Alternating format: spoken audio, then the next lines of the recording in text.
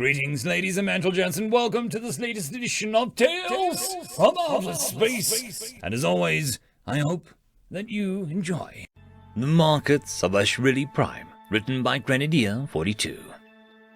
The open market on Ashrilly Prime was in full swing as the hot, red sun beat down upon the tops of the tents, stalls, and patrons.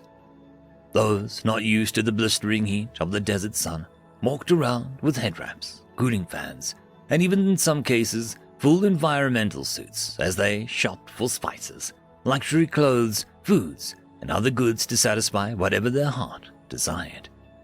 The capital city of Asni stood towering and glistening in the background, the setting sun reflected in burnt oranges off the glass, billboards, and trees that covered the ancient city. A lone human wandered through the market, pushing easily past the throngs of other buyers and sellers, attempting to haggle down to a fair price for this knockoff. He had wrapped a brown cloak over the top of his head, giving him a hood and a measure of protection from the sun. It also gave him more of a sense of anonymity, though his graying hair, dark brown skin, and brown eyes would not have made him stand out any more or less than any other species present. After several rows of walking, he turned suddenly and moved into one of the older, more permanent areas of the market. Here stalls are set up into tall buildings with multiple layers of shops and walkways open to the air. He navigates easily through the throngs, passing by criers, living billboards, and other fancy light shows attempting to draw his eye. It isn't until he gets to a shop selling discount hypercoils for an off-brand truck rig that he stops and seems to consider his options. He steps into the stall, setting off a small bell announcing his presence. A grizzled old Kandari looked up from reading a paper and blinked his 4 eyes in surprise. His mouth slowly broke into a wide grin, his feeding tentacles moving out of the way to display pointed teeth. Oh no, is that you old bird? He laughed joyously, moving around behind the counter to get towards the folding axis. Opening up the counter, he waddled around, moving awkwardly in his moisture suit. He extended out 2 of his arms and embraced the human in a huge hug. What has it been? 5 years? I thought that you'd been given your body to salt. Arno grasped Kandari's arms and held him at arm's length, smiling before removing his hood. I'm not yet that old, Squidbrain. The Kandari laughed again before patting Arno on the back and motioning for him to come around to the back. Going back through the counter access, he moved aside a display cloth and typed in a code on a revealed keypad. A hidden doorway swung open, revealing a room lined with cushions of varying shapes and sizes, as well as a large glass tank filled with steaming water. In the center stood a vase-like structure with various pipes and cords attached to it. Come, sit, smoke with me, the Kandari said. It has been too long to get straight to business. Arno smiled. Agreed, Callus. Agreed. He followed him into the room and took a seat on the cushions as Callus slowly and awkwardly got out of his environmental suit and climbed into the water tank. He sighed with contentment, his tentacles and arms treading the water easily as he settled into a comfortable rhythm. After a few moments, he reached over and began fiddling with the central device before finally pulling off one of the tubes and handing it to Arno. To your health, he said, with another broad smile. May your skin never dry out, Arno said, with an equally large smile, and the two quickly fell into a small talk, discussing matters of little importance like old friends will sometimes do. Unfortunately, as is customary with all meetings that are not quite by chance, Callus began to eye Arno suspiciously. He knew that men didn't return from the salt without having found a new purpose, or, more worryingly, rediscovered an old one. Arno, Callus finally said during a lull in the conversation. What are you really doing here? Arno sighed heavily. He pulled on the smoker once more before replacing the mouthpiece and leaning back into the pillows, all while exhaling the thick cloud of sweet-smelling smoke. He stayed still for another few moments before he looked over at Callus. Rivulets of worry and concentration spread across his face. "I need a butcher," Arno said quietly, after a smoke had already begun to clear. Callus barely kept himself from leaping out of the tank and strangling the other. "What are you doing, Arno?" he hissed loudly. "You're retired." "Yes, I'm retired," Arno said angrily, not even looking towards the old Kandari. "I got my last payday, and I went to a lovely tropical planet on the outer systems to hide." He waved his arms around, seemingly tracing an image only he could see. Huge, orange trees floating across a blue sky, with exotic women serving me fancy drinks with little umbrellas. Arno looked over at Callus. His eyes started to glisten. "I can't get their faces out of my mind, Callus. I see them. The ones I couldn't afford or couldn't get to in time, begging and pleading every time I laid down to sleep." He wiped furiously at his eyes for a moment. "I can't even get a proper wife, Callus. I see their faces everywhere." Callus slowly climbed out of his tank and moved over to sit in the pillows beside his old friend. He pulled on the smoker, exhaling clouds of smoke before passing it over. Arno took it and did the same, and the two passed it back and forth a few minutes in silence before Callus finally asked, "What changed?" "I was in a bar," Arno said quietly, inhaling the smoke, "and a woman approached me. Nice, pretty, human, all the right checkboxes." "But you're paranoid," Callus said, taking the mouthpiece. 20 years looking for those marks will do that to you," Arno said bitterly. "She had one, all right. The pleasure one, Pandalex." Callus hissed, a sound made more unsettling as his gills flipped open in a threat response. "Yeah," Arno said. "Them." He took back the mouthpiece and inhaled again, breathing out as he talked. "She was, gone. Just meat and bones. I did what I could, but the black cells caused the assembly problems for a reason." Callus took back the mouthpiece. "What do you want from me, Arno?" "I'm old," Arno said after a moment's thought. "I can't fight like I used to. The black cell showed me that much," he muttered. "Bet he got out of there," before he rubbed his eyes and looked at Callus. "I do have one thing, though. Money. Lots of it. More than I can reasonably spend in my lifetime." "You're looking to buy?" Callus asked, confused. "Buy and free," Arno said. "I can get one or more out, Callus. One more, and then I'll have done all I could." Callus hummed to himself. A sound Arno felt reminded him of whales back on Earth. It was a high, squeaky, and yet deep and reverberating all at the same time. As Callus hummed, he stood back up and began puttering back to the environment suit. He seemed to be refusing to look at Arno as he dressed before he suddenly turned back.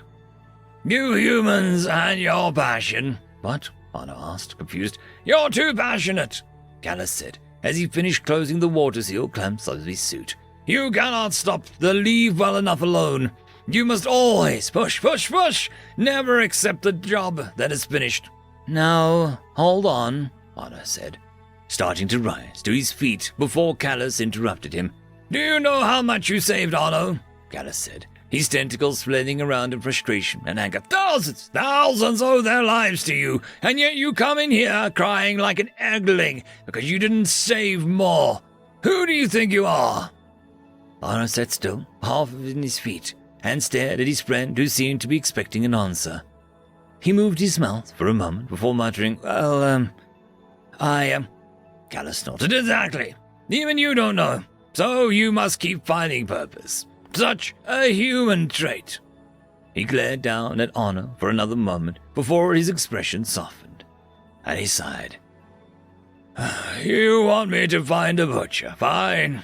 There is this play tonight, a human one thanks to the shrilly love for your tragedies, so I should have no trouble finding you some meat." "Thank you, Callus," Arno said, finally rising to his feet. He dug around in his pockets for his credit chip before handing it over to Callus. "There should be more than enough," he said. "I'll buy what I can," Callus said, "but you must stop for both of our sakes." Arno smiled weakly, but then nodded and left the building and returned to the streets. The sun had just finished setting, and the lanterns had been lit. The Ishrilli still used old fire and paper lanterns for their markets, and so the streets were lit by an orange glow of thousands of lights strung above and along the streets. Arno smiled. They'd always reminded him of Japanese lanterns back on Earth. He went down the steps and followed the crowd who were on their way to the theater to see the night's entertainment. The play was Oedipus Rex, much to his surprise. If he didn't know better, he would assume that Callus had sent him down here intentionally to warn him about the dangers of pride. However, he also knew that Callus did not fancy human drama, feeling that it often involved too much blood and not enough flow of life. He smiled to himself at the thought as the play concluded, applauding with the remainder of the huge crowd as the actors bowed in appreciation. He was feeling a bit better about himself and his life when he returned to Callus's shop. He went inside expecting to see Callus there with another person, but instead found the storefront empty. Concerned, he moved his hand to the bolt pistol he kept concealed in the small of his back. The visit to a butcher can be dangerous if you are not a normal customer, but Callus had been buying and selling meat for years. He mostly did it to maintain contacts with the slavers proper, who he would sell out to the assembly for even more bounties. Arno sometimes wondered how he kept sane with everything he'd seen. Pushing his way into the back room, Arno stopped and stared in surprise. Callus's back was to him, and in front of him, Arno saw 4 small children of varying species. He took his hand away from his back and nervously said, "Callus." Callus turned around, a smile on his face as he clapped his hands together. "Arno, just in time. Allow me to introduce you to your new, He hesitated. "Family." Arno approached slowly, seeing the eyes of the 4 children looking up at him expectantly. He could see in their eyes they were not fully broken. Either the drugs or the beatings had not yet taken full effect. "Callus," he asked, still nervous, "what is this?" "You wanted to save 1 more life. I give you 4, Callus said, pretending to be hurt, "and all you can do is ask me, what is this, like you are confused." "Callus," Arno prompted. "You're a human," Callus shouted indignantly. "Your species is well known for taking in and raising anything. You will bond with any species, even the ones you cannot communicate with. Plus," he smiled conspiratorially, "you did mention that you were having trouble with your retirement."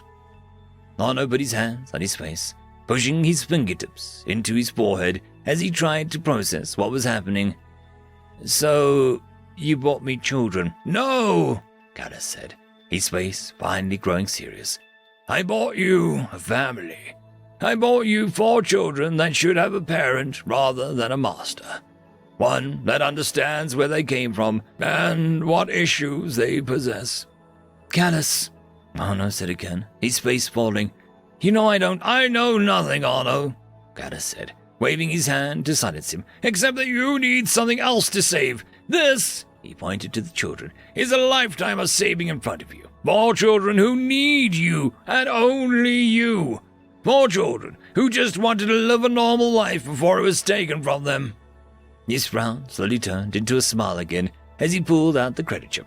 "Plus, I already spent the money."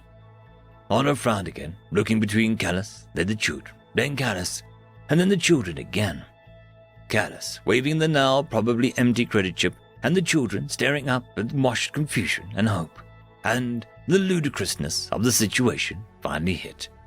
He began to laugh. He laughed long and hard, doubling over as he clutched his belly before falling on the floor. He lay there for several long minutes, crying with laughter, before he finally calmed himself down. Rather than standing, he just got onto his hands and knees and gently crawled to sit in front of the children. Looking up at them, he whispered with a smile, "Hello, my name is Arno Egenlenko, but you can just call me Arno for now. I hope that we can be friends." End of story. Story number 1. Fireworks, written by Weirdo5255. Outside my window, there was a muffled explosion. Looking up to the sky, I leaned back on my haunches. Humans really did like explosions. But then, it was Unification Day for their planet. I suppose some merriment was in order. Already dark outside, I glanced at the timepiece. Even after having been on Earth for 10 orbits around its primary, I hadn't gotten used to the shorter days. About 2/3 of the length of those of Yernek. It was just enough to throw off my sleep patterns, and I was adjusted. The newest batch of delegates and their broods were still adapting. Marching out of my office, the human receptionist Clara looked up from her computer terminal. "You done for the day, Tarnan?" I nodded, or used my approximation of it for her benefit. My head being fixed in place, all I could do was bend at the human equivalent of the waist. "I am." "You're going out to celebrate. I might take the brood, although I loathe to give the youngsters any more of that sugar your culture favors during these events. They did not sleep for nearly 4 days last time." "Ah, but they were so cute. You do not have to deal with them as they grow." She laughed. "Maybe not, but still cute though." I spun my photoreceptor, opening the skin around the circumference of my head, letting in the light all around me for a moment. Humans had eyes fixed in front of them, which, with the ability to move both their eyes and necks, was no hindrance. But mine were fixed in a ring around my head and brain. Small flaps of skin in place to protect them and allow me to concentrate when needed. Still, despite my eyesight being far worse than the humans, I could see Clara hesitating. It had taken me a long time to pick up human body language. It was very subtle, but analyzing it was useful during negotiations. "Do you need something, Clara?" I asked. "The reports aren't done yet, sir, and I'm only halfway through them. Can I turn them in tomorrow? I have a date." Her voice pitched up and quickened at the end of a sentence, and it took me a moment to decipher it. "You did not request this night off." She shook her head, her skin turning red, now a sign of embarrassment rather than mirth in humans. "I wasn't planning on having a date. My friends set me up." I stomped my hoof on the floor, an equivalent to a human chuckle. "Yes, but I need them by tomorrow night, before transmission time. Go and woo your mate." Her blush deepened. "Thanks, Terman. Make sure you feed those youngsters some sugar." She grabbed her bag and moved down the corridor at a speed that was for a human rather rushed. I stomped my foot again, and leaving the official wing of the embassy and walking outside, I approached a small abode that was my brood's nest, or house, as the humans call them. The embassy was old enough that when it had first been built, the space it took up on the outskirts of the city had not been an issue. Now, though, the sprawling compound was in the heart of the city. Some didn't like it, but I enjoyed the energy it gave everything. Humanity had been an ally for over 300 cycles by this point, and were the only other sentient race that we had encountered, despite both our fleets having investigated over 500 systems. We were most likely long-lost genetic cousins, considering the proximity of our two worlds in the heavens and the similarities in form. Whose planet had originated life was still in debate amongst the scientists, but for the major populace, it hardly mattered. Both my species and humanity had been overjoyed to find a kin amongst the stars. The youngsters burst forth from the nest before I could open the door, my mate behind them already ready to leave the compound, judging by the modified human attire that she was sporting. I was due a change of garments as well. The traditional robes I was wearing would be hot and cumbersome amongst the crowds in the streets. "Everyone ready to go?" I asked. Inton stamped both of his feet, and his photoreceptor narrowed. "I want cotton candy."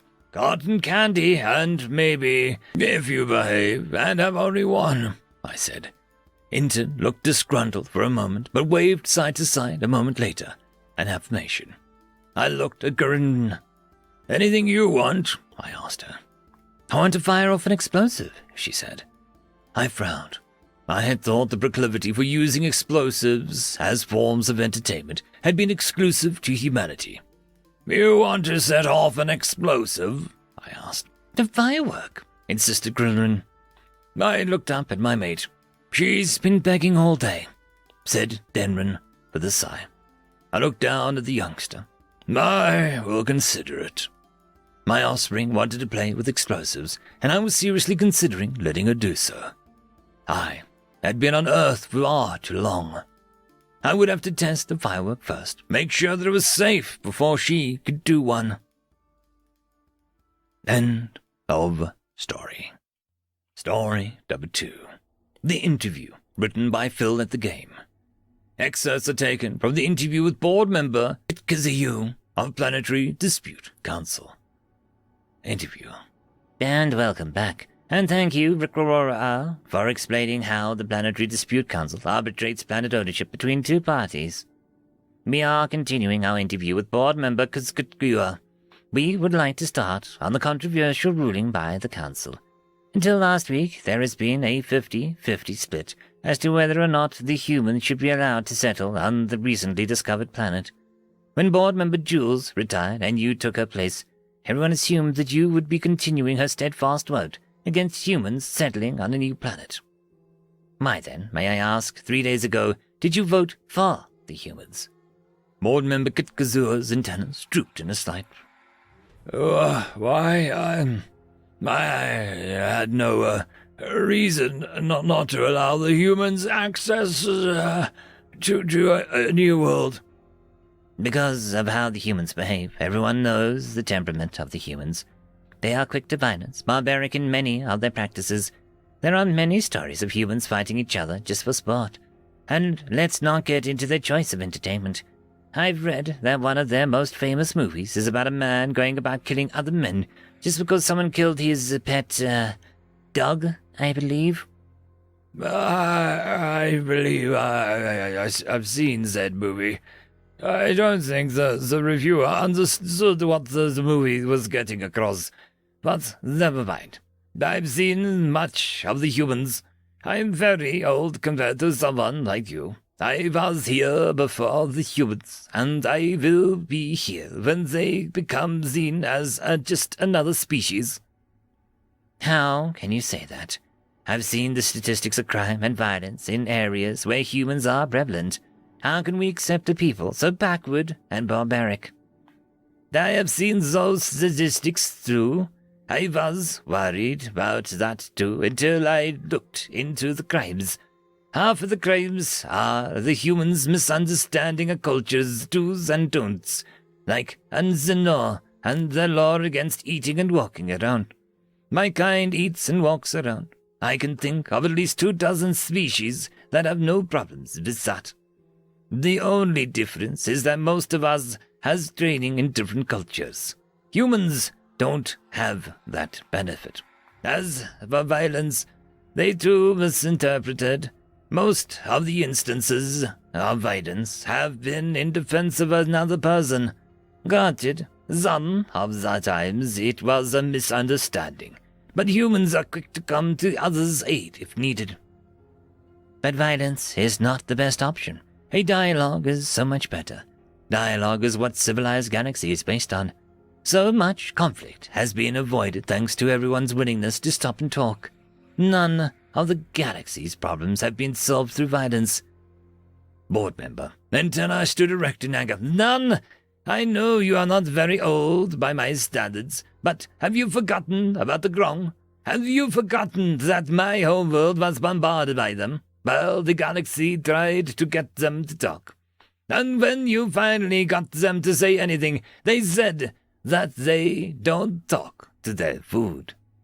Have you forgotten that when the galaxy finally got off its collective asses, you couldn't stop them? You couldn't stop them zip to zip. You had to pause them to even have a chance. No one was able to effectively do so. Then the humans volunteers, they volunteered something no one was willing to do to risk knowing of the casualties. The humans have one of the smallest populations of the known interstellar races. They knew that they were going to face huge losses, but the galaxy was in danger, and someone had to step up. That they did. It has been almost 60 years, and the humans have only just recovered from their losses.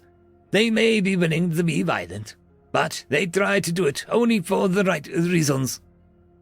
Last year, what happens again? A threat appears, fabricated, I must add, but as soon as we asked, they were willing to risk it all for the sake of the galaxy. We were just lucky, the Hemir are easily impressed by big warships. Those Volpanese have proven to be talented in the medical field. It would have been a staggering loss if we had never gotten to know them.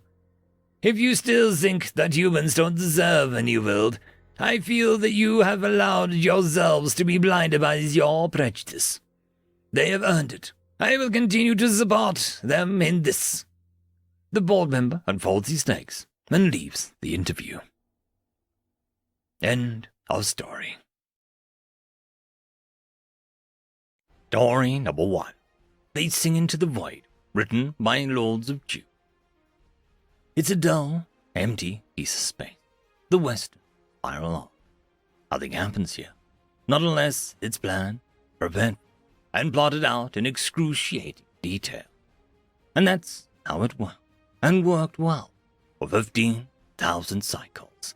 Utter, complete blandness. And in the dark, from no, aimed at nothing in particular, we heard them as they began to sing. They were not singing for us. They sang for themselves, to calm their nerves, to remove their fear, to steel their soul, to bolster their flagging morale, to boost their spirits, and to make the last mad frantic dash to clear their hellscape of a world. They sang to each other, calling on their own to spread your wings, a call to take to the heavens and pierce them, to fly behind the world's veneers and rise higher than ever before as a species. And they continued to sing. This time they raised their voices in joy, triumph, and congratulations. They fought amongst their own kind for interminable wars, and still they persevered. They were believers in the one true faith, and its sole doctrine was this: don't stop us now. This was fuel to their forges. It ran their ship, streamlined every choice, and blasted through every possible barrier, because they could still sing. And they sang on further still. Their first ever encounter with sapient life outside of their own was marred with destruction, not glory. The fight was terrifying, with debris fields the size of planetoids flooding the space lanes with dead and rotting hulks, both once living and always dead. Their songs did not cease, though. They sang in mourning. They sang of loss, of pain, of confusion, to find a meaning to it, to see an end somehow, any way they could, just to make it stop hurting. To have lost so much, all they could do was continue forward at the same speed, tempered now with slowly chilling resolve. They sang about being the chosen few, the hammer to fall cosmos. They sang even more. When next they met a menace which stood in their path, the songs were raised, and the pitch was fervent prayer. Now the blockade would withstand them long enough to verify the truths as they knew them, that they were the righteous in their choice, that fate cast them as the chosen few to make them whole anew. They sang of being good company. And then they smashed through a flotilla of individual blockades, each one capable of withstanding a rogue moon.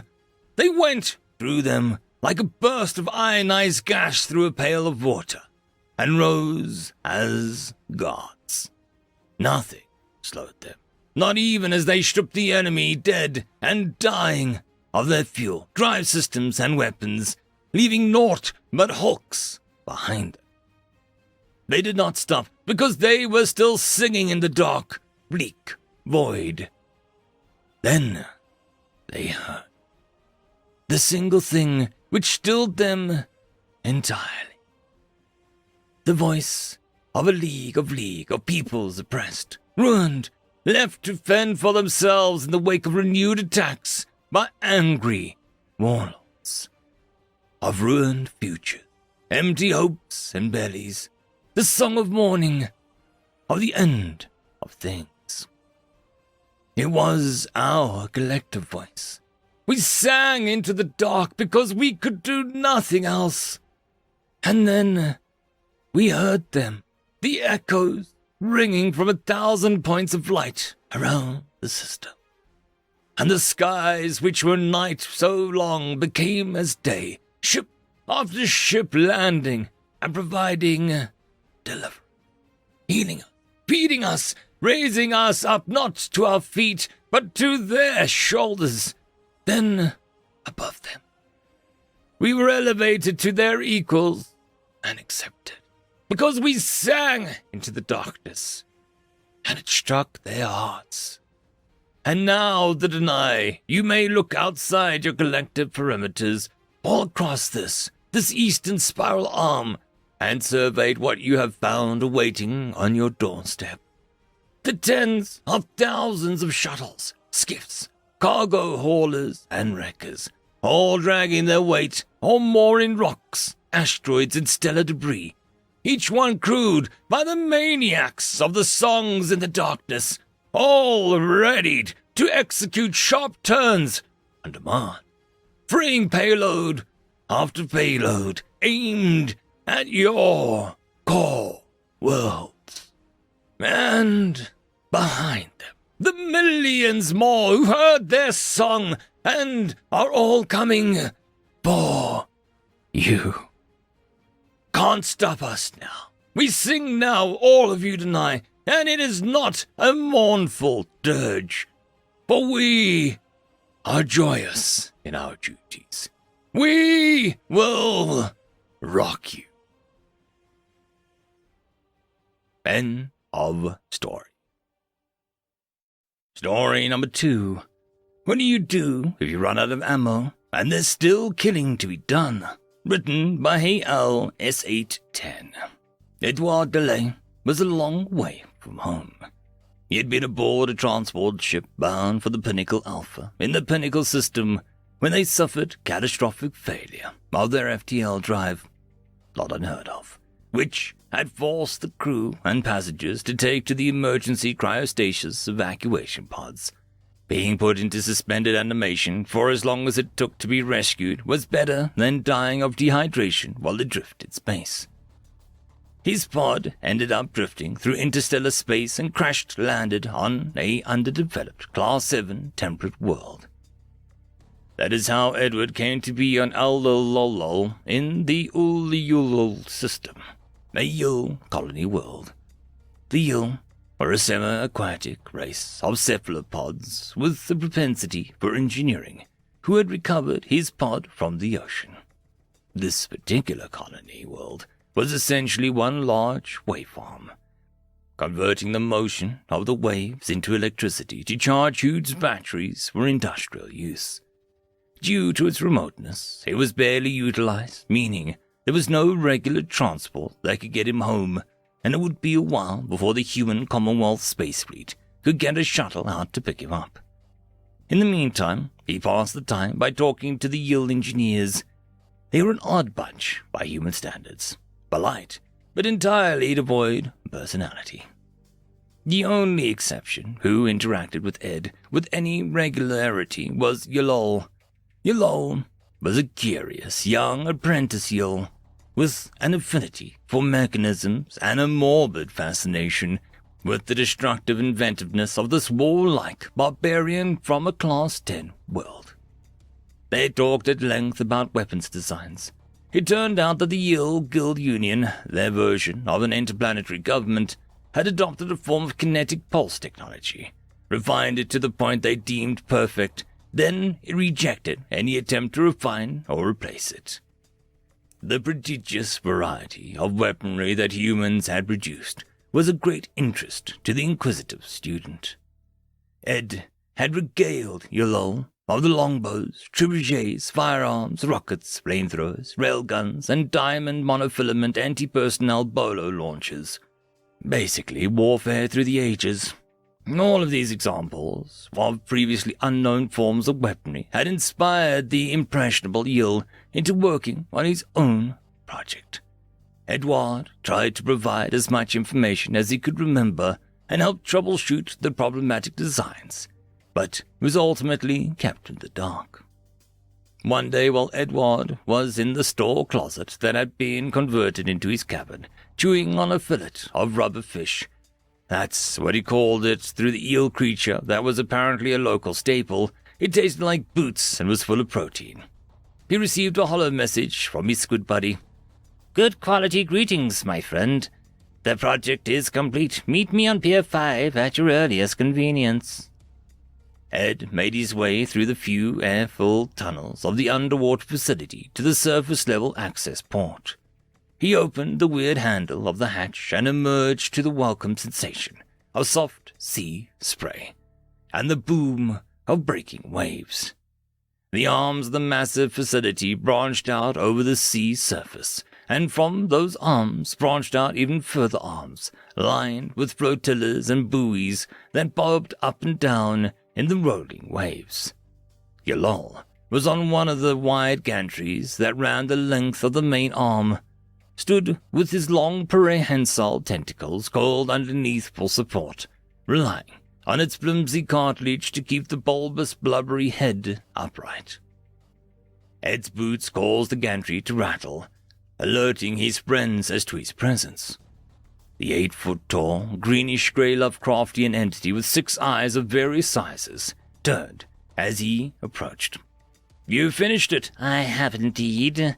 I have set up some targets for you to test it on," said Yulol from somewhere within the mass of wriggly limbs. Ed eagerly took the proffered gun. It was heavy, even for him, and it seemed as though Yulol had taken all of his ideas and tried to fit them all into one weapon. Yulol gestured at the weapon. "It is a multifunctional weapon made from the alloy that negates detection of energy discharge. I have reduced recoil to the tolerable limit for my species, so it should be negligible to you." Yulol pointed a tentacle at the core. "It features a rechargeable battery, 3,000 shot capacity of Class 10 rated compressed kinetic pulses with burst option of 10 to 100.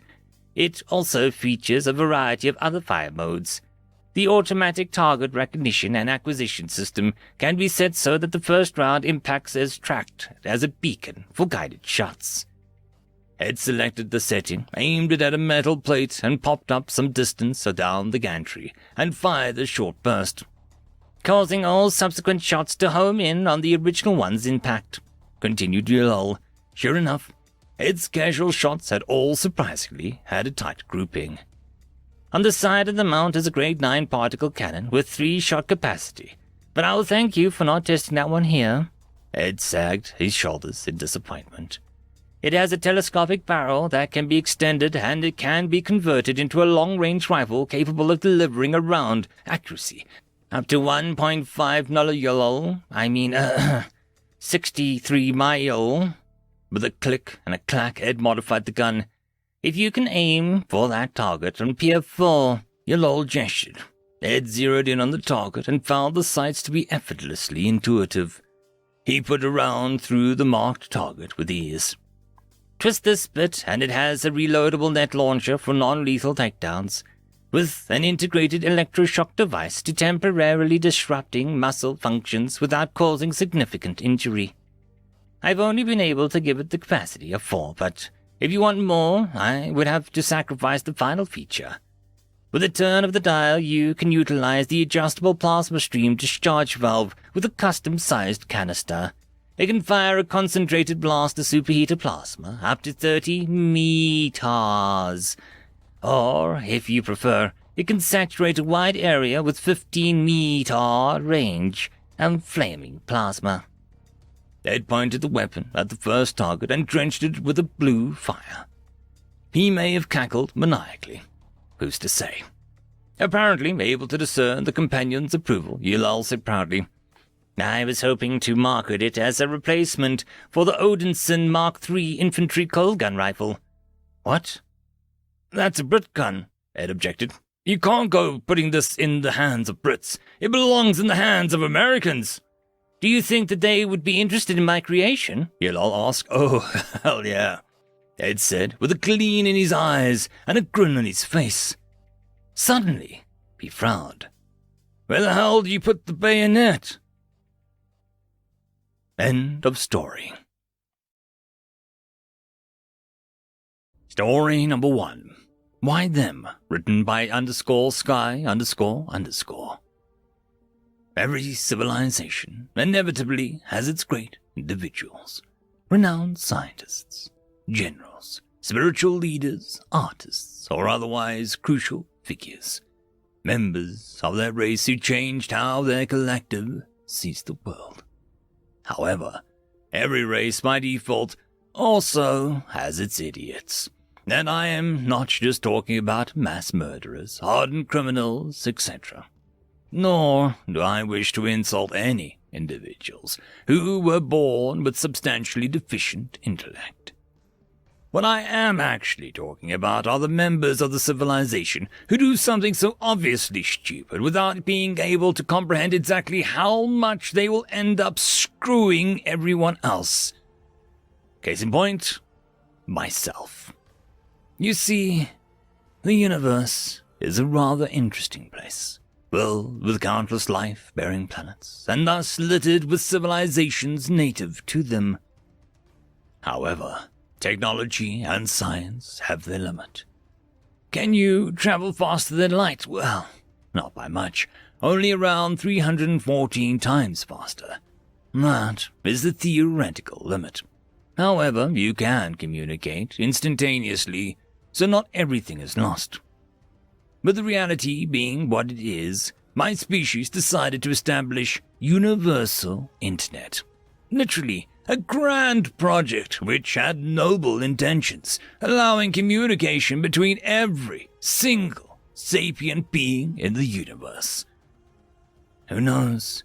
If we put our minds together, maybe we can manage to break the limits of reality, stop the heat death of the universe, rewrite the laws of physics themselves. For billions of years, we've been held back by the cold grip of stagnation. Every device, as good as efficient as possible, no room for any significant progress. If there was any way for us to find a crack in it, it was to unite our best and brightest from every civilization to truly establish universal internet. However, I was an idiot. Traveling for millions upon millions of years across the universe can be boring, to say the least. And I was really young, idealistic, when I joined the project. Now, it did not seem as grandiose as before. Naturally, I never imagined that me having a little fun would backfire like that. So, when I came across this primitive humans, instead of opening a proper communication channel, welcoming them to the grand family, etc., I decided to troll them. The primitives still did not have a working fusion reactor. How much help could they possibly be in breaking the reality itself? Their internet, well, really fecking fun, held no revolutionary blueprints. So there wouldn't be any harm anyway. My plan proceeded at breakneck pace, slowly scaring them into believing the universe is some horror-ridden place instead of a fricking utopia, a threat it realistically was.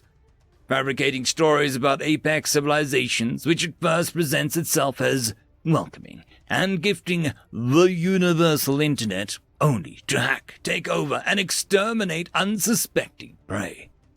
Me myself being the only astonishingly lucky survivor, running for my life, hiding wherever possible.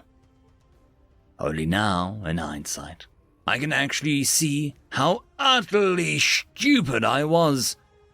Also, before I left, I gave them all the data I had on every single piece of technology, feeling a little guilty for trolling them like that in the first place, yet confident that they would have figured out my little joke long ago before anything serious happened, even laughing themselves to it once they emerged into a peaceful universe. Yeah, it turned out that humanity does not share my sense of humor. Not at all. Because of a few dozen thousand years later, while I was visiting some completely other galaxies, the universal internet was screaming about some invaders which had taken over the Milky Way and were ravaging Andromeda.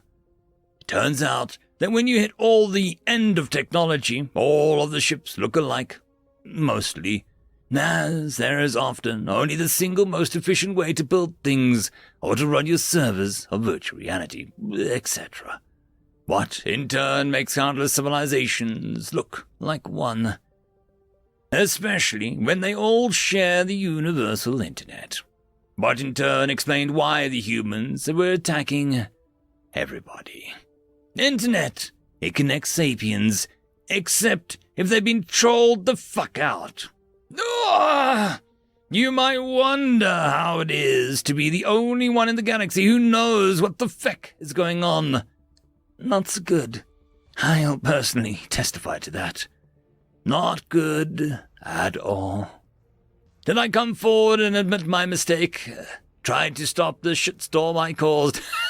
Hell no! Do you know what happens to individuals responsible for the deaths of quintillion upon quintillions of sapient? No? Well, that virtual reality I mentioned, it can be used for many different sorts of things. Some of them rather unpleasant. Like burning alive while being forced to eat your crap for a few billion years. And then it's just the starter. Plus, do I really strike you like somebody who is serious and responsible? Oh, but my conscience, yeah, about that. Well, I never really had one.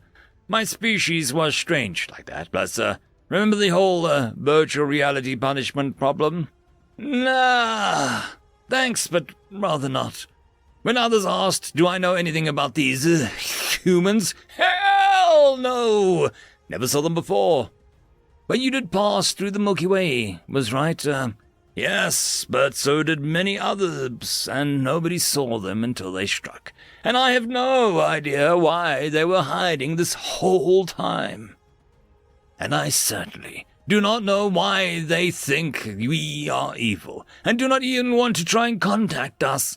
Nor why every ship with free universal internet we send them is blown to smithereens. Or, why they refuse to use it. Who knows? They're strange like that. Savages attacking others without any provocation. We had to unite even more than before. What in turn now truly made us look like one single enemy from the human's perspective. As the war waged across the universe, a really bloody war at that, many wondered why the humans were not peaceful like every other highly advanced civilization, considering that once the technology was able to satisfy every physical and psychological need of an individual species members, there was no reason for conflict left. Why attack? Fight for resources which are plentiful in the universe and accessible due to FTL technology. Yet the human war machine pushed on, and we pushed back. Eons passed, and the once peaceful universe had its history rewritten by warfare, never-ending conflict, soon turning into the only thing anyone ever remembered. Old AIs replaced by new ones, casualties replaced by a constant stream of reinforcements. I was still alive somehow, due to the fact that I was never a military-grade asset. However, the war brought something unexpected. Progress. Small things at first, but it accumulated. With every single battle fought, every new struggle overcome, somebody came up with an idea or two which seemed promising. War, not peace, fueled the progress. The universe was maybe burning, fleets smashing each other, entropy taking over a bit by bit, but the stagnation existed no more. Machines and weapons deployed soon defied the reality. Trillions of years flew by as they were but mere seconds. Yet our understanding of reality evolved too. The laws of physics, once seen as infinite and everlasting, were broken, molded to our own will, time machine being one of them. And that was when my jig was up. The truth about what I had done relieved both the humans and my own civilization. But I was an elegant troll. It had to be done, I claimed. We were trapped in our utopia, forever sleeping, slowly floating towards the death of the universe. Look what happened to the other universes. We now have the technology to see all of them. All of them failed to survive. My voice vigorous. But now, with the technology and knowledge which defies logic, we have no limits. No mistake too great. Everything wrong can be undone. All the dead can be brought back, their suffering erased forever. Heat death of the universe, nothing more than a story to scare the children. Eternity is ours to do with as we please. Then somebody asked why I chose humans to spark the war. What was so special? What did I see in them that made me think that they could take on the universe and hold on long enough to defeat the entropy itself? I had only one thing to say, 'cause there indeed was a single reason I trolled the humanity in the first place. Humanity! Fuck yeah! My voice roared out. End of story. Story number 1. Outbound, written by Provisional Rebel. Transcribed from the documentary Outbound Flight, The Battle of New Catalonia. Interview with Cole Thrax, High Marshal of the 16th Expansion Fleet. The Empire has never been one to shy away from conflict. We have subjugated worlds before, although I personally don't put stock in some of the horror stories of occupation. We are not cruel monsters from beyond the stars, like some primitives would paint us as. We were merely efficient, as this is the virtue upon which we stake our name. The efficiency we brought to every battle won us victory, time and time again. It wasn't until we encountered the humans that we met our match on the battlefield for the first time since the Unification Wars.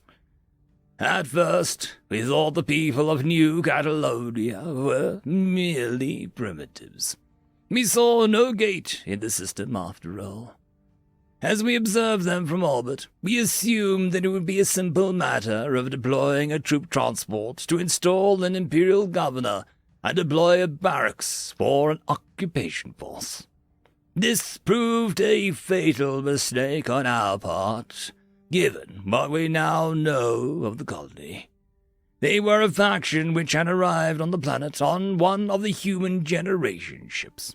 Fanatics, as far as even the humans were concerned.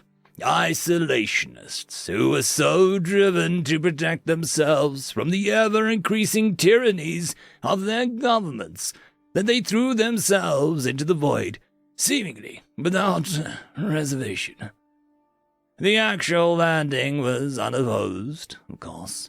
They couldn't have known that we were coming. To me and my staff it seemed like another job well done and another world brought into the fold.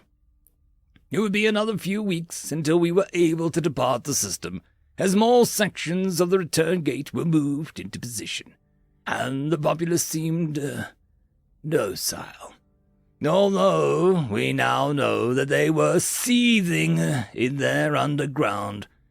We hadn't the faintest idea of that, and so we continued as efficiency demanded. We deployed judicative forces to bring imperial law to the people, and they seemed to quite naturally fall in line with it. Our laws are, after all, fair. It seemed merely a formality, as only the most savage primitives lack the foundational morals to adhere to them. Seeing no reason to stay and knowing our survey ships had completed their scans, we gave our final briefings to the governor, and the fleet made its return to the core worlds of the Empire. We would return in 3 months with additional provisions and colonists. At least, that was the plan. Oh, we arrived exactly on schedule. I would have no other way. But as we moved into the system, we did not receive any transmissions from the surface. The city appeared empty from orbit, and so, assuming the worst, I deployed half of my complement of Marines. They quickly found signs of battle. The barracks had been overrun with stains of blood and some strange red fluid which we assumed had to be the human equivalent. The governor estate had been ravaged as well, again covered in the same signs of battle. After I ordered my men to begin securing the city for new colonists, the sporadic reports of contact came in. It was difficult to understand. We fight as one. Securing a clear line between us and the enemy is the first step towards victory. The humans claim to fight in much the same way, but it's almost anarchy, as far as we could see. Small groups of humans would lie in wait, attacking from multiple angles and quickly dispersing into the surrounding area, rather than stand and fight. It was frustrating. But our numbers afforded us the advantage, and slowly we fought them into the more rural regions, where our troubles truly began. Behind every tree and blade of grass there seemed to be a rifle. Losses began to mount, especially amongst the officer corps. It seemed the humans had quickly begun to differentiate the leadership from the common soldier, and went out of their way to assassinate them at the outside of every battle. Barbaric. The new environment, however, did begin to allow me the opportunity to support ground forces without risking damage to the infrastructure of the city itself. Still, without hardened targets, naval bombardment is ill-advised, and so weeks began to mount into months. Eventually, I felt the city was secure enough to deploy our colonists. This, of course, required another quarter of my Marines to aid in their defense, along with a new contingent of judicators to keep order. It was troublesome, to say the least, but the planet could now become a fruitful expedition. Of these savages ambushed patrols, raided supplies from the colony, and generally made a nuisance of themselves.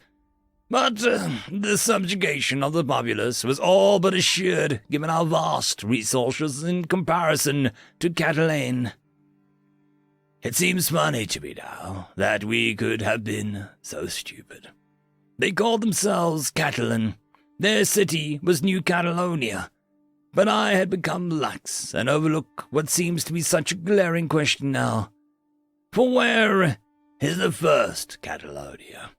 It seemed a trivial thing, until the arrival of what I now know was a human vessel from Earth. They hung in the void, seeming to assess the situation before attempting a directional message to the original colonial government center in their language. All we then knew was that this colony was not a home world. And given our fleet's overwhelming firepower at the time, we knew the best way to ensure domination of what was obviously a lesser people. I ordered 2 frigates to move in to interdict the vessel. It seemed like it would be a quick fight. They seemed ill-equipped and began to maneuver away immediately in response to our deployment. But I knew that they had nowhere to run without access to a gate. There was a brief exchange as my men followed standard protocol, firing a warning shot past them as we attempted to order them to surrender. They ignored it. Obviously, they were cowards, prone to panic and run like those who had on the surface. But here, there is no fleeing into the wilderness like animals. The next shots were precise and did substantial damage to the aft engines. We closed the distance and the boarding parties were prepared. It was then that we got our first taste of what we had sown. The ship's energy readings began to fluctuate, and given their nature, as I viewed it, I had assumed it meant to detonate their core and attempt to destroy our frigates rather than surrender. A supremely inefficient act. So I gave the order to move to a safe distance. Then, as swiftly as it arrived, the vessel vanished. Without a gate, it was one of the only times in my career that I felt unsure of myself. Once our senses had cleared up the picture of what had occurred, we were shocked. Only the precursors had the technological ability to travel the stars without the gates, and we had never had a breakthrough in reverse engineering their arcane sciences. I felt fear creep into my blood. But I knew what was now required of us. I dispatched one of my frigates to gather reinforcements from the Empire, and I shifted my battle lines further out into the system. This would limit my ability to support ground operations against the insurgents, but obviously the threat of a naval engagement far outweighed the possible losses. I had brought my people to war over some petty colony, a war that for the first time in my life I lacked the conviction that I could win. I lost that war, then and there, for I had lost it inside my own head. The humans' naval actions later would merely make my torment manifest. End of story. Story number 1. A Call to Judgment, written by Scientific Theory. There are many in the assembly who would dismiss the accomplishments of humanity, who would point to their mistakes and failings as though these were truly the moments that define them. I cannot force you to see through their eyes, to, as they say, walk a mile in their shoes. I can only make an appeal to reason and hope that I might convince you to throw open our doors and welcome them truly into the universe. There has never been a more varied species to sail the stars, one so broken into factions and groups, one so randomly aligned at times. They have been both monstrous and merciful, hateful and humble, capable of committing atrocities so repugnant that some members have abdicated their seats here tonight, secure in the decision that they will never vote yes so long as they live. Yet, even at their most base, in the monuments of cruelty, there still burns an irrepressible empathy. The starving give their last piece of bread, the poor give their last dollar, the healthy give their lives.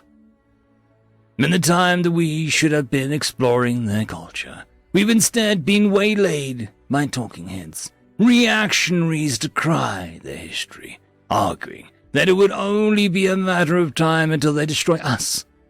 Some even going so far as to suggest that we knock a piece of orbital debris into their gravity well. As though a universe willing to commit genocide at a moment's notice would still be a universe worth protecting. We've been distracted from what they truly offer by the sensationalism of their history, their greatest accomplishments overshadowed by their darkest moments. Moments that have been widely recognized and widely condemned. Moments that are taught to our children so that they may never repeat the mistakes of their forefathers. A bravery that we ourselves are unable to match. We sit up in a fortress in the sky, staring down at a frantic people desperate to survive, with technology that is beyond their reach, and we make as though to judge them. Our sociologists argue that their behavior is because they disregard the value of life, that they would only voluntarily end their own because they have no respect for it. They forget that we ever lived in a time where to live was to struggle, and act as though these humans would have peace if they only just sat down one day and decided to. As though there are no other issues that drive them to the edges that they walk. There is a writer of theirs by the name of David Foster Wallace, who I think perfectly captured a true image of humanity. Not only for themselves, but for us as well. We look down on them from above, and we see them throw themselves head first into every problem that comes their way. We watch as they take incredible risks to solve issues that are nothing to us. We watch them fight and die and destroy one another, seemingly without end. The risks they take as they desperately claw their way forward are as alien to us as the technology we use to travel the stars would be to them. There is a fire behind humanity that is consuming everything that they know and care for. They are not any less terrified of the risks that they take. Their reckless attempts to master technology that should be decades beyond their reach. When they take a life, it does not impact them any less than it would us. From where we stand, gazing on them in judgment, we cannot understand the all-consuming force that drives them, that pushes them to do anything in order to protect and save some small part of the world around them. To make sure something remains for their children, for their friends, that they lash out in the wrong directions, that they make mistakes, is not a failing of their species. It is simply a failure of their knowledge. They have faced down horrors we have never known and conquered a world so harsh as to have nearly winnowed them to extinction. We stand watching as they hurl themselves from the window of burning buildings and only wonder at how the terror of the fall does not faze them. It does. In each one resides a deep and crushing terror that they will be the ones to fail, that their leap will not bring safety, and that those who rely on them will perish. We stand here with the means to extinguish the blaze that sears them, that forces them to take the plunge after plunge, to buy just a little more time, and ask ourselves if it would not be better to fan that flame into an inferno. Perhaps they are not the ones who require judgment. End of story. Story number 2. The Smart Choice, written by Radius 55.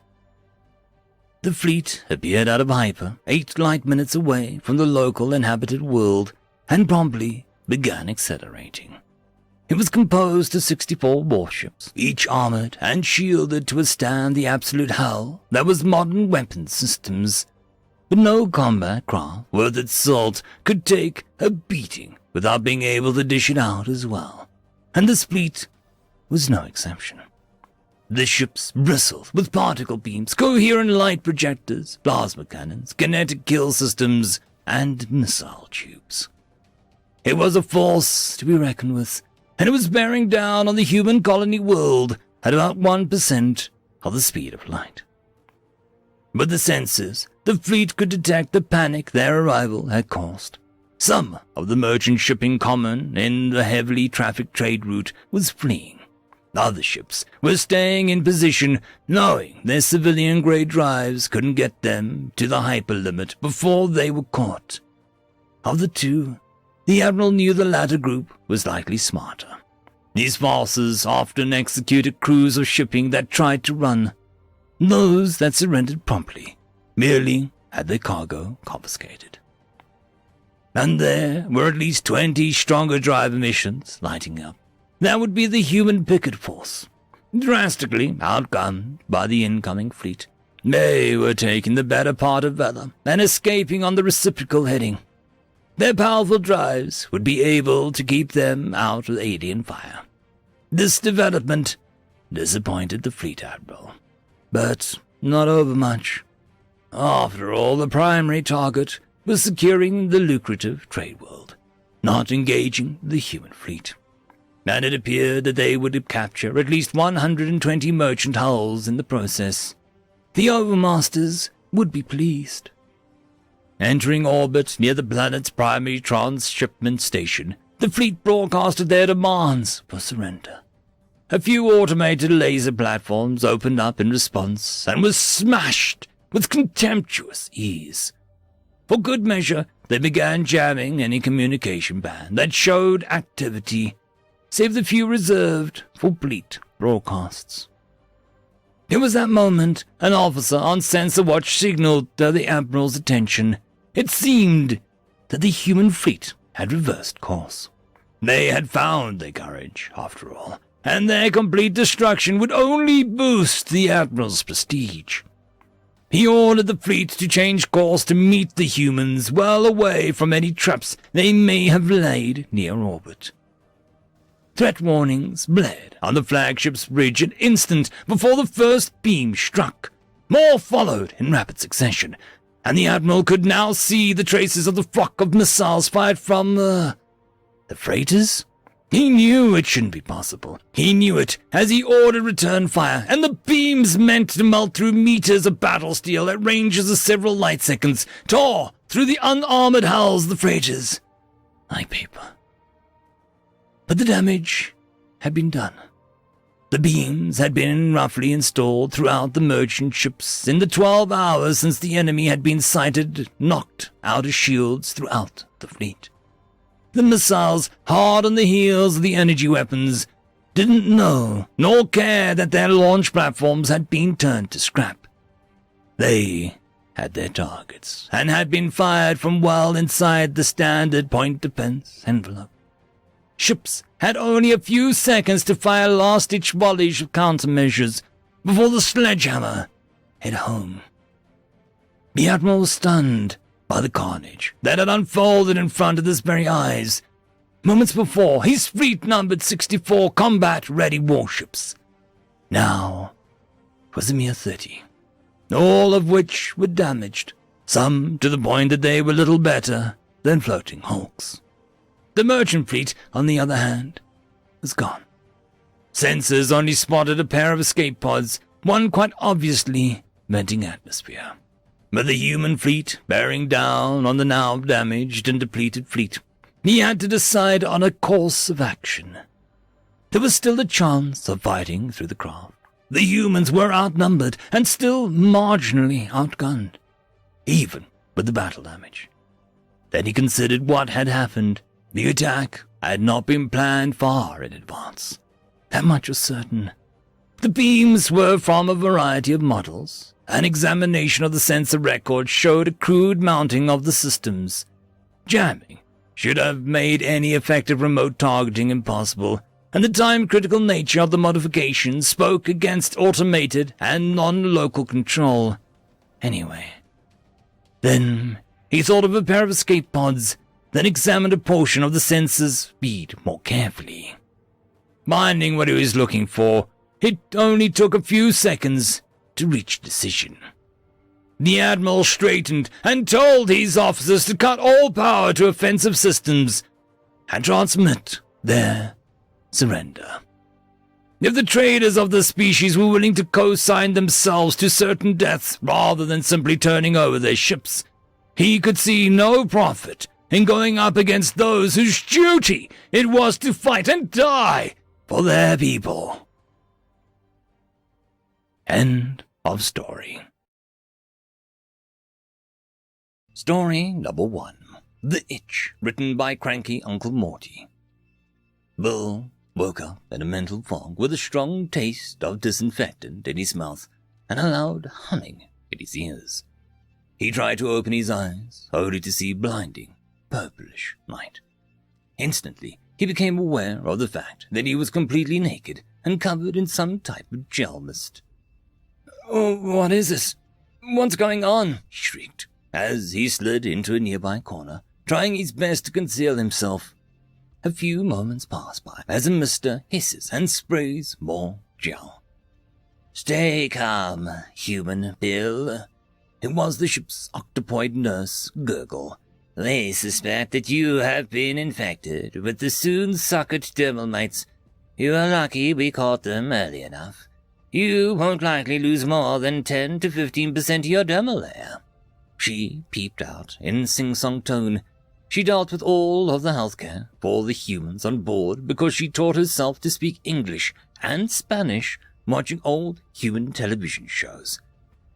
"We are going to have you as ripe as raincoats in no time, puppy." "Why do you think I have dermal mites?" the exasperated engineer inquired, not in the mood to correct the absolute disaster of a colloquialism she tried to pull off. "Your assistant Churkle noticed the instinctive involuntary tearing of your epidermis after your visit to Sunka and managed to hit the panic button in time. Due to your status as a heavy-willed species, the protocol is to sedate you for your and our safety before the beginning of the treatment. You have been placed in a sterile isolation room." The treatment was starting to burn as the iodine smart gel tried to disinfect microscopic invaders that were not present, finding only human hair follicles. Bill managed to brace himself against the wall and start feeling his way closer to the intercom. "Churkle is a whoopsian. What does he know? Has the doctor run any tests?" The 3-foot-tall aliens looked like a Shetland pony, and a red panda had a drunken tryst and spoke like they were raised on a steady diet of amphetamines. They were not known for their brilliance, but their small size, low food requirements, and ability to go for 3 to 4 days without sleep made them essential in every engine room that could find one. Due to such high demand, many times captains would have to settle for one with less than a stellar critical thinking skills. Churkle was a marginal example, at best. Assistant Churkle suffered an attack of these very mites a few years ago, which is why he has those green fur patches. He was only trying to save your life, responded Gurgle. That really explains why his fur looked like someone attacked him with a paintball gun, and it never washed out. There is really no time to wait. Once you reach the state of involuntary epidermis tearing, the mites are getting ready to hatch and enter their airborne stage. You have some gelatinous crewmates. Do you want to risk their lives? I would expect you to be a responsible adult and accept your quarantine and treatment. What do you mean by involuntary epidermis tearing? Bill began to feel around his body that he could not feel any tears or cuts that he did not expect. Working in an engine room was always hazardous, and he had a few nicks on his hands. I don't remember any of this. This is a slight effect of the anesthetic vapor compound. That one gave Bill a chortle. I'll turn off the ultraviolet lights and let you watch the video recapturing," she said with a smug air. "I'll show you exactly how your cookie crumbled." When Bill opened his eyes, he could see Gurgle in the window wearing a jaunty little nurse's hat with a red cross on it, clearly copied from a World War I movie that she had seen, and flashing her stripy pattern of aquamarine and lavender, which roughly translated to, "You don't want to test me." The video monitor to the left and just above the wall-mounted speaker sounded a tone and started playing a video of Bill stepping off the transport pod and into the airlock, waving to Chorkle and his mate Megatron. Cartoons from Terra's 1980s are insanely popular in the Woobs, played during prime time as human animated dramas. As he began to speak to them, his left hand reached over to scratch the minor itch on his right arm, which was carrying an overnight bag. "There, right there," squeaked the octopoid nurse, now flashing her dark blue ribbons of triumph and white bands of righteous indignation. "You scraped off at least 5 micrograms of skin." Bill then watched as Churkle, wide-eyed and panicked, shoved his mate back, sending her bowling over her tail and screaming in terror as he hit the emergency lockdown and sealed Bill in the airlock. He now vaguely remembered pounding on the glass and threatening to have Churkle stuffed and mounted as a footstool before passing out. "How is Megatron?" inquired Bill, genuinely concerned about the powder blue Whoopsian. She often baked too many treats, and the extras always found their way to Bill and the rest of the engineering crew. "Relatively unharmed, but she took was enough to cause premature molting. Next time you see her, she will likely be a different color, and possibly another gender." She picked up a clipboard on her desk. "The boys in weapons maintenance started a pool, and there are still a few spots open at 200 credits per slot. Put me down for brown and submail." Bill switched to pleading tone. "Listen, you've got this wrong. I was just scratching an itch. Harmless irritation of the hair follicles."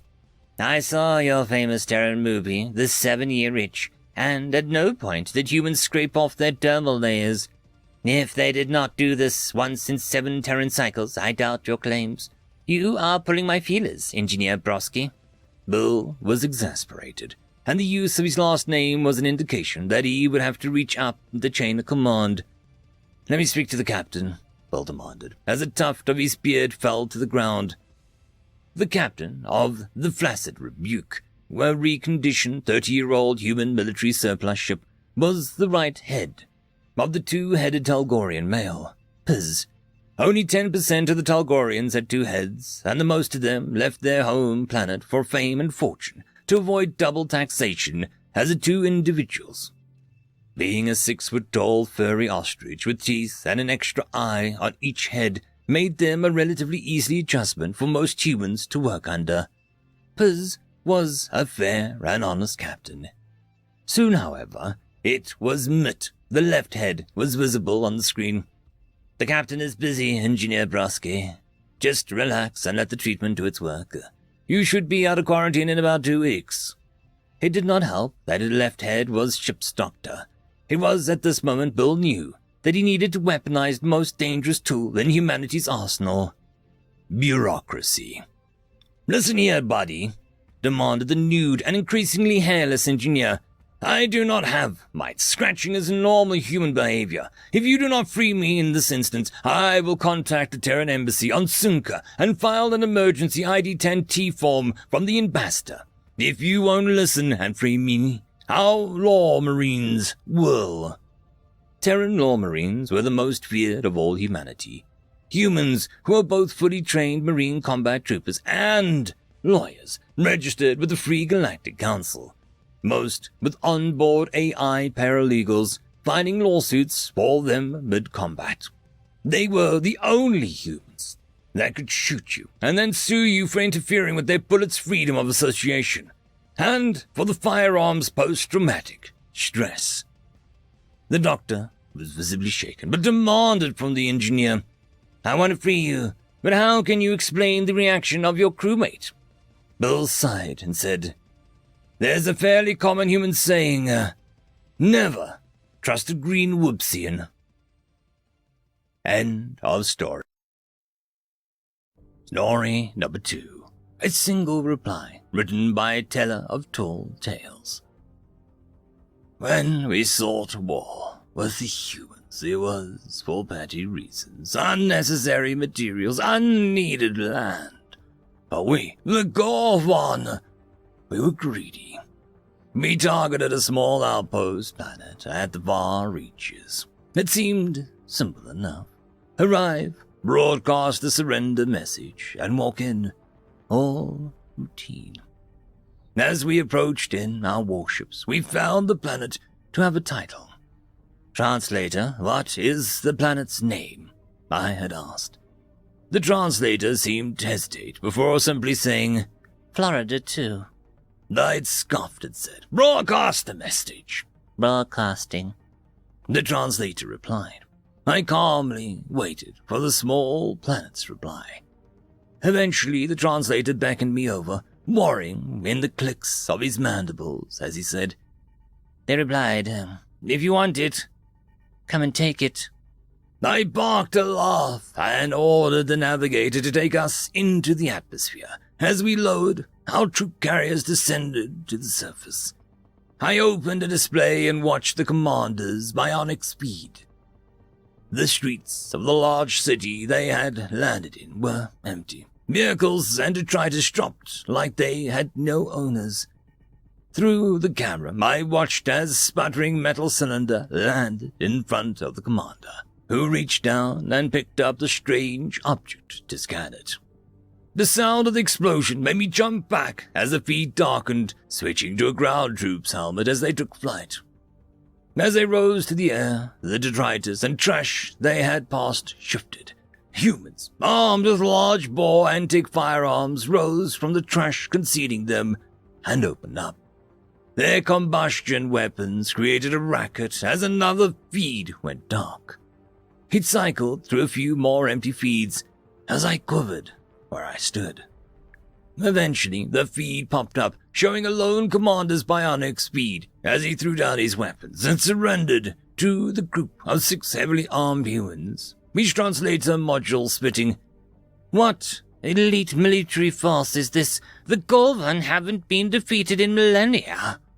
The human replied, and my translator instinct, Military force? We're just civilians. Didn't realize it'd be this easy. Anyway, my one to GTFO. The Marines are on their way. I slowly asked my translator, GTFO? He gulped and said, Get the fusk out. I nodded and said, Do as they say. I don't want to meet these, Marines. End of story. The People You Meet, written by 3 ducks in a man suit. The death I died was not a good one. I was having a lovely time, sipping on a $10 coffee with a beautiful woman and thinking exactly about how the night was going to end. It didn't take much imagination, just a glance at those bedroom eyes, and the plunging neckline on that skin-tight little black dress was enough. How was I going to stand up from this table without pitching a tent to half the cafe? The whole night started its turn for the worse when I saw those gorgeous, smoking eyes go from flirty to afraid. I heard the door open and felt ice in my veins, the gaze of my back. I turned my head to look. Oh, feck! Yeah, it was the husband, and he had a gun. The look on his face was not what I would describe as charitable. Someone in the cafe screamed. Maybe it was my date. Maybe some other patron who had just seen a ruddy-faced millionaire stride into the place with a raised Glock and thunder in his eyes. I raised my hands to placate, the usual life-saving bullcrapper ready on my tongue. But my murderer only saw red. God, the sound of that thing firing was loud. A hot piece of wire dug into my chest, making me clutch my shirt. My hand came away wet. The next screamer was definitely my date. Then I was on my way to the cafe floor. My last thoughts were, oh Jesus, everyone's gonna know I died with a fecking stiffy. The next sensation that hit me can't really be described. I didn't really see it, because I didn't have eyes anymore. Couldn't touch it without hands. All I knew was that it sucked. I suppose the closest analogy I could find was that it burned. It seared with a fire that reached deep into the core of what I was, finding the most delicate, most sensitive parts of my soul and putting it in a blender. Ah, crap, I tried to say, with a mouth I no longer had. This is hell, isn't it? That was 10 years ago. Oh, maybe it was 10 seconds. 10 centuries? All I know is that every brutal horror I suffered seemed to have happened seconds ago. There were other souls like mine. Jerks, every one of them. If you thought it was terribly unfair that hell is real and people go there, don't. Trust me, all these guys belonged right here. Until I met that one guy. One dude I wasn't so sure of. You see, there was no up or down in hell, but there was a kind of depth to it. You felt like you could sink into like a burning tar, and eventually I tried, just to escape what came before. The further down I went, the colder it became. The scorching feeling died down and was replaced with something less violent, but more horrifying. It was a kind of blackness, a darkness, a nothingness that came packaged with a horrible promise. You're here forever. That was when I tried to scream, not for the first time, but, oh yeah, I screamed. And that was how he found me, sitting in the void, no lungs, no mouth, but screaming at the blackness.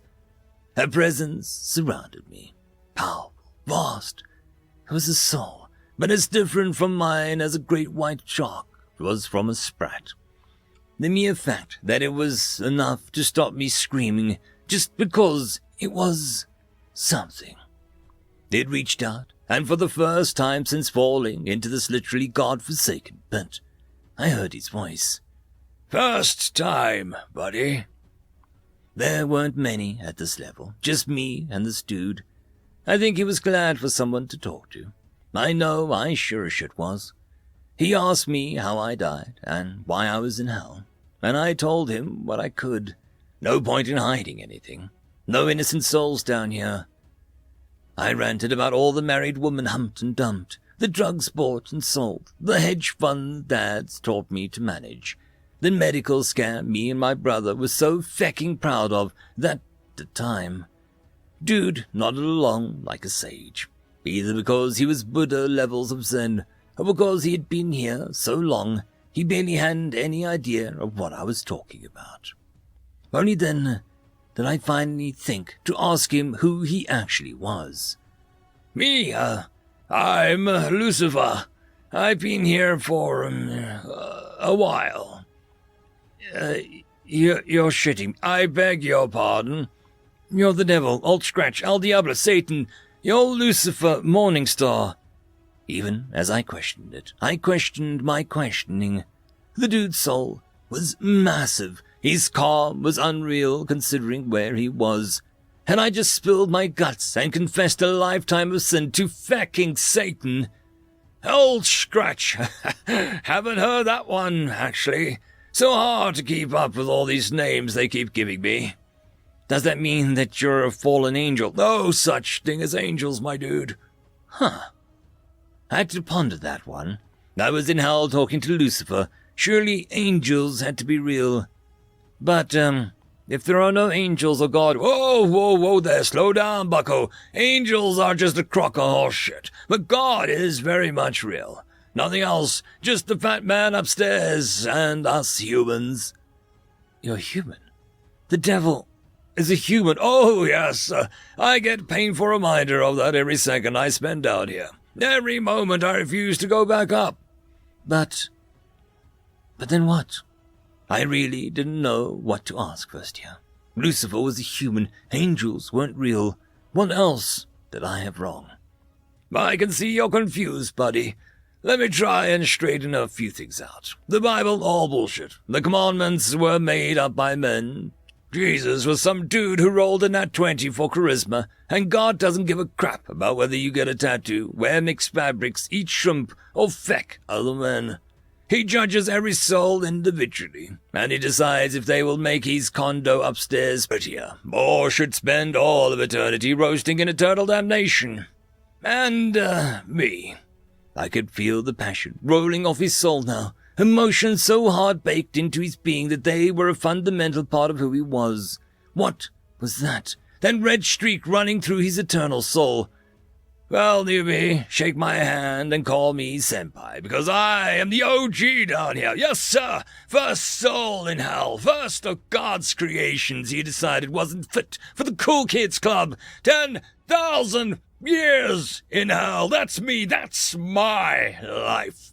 An eternity of punishment because I didn't scrape and bow with gratitude for the honor of being allowed to exist. Oh, that red streak. It was hatred. It was a burning anger so intense that I felt my soul wither under its purity. Lucifer's soul was so vast, so powerful. I wondered if it was all just so he could hold more of that fury, more of that hate, all of it focused in one direction. God sent you down here. Why? For a time out, kiddo. I wasn't conforming enough to his standards of grateful little slaves, so he put me down here in hell until I came begging to be let back into his club. I said no.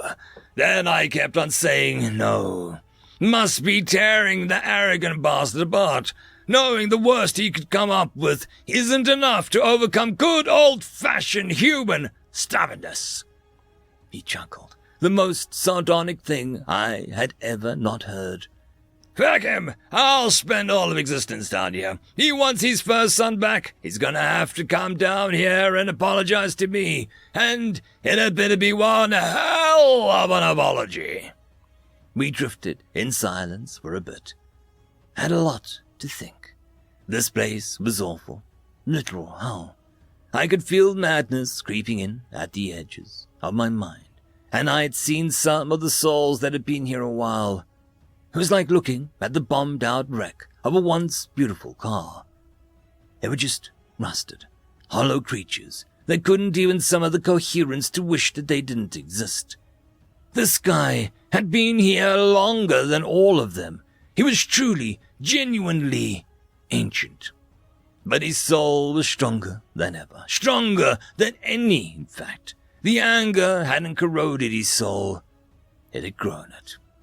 I decided then and there that I was going to stick with this guy, because if God ever did decide to come down for a chat, he was going to have a fight at his hands. And I didn't think that God would win. End of story. Story number 1. Order of Parting, written by Zelkos. Barrow felt water on his skin, lying on his back with the lake slowly pushing past him. He was content to just let go. The ground against his spines was hard, but the wet, cool waves drowned it out. The aches and the strains in his core seemed to get further and further away with each passing moment. He heard someone coming toward him along the shore, but who would be here? It was Alice, gliding towards him, with the golden sunlight streaming past her hair.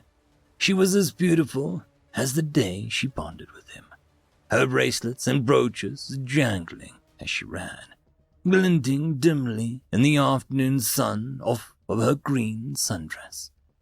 He wasn't worth her loving smile and gentle patience. Barrow would have to make it up to her somehow. Maybe a vacation to the islands. She came to him then, getting down on her knees as she approached. She leaned over Barrow with that mischievous glint in her eyes, smiling just a little bit as she laid her hands on his chest. as she slid lower and she looked up at him, eyes piercing his. She leaned back, smiled, and opened her lips to say in a lovely voice, "Clear! Pain!" It rippled across his chest and down his side, a torrent of fervent and angry pain tearing down through his sternum towards his core. Alice seemed to waver in his eyes as the pain started to focus and grow. His shoulder was aflame, his nerves each trying to demand his focus and attention, each one turning black and made of voices calling out for the release and clear. The torrent ripped and screamed as it made its way through Barrow's body. His legs convulsed as his spines retracted into their paws. Barrow's arms were an inferno feeding off its own shoulder. The world flashed, and Alice turned a sickly pink color. Her hair started to condense into a hard sheen, her sundress growing coarse and with odd shapes throughout along the front. The waves turned ugly, less of an ocean, more of an off-blood color. And Barrow began to suspect that they had never been waves at all. Clear! Alice was banished. Reality came into focus, and standing over him was a strange human. It had olive-green dermal coverings, dispersing with pockets every nature of any kind. Barrow had never seen so many pockets. In contrast to that, the large red cross on the human's shoulder commanded his attention. Barrow distorted mind, desperately tried to recall human battle companies. He failed. Human! Barrow coughed on blood, trying to clear his throat repeatedly, while slowly starting to stand. Ah, the human answered. Guess they were right. You Silka bastards just needed an attunement and you get right back up, don't you? Barrow lurched under his weight, the shift allowing him to come to his feet properly. Human, Barrow finally growled out. What battle company are you? The human stared. Oh, none, sir. I'm from the monastery about 3 miles back. Order of the Parting, sir. Trying to educate your people on mortality. Then why are you on the battle lines?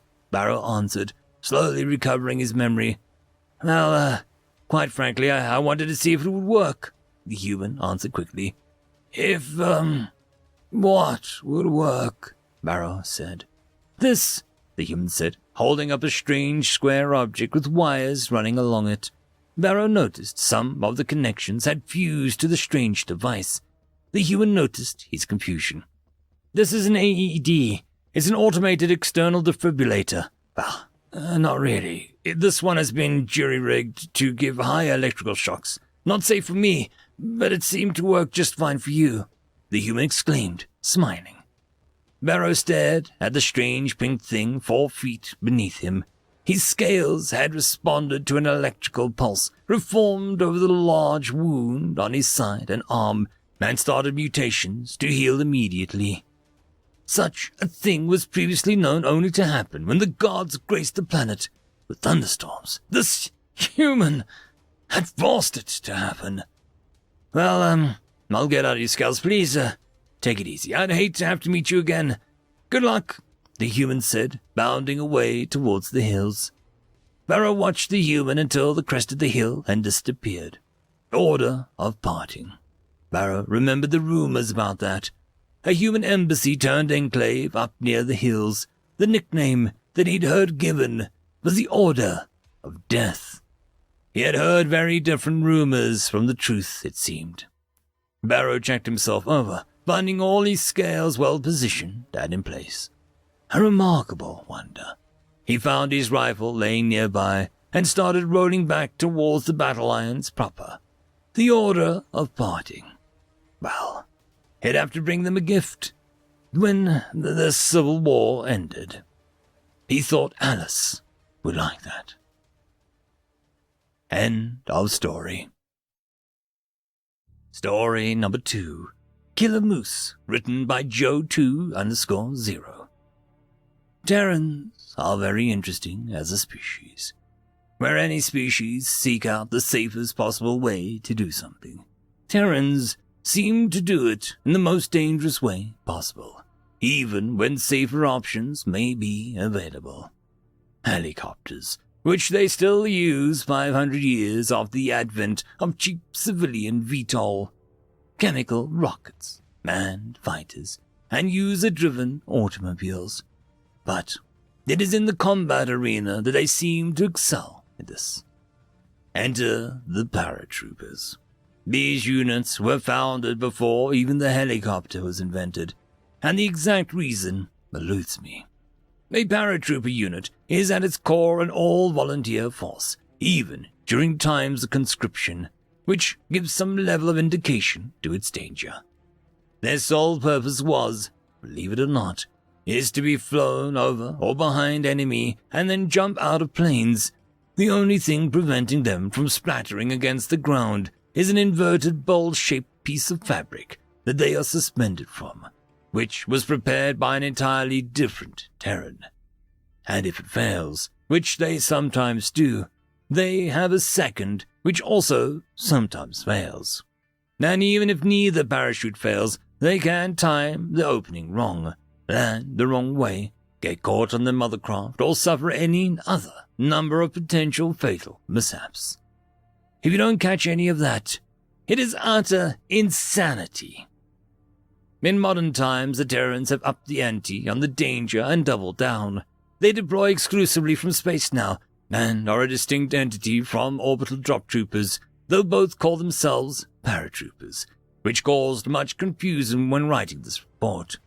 The real paratroopers use devices called, rather innocuously, Manual Orbital Operations Security Equipment, or MOOS. What this is a single-use one-person heat shield in which the user lies on their back, holding an attitude thruster on a mount much like a machine gun, complete with Terran standard spade grips, facing directly towards the back of the shield. A set of airbags deploy around the user upon launch from the mothercraft, and all the information is displayed upon the visor of the paratrooper's pressure suit. Oh yes, the entire contraption is unpressurized, and so the operator is in a hard vacuum the entire time. Forgot to mention that. The attitude gun is then used to maintain the facing and correct trajectory of the moose, in order to ensure that he or she does not burn up alongside the ablative coating of the moose. As the back of the moose is unprotected from heat or aerodynamic forces. Yes, you did read that correctly. The back is covered with a shallow conical sheet of canvas in tan 499. Once both speed and heat have dropped to acceptable levels, a drogue parachute deploys from the back of the moose, and the airbags are deflated, with the entire attitude gun and canvas sheet being ejected. At this point, the paratrooper bails out, leaving the attitude gun, canvas, airbag assembly, and heat shield to crash into the ground. At this point, the paratrooper is falling at terminal velocity, delaying the opening of his or her own parachute, a specialized type called a parafoil, capable of significant yaw acceleration, deceleration, and limited pitch control, until less than 1 kilometer from the ground. During this period, the paratrooper is significantly less visible on radar and visual scanners than a drop pod. This is the primary advantage of a parachute insertion over an orbital drop pod insertion, and it is absolutely, completely unknown, approximated as fuck as pants on head, grade A insanity. At this time, despite the offers from Terran Ordnance Bureau, I cannot recommend in good conscience this system to be adopted by the Volker's orbital core. The marginally increased safety from enemy action does not, in my mind, make up for the significantly increased risk of insertion system itself. And I do not care how badass it sounds. That said, please contact our Terran liaison and see how much groveling it would take to get a few Terran parachute regiments attached to us. End of story. Story number 1. Derelict, written by Rhino Bird. "Would you look at that?" said Captain to Cluck. Husesh eyed the instrument panel. "It is some kind of derelict. I can't place the class of ship, though. It is, ancient, whatever it is." "I don't see anything that looks like a light pod. I recommend parking off the center mass. Here. We can rappel to the engineering module and try to energize the systems," said Arsenbot. "I like where your brain is boxes at. Let's see if we can haul the whole thing back to civilization," said the captain. "Let's grab our gear and take a look." Suited up, they made their way to the drifting ship and found a hatch. The interior seemed to drink the light from the lamps. Unknown ruins lined the walls. Pipes and ductwork flowed along the ceiling. A slight groan of ancient metal and distant knocks echoed to the ship. Arsenbot waved his lights as he scanned the walls. "This all looks very familiar. I can't place my finger on it." Husesh nodded. "I hear you." He pulled up his display. "Looks like an engineering station is in that direction." "After you." The captain waved a tentacle as he eyed the hallway suspiciously. The engineering section was spotless, as if it had been scrubbed. It gave the impression that the owners had simply turned out the lights and stepped out. "I could swear that could be a standard fusion engine," quipped Husesh. "I concur. It is very similar to the Imperial System PBAN reactor," observed Arsenbot. "We might just be able to get this fully powered." "I bet all the H2 is leaked out by now," Husesh said. "But, as the ancients say, be prepared." He waved a small cylinder of fuel. Husesh and Arsenbot set to work. The captain saw that he was not immediately needed. "I'm going to explore the rest of the ship," said the captain to Click. Presently, the captain's voice was heard over the radio. "Mr. Arsenbot, I need you." Arsenbot looked at Husesh, who gave a knowing look. "Keep working. I'll go see the Captain Klutz." Arsenbot rounded the corner. "Captain, what have you gotten yourself stuck—" "Oh!" Arsenbot found himself on the bridge, or what was left of the bridge. A wall was missing along one side. The jagged remains of a console blotted out the stars, bleeding light into the room. The scar seemed to rip into the next deck. The captain had spread himself flat along the opposite wall. "You've seen space before. Why did you call me?" The captain pointed to the central chair, where a body was somehow still slumped over the console. "I see." "What is it?" squeaked to Click. Arsenbot approached the corpse. "Captain, this is a human." "A human? This is an ancient vessel." The captain's fear vanished, replaced with avarice. "This vessel is worth a whole star system. The ancients have truly smiled on us, boys." The lights flickered on briefly and went out. There was another ancient metallic groan, followed by a knocking. Husesh cracked in over the radio. "Guys, I can't figure it out. Everything has power, but it won't turn on." Arsenbot stood up and walked to the console. From his belly locker, he pulled a cable and plugged it into the console. It lit up. "I'm pulling the ship's logs. Done. Processing." "This is the captain." Arsenbot gestured to the mummy. He was on the bridge when the meteor struck and ripped a hole in the ship. In his final seconds, he managed to alert the crew and most were able to evacuate before he died. "Arsenbot!" The captain was cut off as Husesh walked through the door. "Hey, to Click. I was tracing the power cables and there's some more corpses right below here."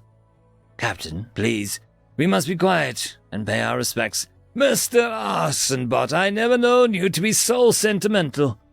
Arsenbot knelt before the desiccated husk and reached a manipulator to its cheek. He stared into the eye sockets of the human skull. "Can you feel it, Captain?" "Feel what?" "He's still here." "What are you talking about, Arsenbot? Are you destabilizing? Right now, of all times." "Captain, please.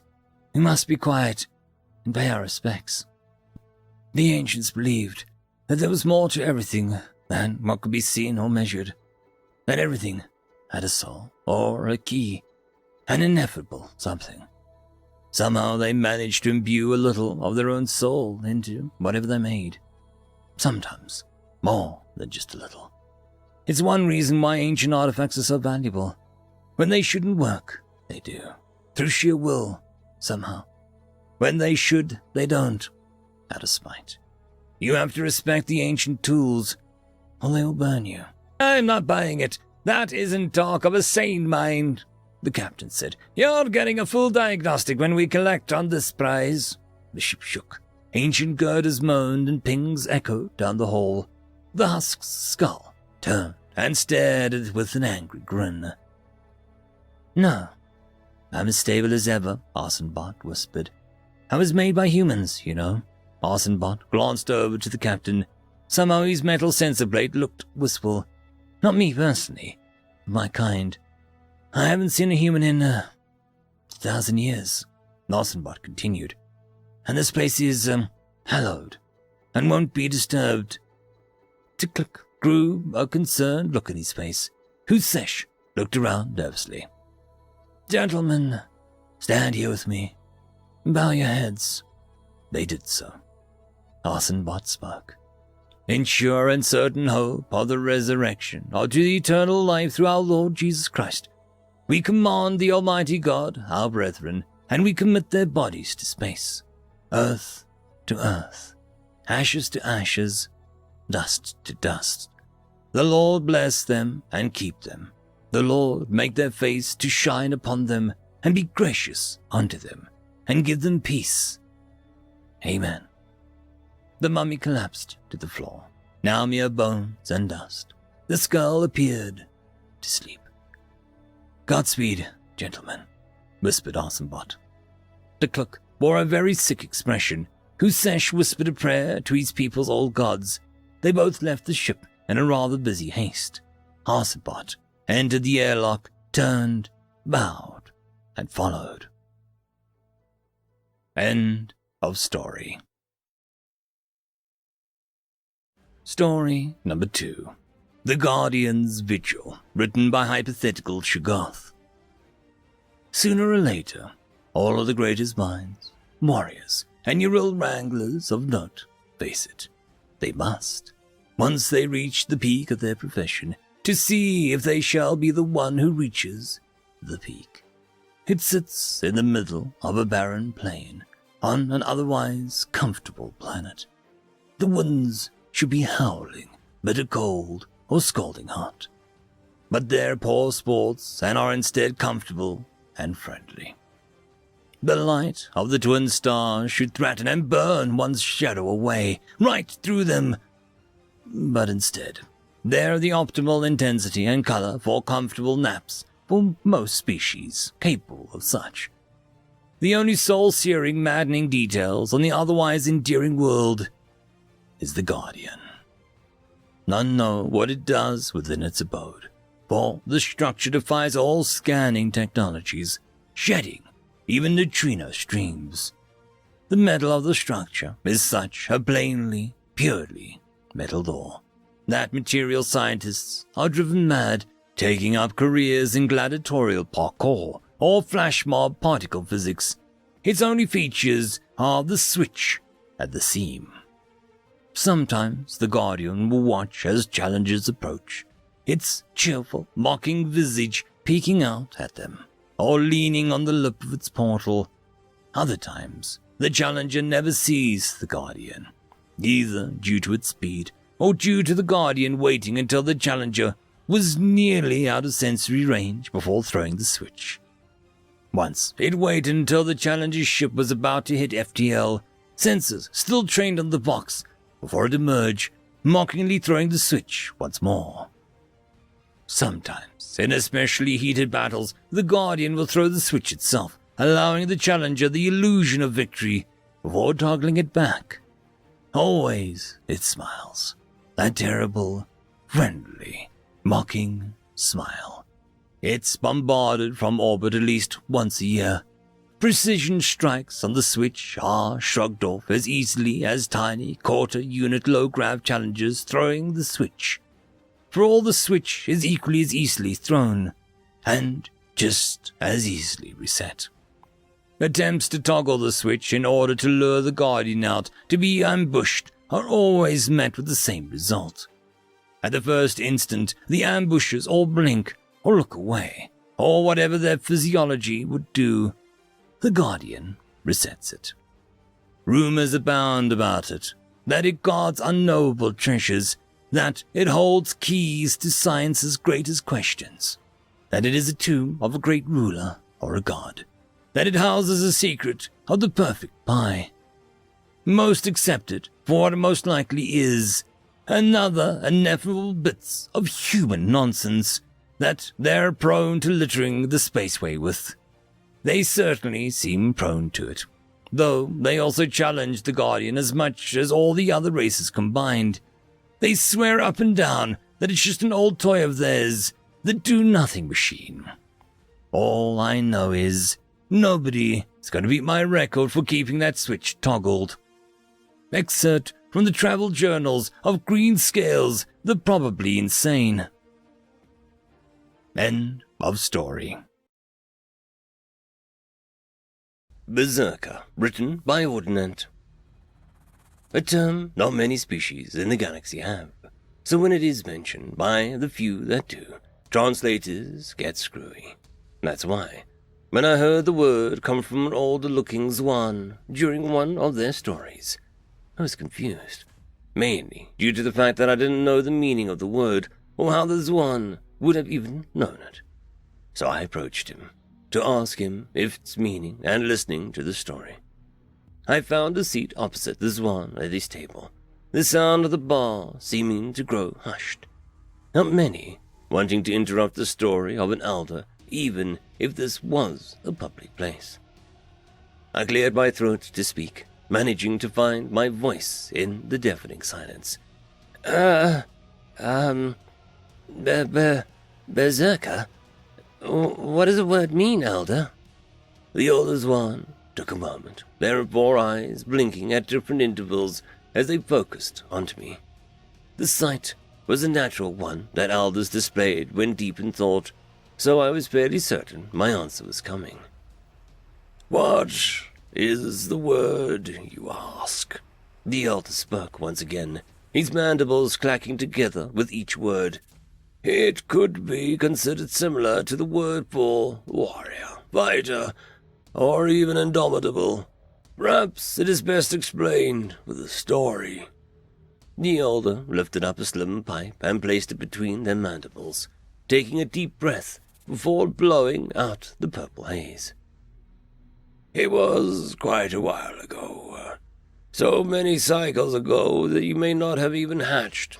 The elder's voice spoke, and it felt as if the story was playing through my mind. Human, you must escape. It is me they're after. The elder, who was far younger in this tale, was clutching a wound that bore deep into his lower torso, an exoskeleton fracture and burned. The human wasn't much better off, burn marks covering his upper torso and legs, his clothes in tatters from the run so far. They were both in an abandoned building, a bunker of sorts. The ground around them shaking from the explosions of the Itho blasted their way deeper. What a load of crap, Mirk. Leave you. The human wiped some blood from his chin, the sight causing Mirk great pain. He hated to see his friend in such a state, especially due to his own personal blood feud. Listen, Mirk, there's a ship nearby. We just need to make it there and get off the planet. The Itho won't have enough time to get back to their own ship before we've jumped halfway to the next system. The human, as damaged as he was, still had eyes that shone with vigor and determination. It was a rare sight, seeing so clearly the emotions of a human. Yet Mirk had spent years with this human, and had come to learn how to spot such emotions. Fine, let us go, my friend. One last wild run. Mirk rose to his feet, his damaged exoskeleton cracking further, causing him to wince. Walking would be nearly impossible, but he could manage. The human seemed to have a different idea. He easily lifted Mirk, grunting from it as he carried Mirk in what the humans would have considered a bridal carry, though to Mirk it was just being carried. Do you plan on carrying me the whole way? You won't make it. Shut it. We both know your body wouldn't last even halfway, so just hold on." The human bent down, his muscles visibly contracting. The body of the Deathworlder was still amazing to Miek at times like this, even after so many years of knowing him. It was even more exhilarating once the human began running. It felt like they were flying by. It was amazing, otherworldly. But the fascination did not last long. A hail of plasma bolts came flying around them the moment that they exited the building, and the human pressed Miek tight against his chest, bounding up the somewhat similar alien. The human gritted his teeth as time and time again plasma bolts slammed into his back, his thighs, his calves. Normally, plasma bolts felt like a summer day, but these newer tips burned with each hit, and he could feel his legs wanting to give out. Just as thoughts entered his mind, the ship came into view. Right there. It was right there. Even so, the human, the mighty human who had shielded Miek throughout the entirety of the run before this, began to stumble. He caught himself just barely as he fell to a knee.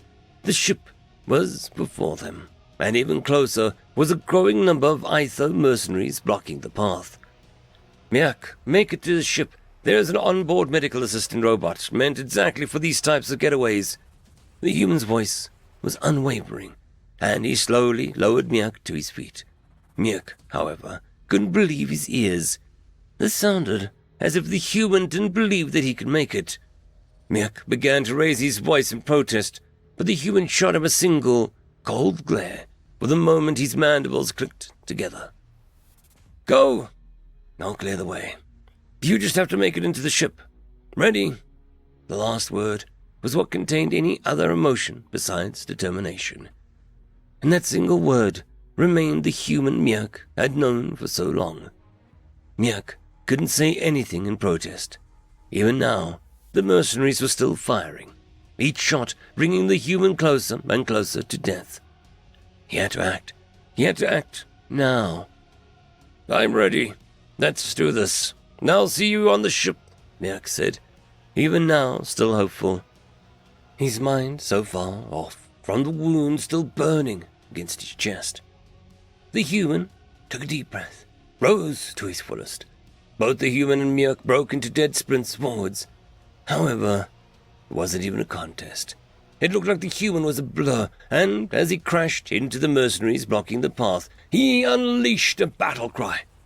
It rocked the surroundings as if a great explosion had gone off.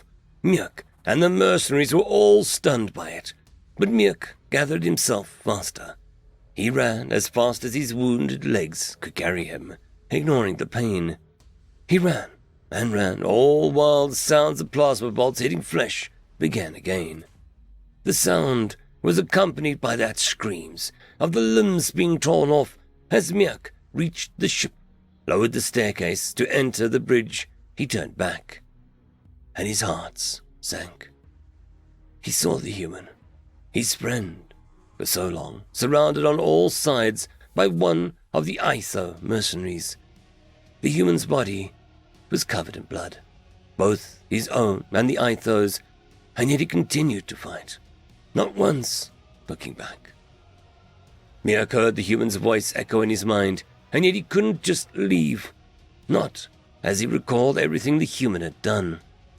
His friend was buying time for his escape, but Miek had other plans.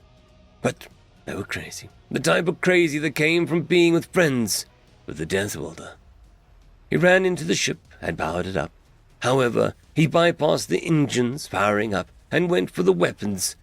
These were meant for ship-to-ship combat, and firing them into a crowd would vaporize the Aether mercenaries. He swiveled the turret, aiming it down at the brawl that was steadily turning in favor of the mercenaries, even though the human still crushed the ribcage of one and destroyed the skull of another. Miek grabbed the comms device and turned the outside speakers on. "My friend, you better survive this." Miek's voice was hoarse as he yelled. The human turned for a moment, gazing at the ship and then the turret that loomed above him.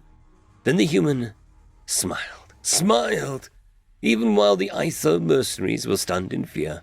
The human seemed pleased. Miek was afraid. He didn't know if this would kill his friend. He had no real experience with ship weapons. He steeled himself and hit the trigger. And in the same moment, the human willed every fiber of his being to move, even as his legs were charred, stabbed, and slashed. He took one step, and then managed to throw himself forwards as a massive ball of plasma collided with the ground, obliterating a part of the docking bay alongside the mercenaries. Smoke billowed up from the destruction, and Miek looked around the area, looking everywhere he could through the cameras the ship had for any view of his friend. Nothing. Nothing. Where is he? Miek could feel his chest tightened, his wound beginning to grow worse and worse as his mental state slipped. It was then that a bloody hand was placed on Miek's shoulder. Miek swiveled around in his chair and saw a battered and bruised human standing above him, that same crazy smile playing across his lips. Out of a shot, Miek. The elder took another blow off of his pipe, his mandibles clicking together as he finished speaking. The bar was silent, as was I. We were stunned.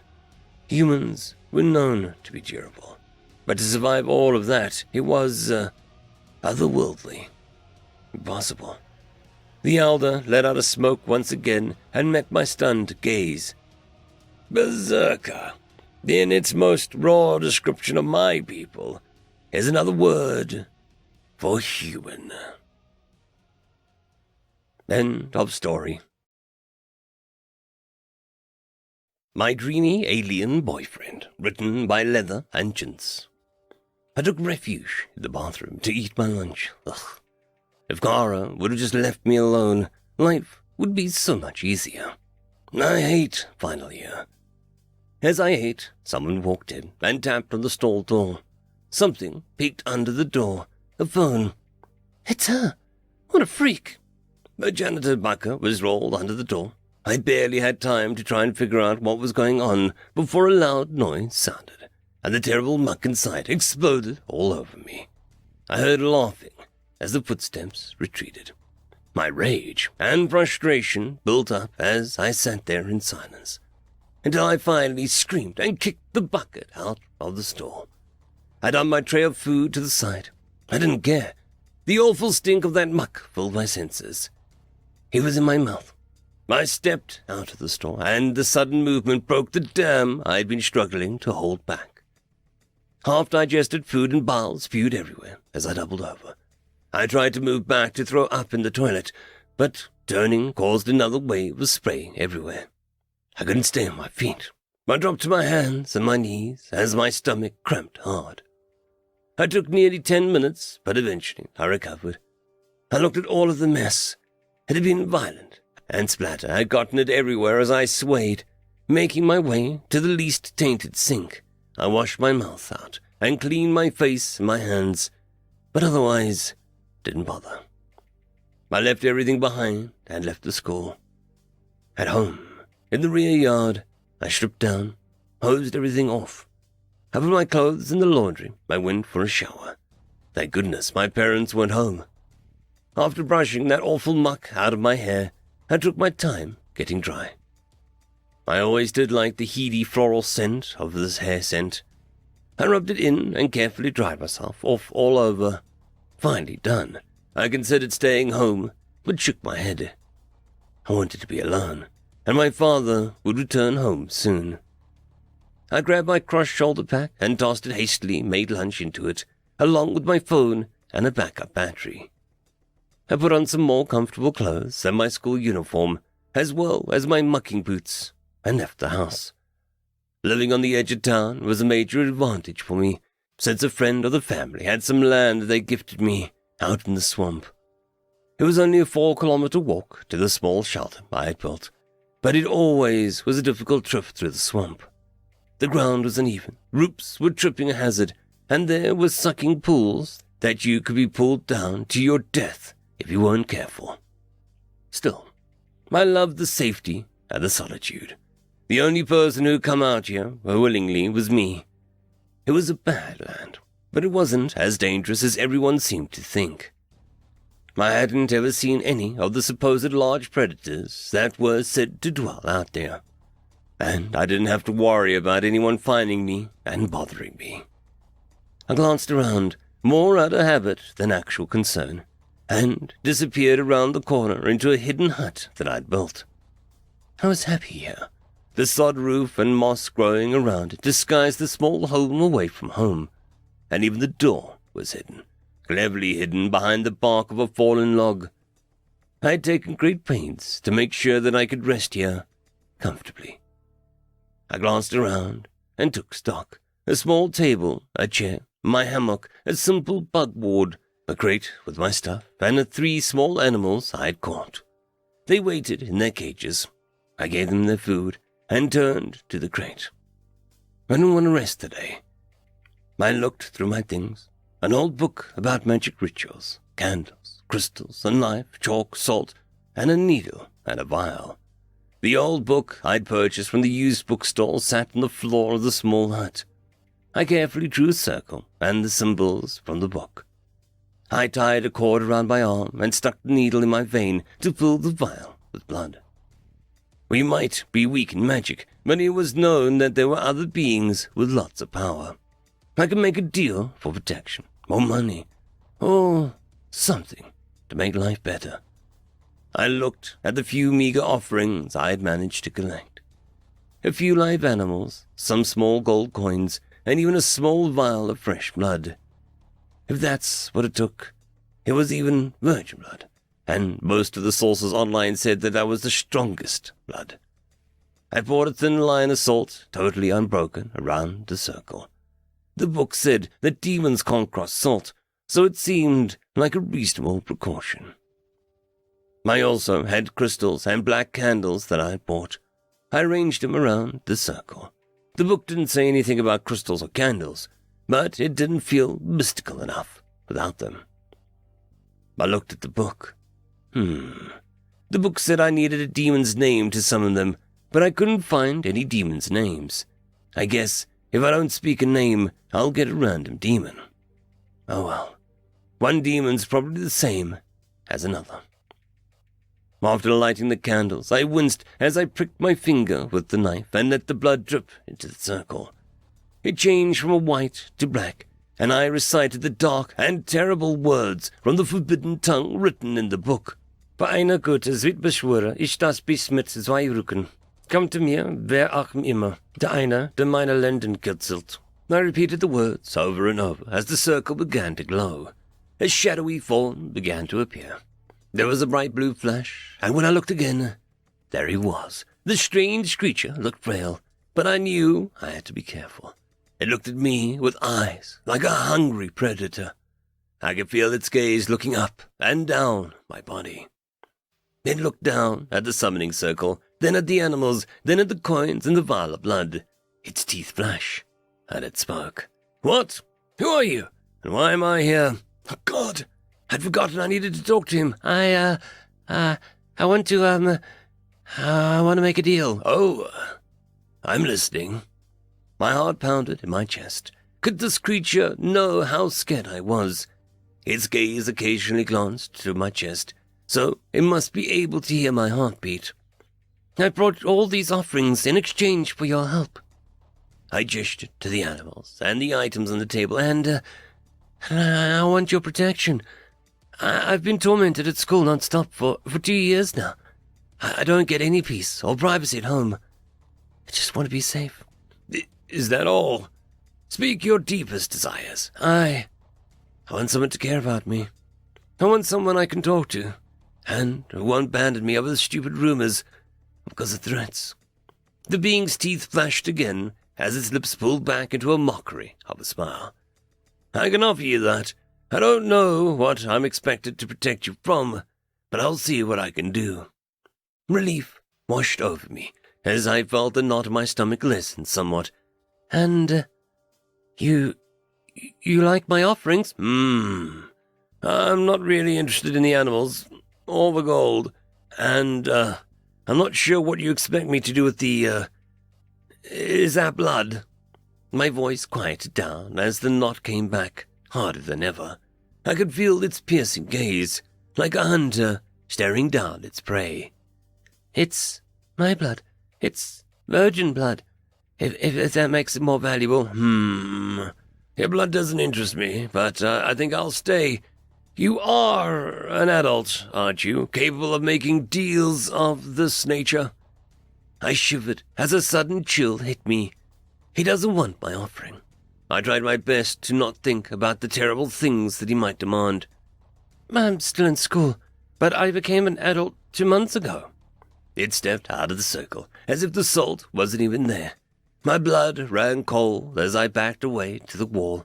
Closer and closer it came. I tried to speak, but only a few words escaped my lips. How did the salt not stop you?" He stopped and looked at me curiously. "Salt? What are you talking about?" "Demons can't cross salt. How can you leave the circle?" The creature paused a moment and looked down at his hands. It looked itself over, then ran its hands over its short hair. No, I'm not a demon. Pretty sure I'm still human." What's a human?" It gave that toothy smile again. "We're ape people, just like you appear to be a big tape person." What?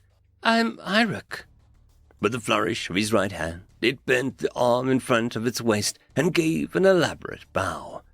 "It is an honor to meet you, Irek. I am Callum Brewer." End of story.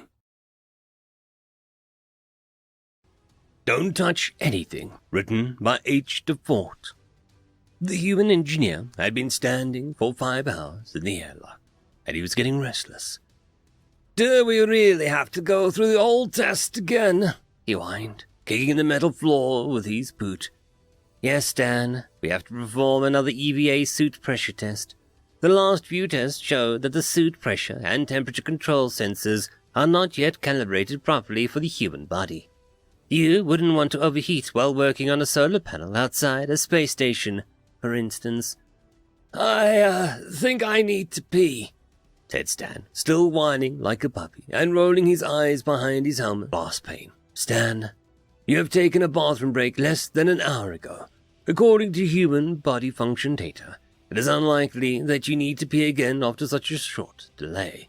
You haven't drunk anything, and your EVA suit sensors show an empty bladder anyway." "I'm so bored, I'm sweaty, and my legs are numb." Murdoch didn't like working with humans. He found them to be impatient, whiny, and excessively curious. They lacked discipline and kept trying to optimize everything by bypassing the most basic safety measures or by disregarding the chain of command. He patted the human's shoulder in a rather slow show of empathy, thinking that this gesture might help the human relax a bit. He'd memorized dozens of nonverbal communication signs in 3 different human cultures. Still, he struggled to understand what humans meant when they said something like, "Yeah, sure, I'll do that, whatever," but had no intention of actually performing the duty. These human-grade EVA suits had proven to be a logistical nightmare. Humans generate way more heat than any other species on board the ship, so additional heat dissipation had to be added. With the additional panels on their backs, humans looked like the mythical creatures from their world, a cherub. At least, these so-called cherub suits would provide much-needed radiation shielding to humans when they stepped outside of the ship. The EVA suits brought on board by humans were very primitive and fragile. "We will now close the door and perform another partial decompression test to see how the heat dissipation unit performs. Please stand still, Stan, and we'll get a good reading." Murdoch and the other technicians walked out into the airlock and closed the heavy metal door behind them. Stan sighed and straightened his body, taking a pose of a statue. He then jokingly moved his legs back and forth, pretending to throw arrows from his arms. "We get it, Stan. You're a cherub. Now, please stand still. We don't want your increased energy production to mess up the baseline." Stan sighed and went back to his standing position.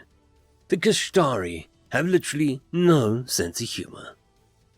Outside the airlock, Murdoch pressed his series of purple buttons, and his assistant tapped a few commands on a tablet with a paw. The air started being sucked out of the airlock with a loud hissing sound, an alarm bell ringing every few seconds. The test was going fine, and Stan's EVA suit was reporting excellent life support parameters. However, the temperature started rising inside the suit again after a few moments, and Murdoch had to abort the test again. The suit's monitor was showing yellow warning lights, as well as a message in blocky Terran characters. Decompression test unsuccessful. EVA suit overheating. "I think we need a larger pump for the heat dissipation unit," said the Kashtari assistant. Murtek moved his whiskers up and down in agreement. "Hey, I'm getting all sweaty in here," whined Stan over the intercom. He was starting to feel like a clam in a clam bake. "You can take off your helmet now. We will be back in a few standard time units." Murtek looked through the door and saw Stan pulling one of the numerous cables holding sensors and measurement devices around him. He was trying to untangle two of the cables, even though this wouldn't have any impact on the test results. Unbelievable. "Don't touch anything, okay?" "All right," answered Stan, pouting. Stan tried to scratch the back of his head with his right hand, and his glove bumped his helmet. He sighed, and he felt a drop of sweat rolling on his neck. Murtek and his assistant walked away, and Stan was left to himself, all alone in a closed airlock. He promptly took off his helmet, pulling the 4 safety brackets and dropping it to the floor. The helmet wobbled a few feet away and stopped. He then pulled the safety brackets on his wrist, using his teeth to unlock his right glove. Using teeth to perform tasks was, of course, not part of standard procedure. He sighed in relief as the heat was dissipated into the airlock through the suit's neck and wrist openings. Stan started playing with the suit's parameters, increasing air circulation, adjusting the internal fabric's pressure on his ankles, calibrating the temperature control around his torso. He was much more comfortable now, and the suit's monitor was showing only green lights. Then he got really bored. He sat on his helmet and picked his tablet up to browse and find a casual video game to kill time. However, this was a Kashtari tablet, and there were no games on it, just boring work contents. Stan browsed through the on-screen menus, using his rudimentary knowledge in Kashtari language to try and find anything of interest. He was about to give up when he spotted an interesting entry. The entry roughly translated to ambient sounds that use harmonics to soothe, which was, of course, the overly complicated expression Qatari used to refer to instrumental music. Stan watched a 3-minute instructional video a few times, memorizing the command sequence. He then walked up to the wall console, tripping over sensor wires a few times and unplugged a cable in the process. On the airlock wall console, a warning message in Qatari politely informed him that the suit's monitoring and recording was disengaged. Oh well, more work for Murtek's assistant when he comes back, and more delays. Stan looked at the wall console. It was overly complicated, with over 30 buttons of various colors and a single blue terminal screen with a cursor. Despite their advanced technology, the Qatari were very conservative when it comes to interfaces. Where other spacefaring species relied on vocal commands, gestures, or cybernetic mind interfaces, the Qatari wanted to feel the presence of physical push buttons under their paws. Even the highly optimized touchscreen interfaces that humans used in their vehicles were frowned upon by Qatari pilots. Muttering to himself, Stan started punching in the sequence. Push the round red button, pull the yellow switch down, wait for the confirmation screen, push the square purple button. The screen displayed a cryptic message in Qatari indicating that system awaiting special command for airlock internal environmental action. That's the best translation Stan could come up with. 3 square purple buttons started blinking on the console. Stan tried real hard to remember which one he had to push to set the ambient music. The instructional video was showing only one blinking light. Oh well, what's the worst that can happen? Elevator music, Qatari acid jazz. Stan was giggling at the thought. He then pressed the first purple button, which was very unfortunate. Stan was not aware that due to the Kishtari's eyes' wider light spectrum, these 4 purple buttons were actually 4 completely different colors. An emergency siren started blaring, which threw Stan off guard. He tried to run to the airlock door to push the abort button, but tripped over his helmet and fell into a mess of wires still connected to the wall. Then, to his horror, the outside airlock door started opening, and the air was quickly pulled into the vacuum of space. Stan just stayed there, trying to hold onto the wires and crawl towards the inner door. He remembered his academy training. Let all the air escape your lungs and keep your eyes closed. There was a perfect silence for what felt like an eternity. Murtek was chatting with his assistant and walking down the corridor leading to the airlock. He was carrying a replacement pump for the human CVA suit when he saw the blinking lights around the airlock door. He immediately understood that something had gone really wrong. He raced to the airlock's control panel and had the outer door closed immediately. His mind was racing. The human must most probably dead, being exposed to space's vacuum. This would have been fatal to any Kishtari. Their air bladders were fragile and they're prone to internal hemorrhages from exposed to low pressure. But no, Stan was in pretty bad shape, but he was alive and well. He was bleeding from one ear and regained consciousness within a few minutes. He managed a weak smile when he saw Murtek's familiar silhouette leaning over him. "Stan, what were you trying to achieve?" Murtek was feeling a rush of mixed emotions.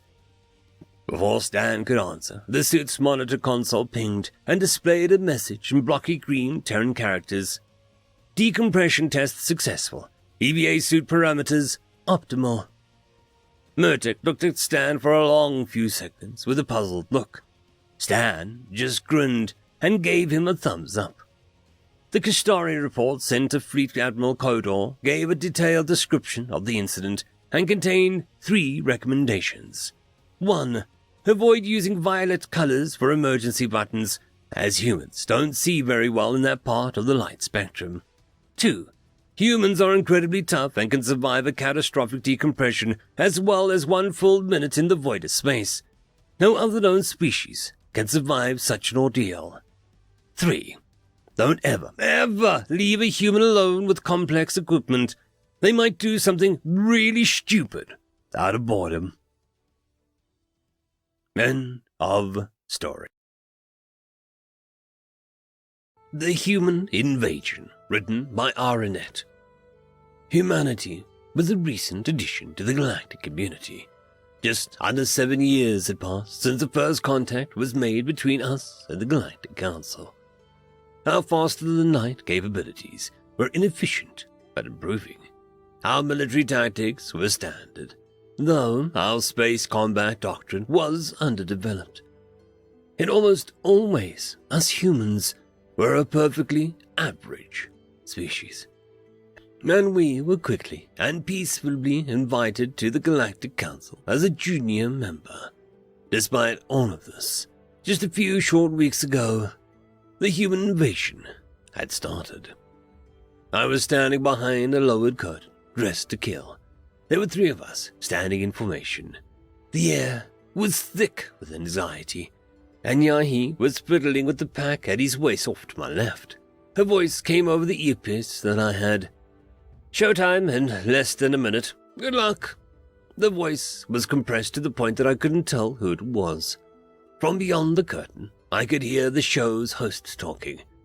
"You know them, you love them, and for the first time ever, you can see them live. Here for the first Galactic Extra-Necked appearance, performing their #1 hit song, Baby, I Love You. Please give it up for Velvet Sound." The curtain dropped, and the lights turned on above us. The screams of the crowd were deafening, but we were professionals, not even a wince at the noise. Nor did we miss a beat as the music came on. The next 4 minutes were a blur of singing and dancing and cheering fans. At one point, when I wasn't near the front, I noticed a disapproving glares from the parents. Same as it ever was, I suppose. Before I knew it, the song was over, and we were taking our bows. The easy part was done. A performance was a performance, even if the crowd was a bunch of aliens. The hard part would be the album signing that we had to do in 25 minutes. While humans were physically average and technologically underdeveloped, there was no species in the galaxy with as rich and diverse a culture. Not that the galaxy took notice at first. Such an unremarkable species was easy to ignore, especially as accessing human media was difficult.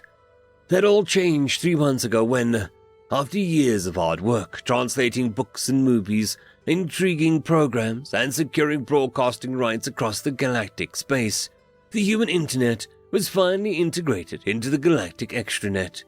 At first, there was little change. A few aliens checked out what we humans had to offer out of curiosity. But it quickly grew from that. Word spread around the galaxy that the humans were making music unlike anything that they'd heard before. Hypnotic melodies and radically new chord progressions. Stories longer and more complicated than what would be written before. Provocative dances and otherworldly clothing. A revolution was coming to the galactic media, and it was coming fast. I'd like to say it started in earnest when Velvet Sound released our second album. Our debut had been a huge success back on Earth, and soon Yahi, Victor, and I were household names to humans. A pretty simple pop boy band, but one that had avoided the overt sci-fi theming that had taken over the media since first contact. Authentically human, we were called. And to a galaxy beginning to obsess over human music, that was the best thing to be. Our security guard was leading us to the signing location. He was a logodron, meaning that he was tall, hairy, and grey. Large ears, good for listening for threats. Looked a bit like a koala, if a koala was 6'9" and built like a truck. Hard to tell how he was feeling about the position escorting a human boy band. Logodron faces weren't physically expressive like ours. Instead, they communicated through pheromones and subvocalizations lower than natural human hearing range. They still appreciated human music, however. If the Logodron I could see waiting in line were anything to go by. The actual hall that we would be spending the next 2 hours in was, honestly, quite boring. While humans did tend to be quite a bit more architecturally bold than other species, there was really only so many ways that you could make a big empty room and lay out some tables and fences in it. Interior design was frankly the only creative pursuit where human styles weren't more developed or numerous than the alien alternatives. I honestly felt bad for the security here, especially the ones that had come from a species with more sensitive hearing. The moment we took our seats for the event, an ear-piercing scream went out. Even a few years of experience back in human space hadn't prepared us for this. I looked at Victor, and we shared a pained smile and winced. One of the species, frankly, I'm not sure which, had screeched at a pitch so unnaturally high as to literally feel like it was piercing our ears. After that, however, the actual event ran smoothly.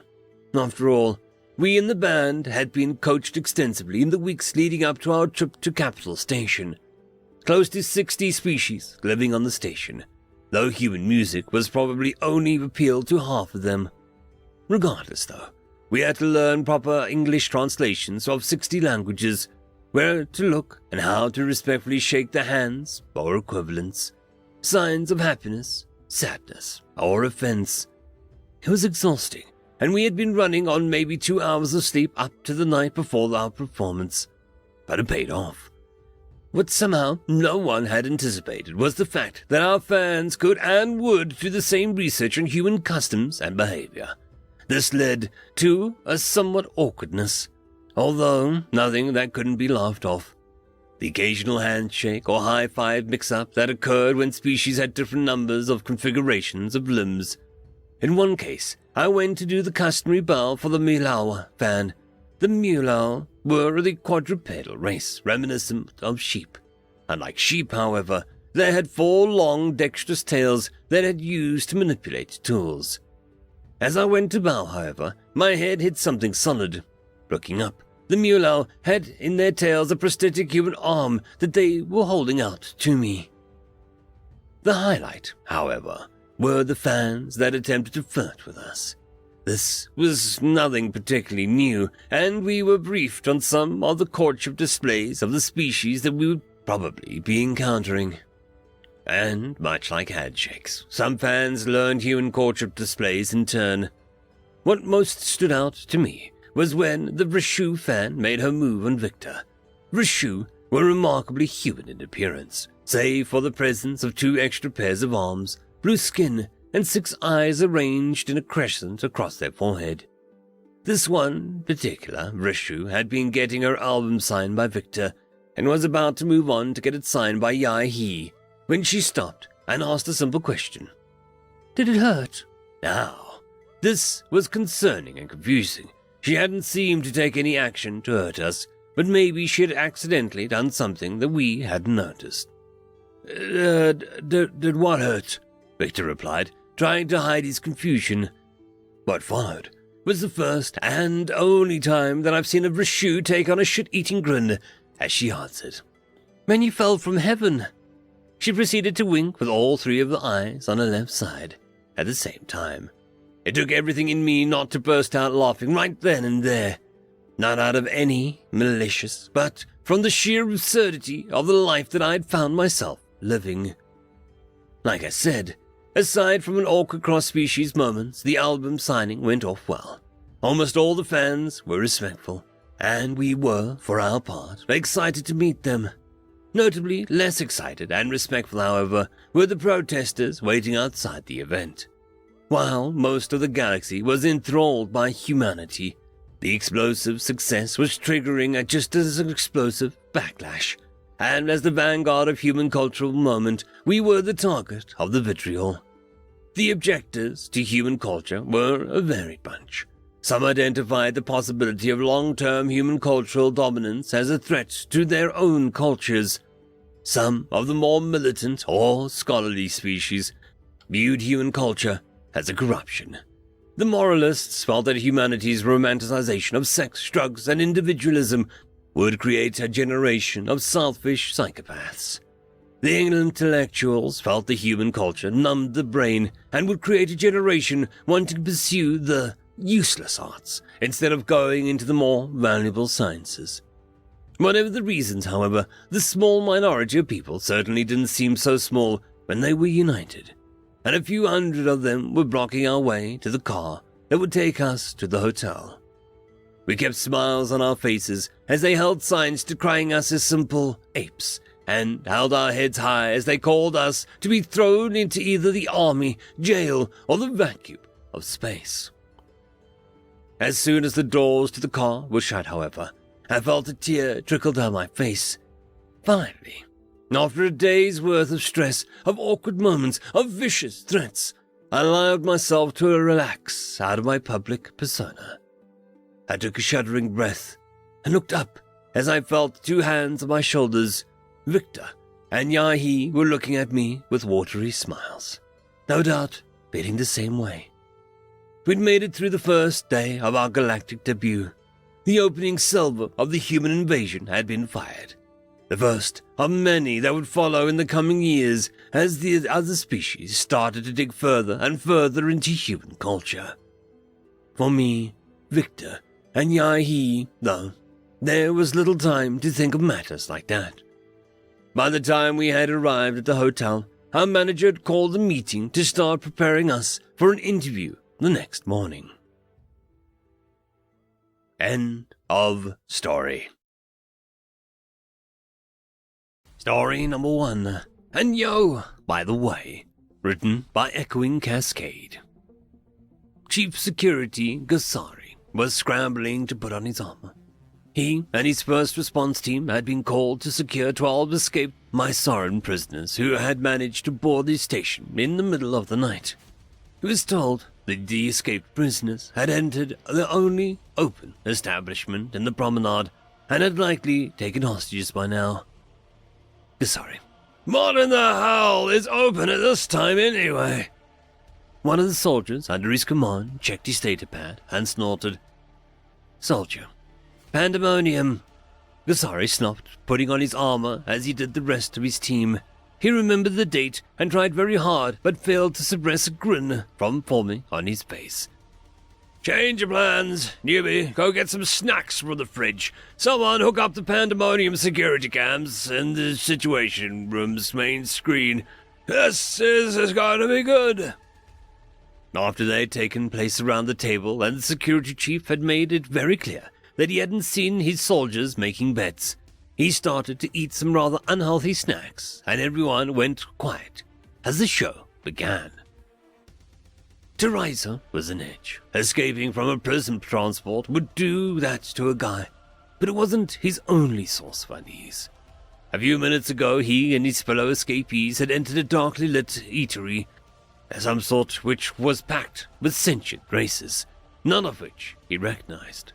That alone would be worrisome, but the fact that they paid very little attention to 12 armed Mysorans kicking the door in, demanding that everyone lay down and continued eating and drinking, was worse.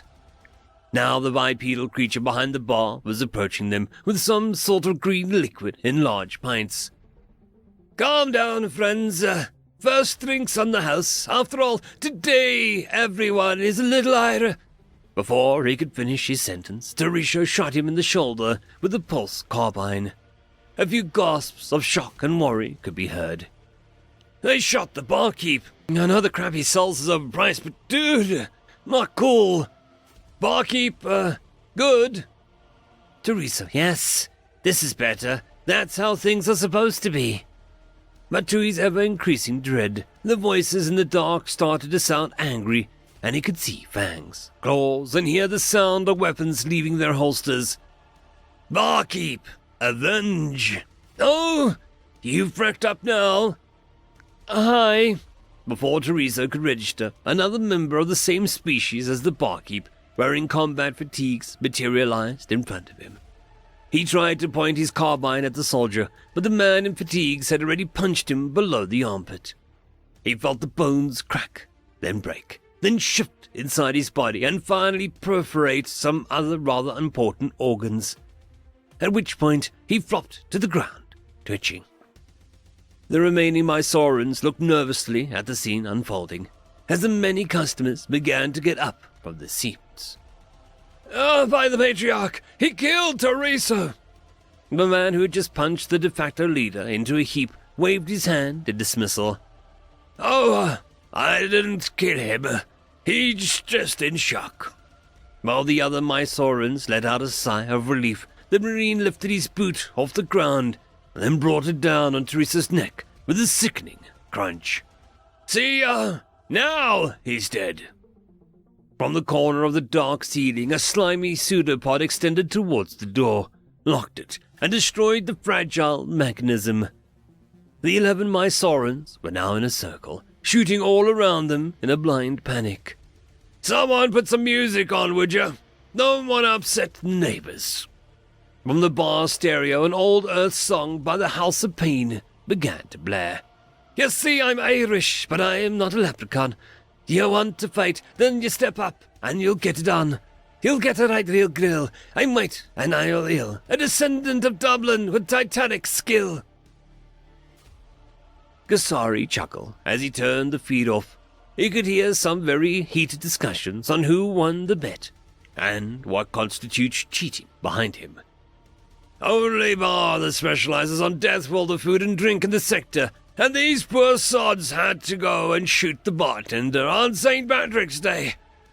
Oh well, we'll pick up what's left in the morning. End of story. Story number 2. How the Galaxy Wages War, written by Kennel. The Xyle is bored, but the broadcasts say that he shouldn't be for long. His job as a janitor and a fabricator is mind-numbing, sweeping up stray nanite dust, mucking out the heat sinks and dumping the waste back into the hopper. Oh sure, it is an important job. His fabricator makes fully 5% of the disposable drinking tubes his homeworld uses. He shakes his head as he stands in the tube transit train, speeding towards his stop for home. He doesn't want to think about his work right now. No. He wants to think about the war. The latest season of war starts today, after all.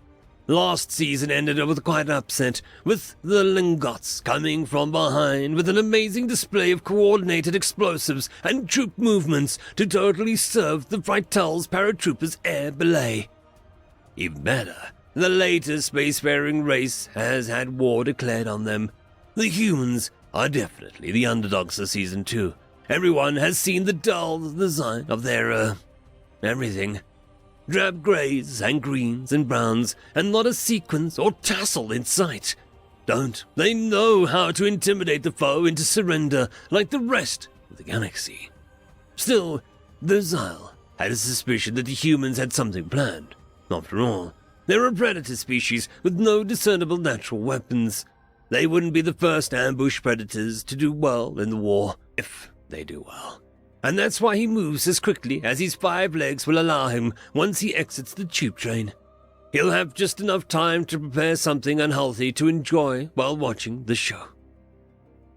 As the challenged, the humans had the right to choose the battleground and the duty to build the stadium for the war.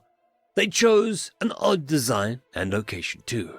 The stadium was large enough for 10,000 seats and other various platforms for moderately comfortable relaxation, but it also left large gaps of blank wall and floor between sections. The Groll didn't mind this though. They'd be perfect places to set up an artillery and give a good show. And give a good show they do. Their army marches stepping perfectly together, firing at targets at the exact same moment. And for the finale, they break apart into smaller regiments and move with precision choreography to avoid the massive fireballs their artillery rain down. The crowd cheers at the display, knowing the humans have little hope in topping that. The Groll were the champions for 2 seasons ago, after all. They certainly aim to start off on the right tentacle this season too. Still, the crowd quiets as the lights start to dim, signaling the humans are going to begin their battle soon. It takes a few moments for the crowd to realize the lights can't be dimmed. This is an outdoor stadium. They'd have to dim the star.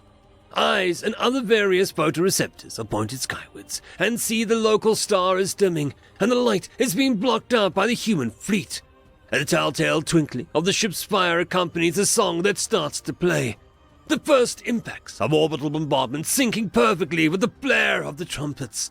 The timing was impressive, but the impacts are far outside the Colosseum, lessening the ability for the audience to truly appreciate them. An orbital lance spears down into the center of the arena and soon separate into many orbiting lasers from above.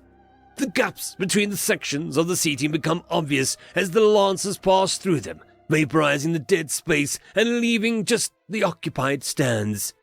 The very ground seems to rumble to the rhythm as the crowd feels the impacts below them, and those at the stage edge can confirm that the others felt. Tanks have rammed the supports, and the stands now sit atop war machines, their wide bores playing the bass beat as they turn their treads in opposite directions, facing the crowds towards the outside, rather than in. Arcs of lightning tear great wounds into the surroundings as they sing the song in a display of power and precision. Electronic and sonic hertz creating a dichotomously sweet voice over the distraction. The words promising terror. Armies of horrors march in a terrifying and slow cadence with the music. Why should they hurry when their prey has nowhere to run? They get close together, chant, the bombardment and the music momentarily quieting to let the soldiers' promise of doom to be clearly heard. The macabre march, never missing a beat of a single boot. The final orbital strike lands on the horde's laugh, low and terrifying. The Xyle stares at the screen, his forgotten snack now warmed to room temperature. Star of Wonder, he swears. still processing what he just saw. The show breaks to commercial, and once back, the same horror soldiers are helping the audience down from the stands in the background. The host of the war giving the human general an interview. Well, that was quite an impressive start to the season, General. Do you have anything to say to what would are surely of billions of new fans? The General thinks for a moment and then nods. That is us being nice. When those Glorals declared war, we were getting ready to do that to their manufacturing. And then we got the contract in the mail. In the end, we figured this was a good idea. After all, if we can put them in their place without actually killing any of them, well, that'll be a magnum opus to the art of war. End of story. Waste Management, written by H. Dufort. Coda sat at his desk angrily with his paw, which made Trollocs' blood drain from his face. Crap. Here we go again. The Fleet Admiral looked very pissed. Torek looked down, his hands shaking, not even trying to keep his composure anymore. I know bloody well what happened on your ship, Captain Torek. Or should I say now, Ensign Torek. I have read the reports. My superiors have read the reports. Everyone has read the bloody reports. It's all over the news, and they're the laughingstock of the whole galaxy. Now for the last time, I want you to explain it to me in details without trying to gloss it over. You're not saving your rear. You're way beyond that. Torek slowly looked up, his eyes wet with fear secretions, and started telling his story for the 100th time. When we learned that a group of humans was to be embedded in our crew, we swiftly made our due diligence. No glossing over, interjected Coda, showing his upper fangs and growling more quietly. We sent our science team on a quest to find out as much information as possible on human needs and cohabitation challenges. But as you know, sir, the whole thing was rushed. We had very little time to adapt the ship systems, and very little information to work with. Coda's gaze was as hard as a crystalline rock. Torek's whining made him angry. Torek paused for a few seconds, trying to catch his breath, but his lungs felt numb. He swallowed some saliva loudly, then continued. We sent human biological parameters to the team responsible for biological adaptation. We have a small team of xenobiologists. The whole thing was rushed. They came back with a list of standard recommendations. Humans are carbon-based, oxygen-dependent creatures who can live just fine within the ship's standardized habitat. They require just 20% oxygen for their gaseous exchanges, and they have very little tolerance for CO2. They can live with higher oxygen levels, so we left the atmospheric controls unchanged and added a little bit of water vapor to the... Coda's face twisted into a sardonic smile. You don't have to explain to me how to make a Baalbek cake. As the saying goes, tell me how you serve your guest, not how you put the icing on the cake. Food metaphors. Coda was beyond furious. Torek paused again to wipe some glistening droplets of fierce secretions away from his whiskers, a gesture indicating retreat from sight. In any normal setting, but no retreat was possible from Coda's gaze, so he swallowed his saliva and kept going. We adapted the cleaning room apparatus to add artificial waterfalls, showers, that the humans seemed to like very much, and we added the so-called swivel chairs in all the meeting rooms, 3D printed them from a model we found in the human culture repository called Walmart. Then it hit us. What hit you? Waste management. We have a dozen different species on board, and they all produce waste, of course. The Fori have a complex set of skin folds diffusing waste molecules into their environment, which is why they wear a scrub suit at all times when on board a Federation vessel. The gnomes have hard shells covering their whole body, and their waste slowly accumulates in a neutral colloid solution, which they expel only once a year in a waste pouch. In fact, I don't think we've ever had the facility for humans. Focus on humans. So, yes, humans. We had dozens of humans coming on board, and we started calculating their waste products and deciding on a management strategy. The standard waste elimination apparatus, which they call a flush toilet, would generate way too much volume. We devised a more efficient but still comfortable waste extraction apparatus. We also figured that they could just empty their bladder fluid into a dry funnel. Their waste fluid is not a big concern, and we discovered that we could extract useful nitrogen from it to boost vegetable production for our vegetarian crew. Again, Torek, I don't care about the icing. We, then discovered that the major challenge would be to handle the solid waste. A challenge with humans? You don't say, Coda hissed, rolling his eyes and retracting his whiskers, making sure his body language was the very expression of contempt. Tarek sighed discreetly and continued. Humans produce quite a lot of solid waste, 10 times more waste than any other species we have on board, in fact.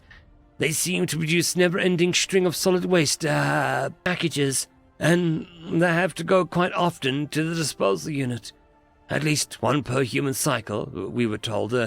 Some humans can even use the time to read the news or play networked video games while sitting on the disposal unit, which is something nobody in their right mind would ever consider doing. You know how we, for instance, take waste disposal very seriously, so don't they have any pride? This is appalling. Some of them spent quite a lot of time doing that. One of the humans was even singing popular music at the times. Anyway, as the ship's adaptation went, we had to increase the number of waste disposal stations on the ship from 4 to 26, making sure the humans were never more than 20 beeps away from one, anywhere on the ship. And we had to completely redesign the cargo hold area to fit a much bigger waste material holding tank. This time, it was Coda who sighed. Oh, keep going. We thought we had everything right. The lighting had been adapted to please the human senses, since they have a quasi-nocturnal vision to tolerate less lighting than most species.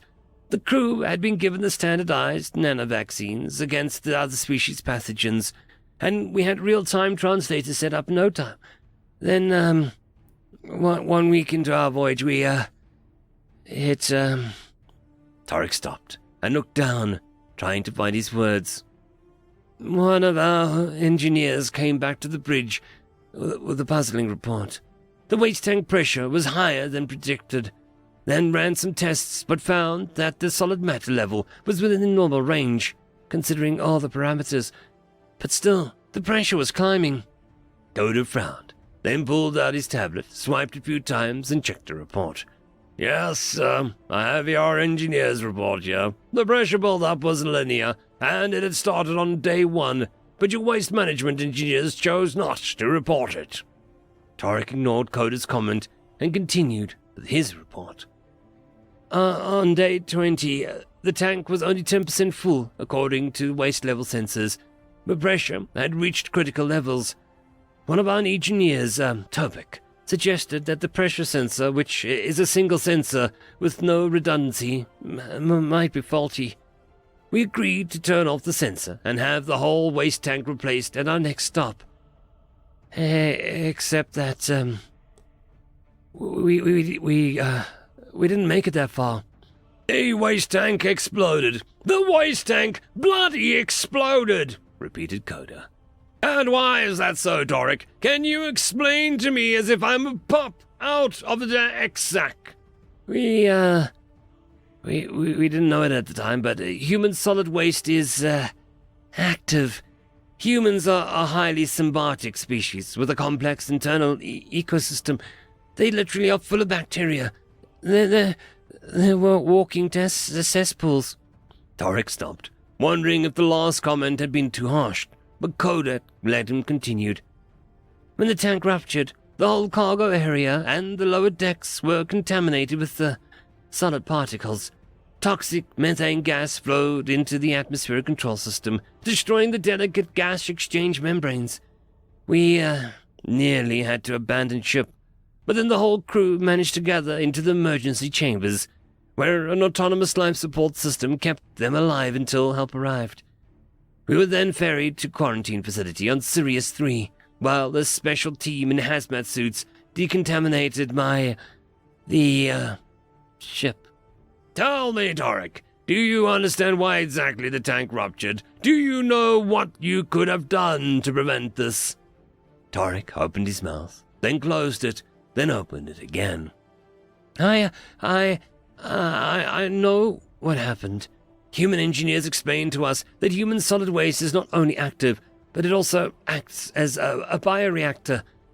I won't go into the technical details because, quite frankly, I'm not sure I understand everything.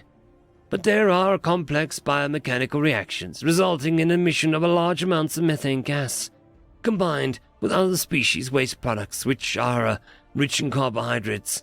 The human waste bioreactor went into overdrive.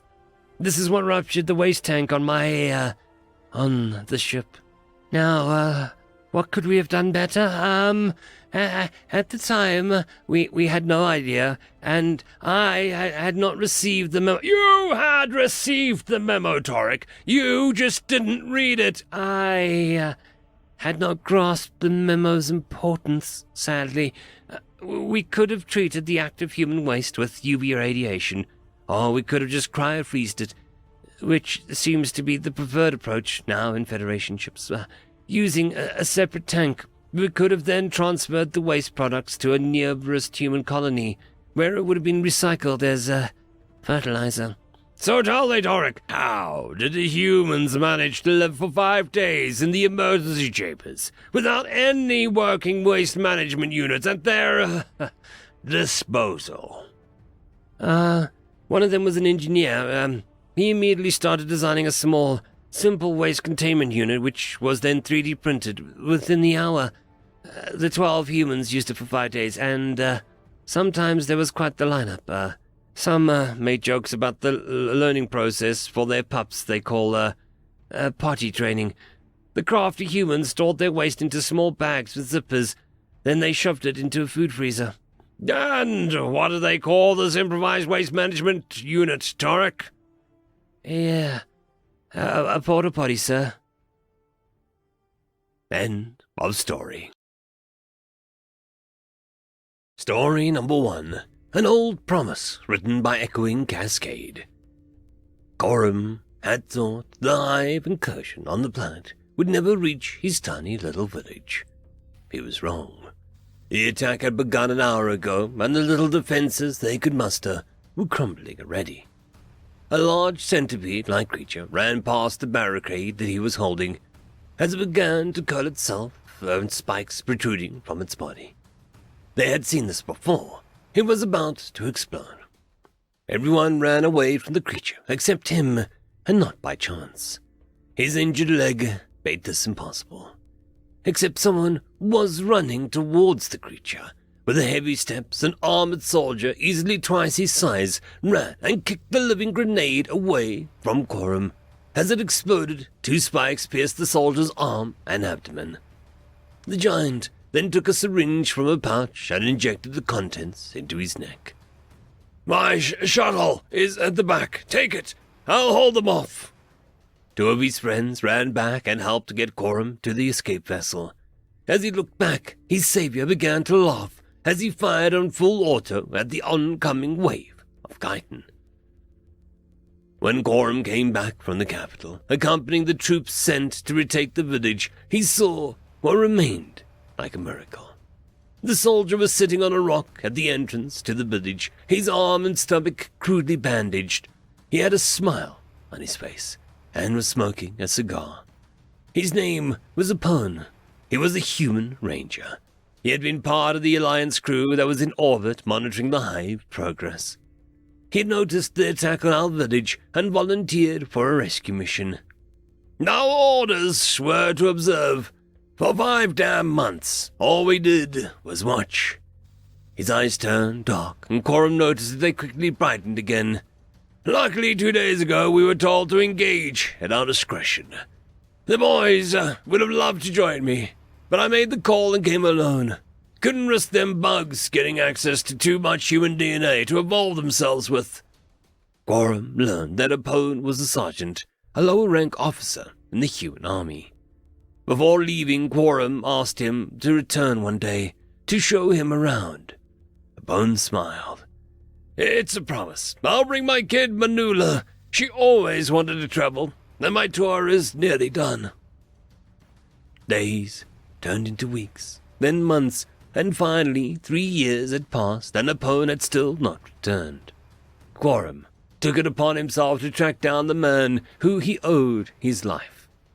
When he approached the human embassy and explained why he was tracking the ranger, the woman at the desk smiled and began searching. It wasn't long before she found the answer, and her smile dropped.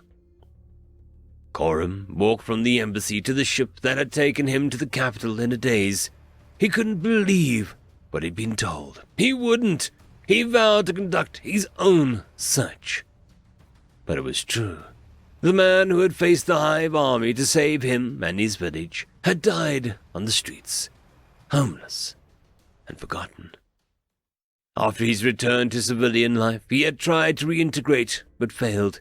He had nightmares about what he had seen, what he had done, but what really haunted him was what he hadn't done. His temper suffered from lack of sleep and became extremely irritable. Alcohol helped dull his senses, but being drunk most of the time cost him his job. When his wife left him, it was the final straw. Being separated from her and his daughter was more than he could bear. He left his rented apartment one day and wasn't found or heard of until months later, when he was found dead. Quorum couldn't understand why, how something like this could happen. Such a man, such a hero, forgotten, left to die on the streets, left to rot. He had no problem convincing the elders to build a statue of Sergeant Apone at the village entrance. He would personally tell his story to anyone who had asked who he was, so his sacrifice would never be forgotten.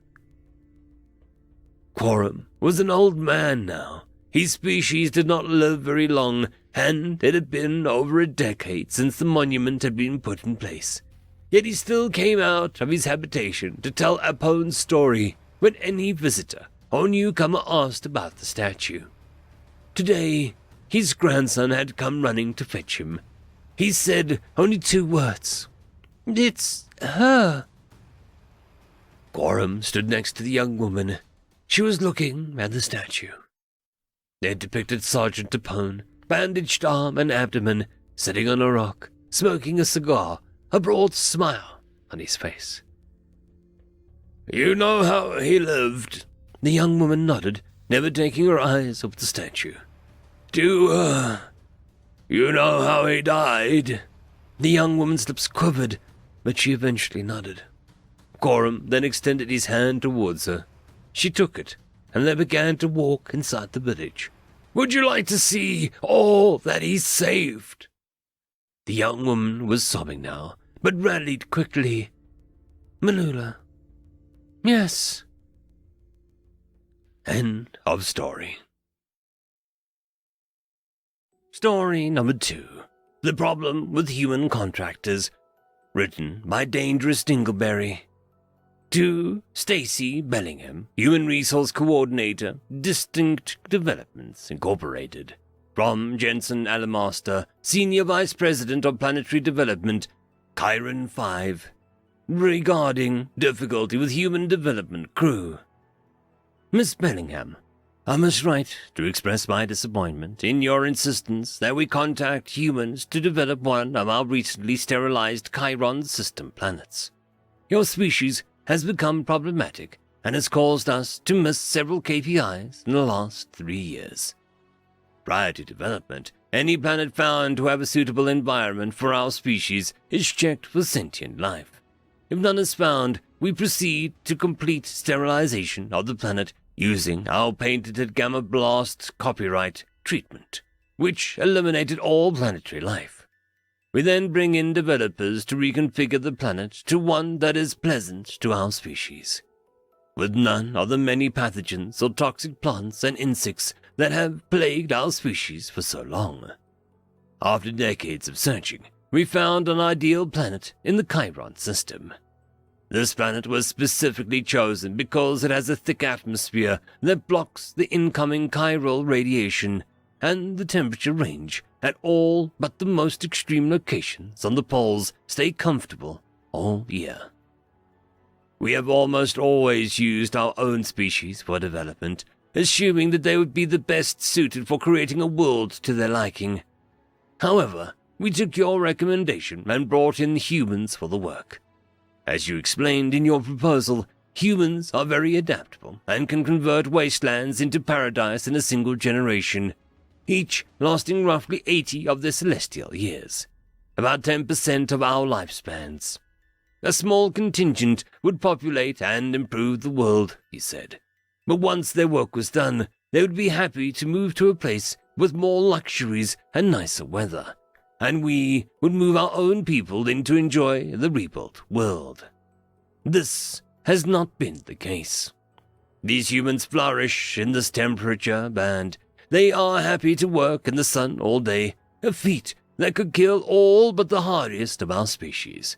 And when work is over, they go to the beach and bask in the restorative sun, or splash around in the salinized water while wearing no protective clothing. They have planted vast orchards, huge fields of grains, stocked the oceans with fish, planted dense forests, and brought in wild game, all of which we agreed to and financed. This abundance of satisfying work, good food, and disease-free environment has caused these Deathworld evolved humans to live longer and remain healthy well beyond their normal lifespan. They have reproduced, which we expected. But their successors also work hard, lay on the beach, and refuse to wear clothes.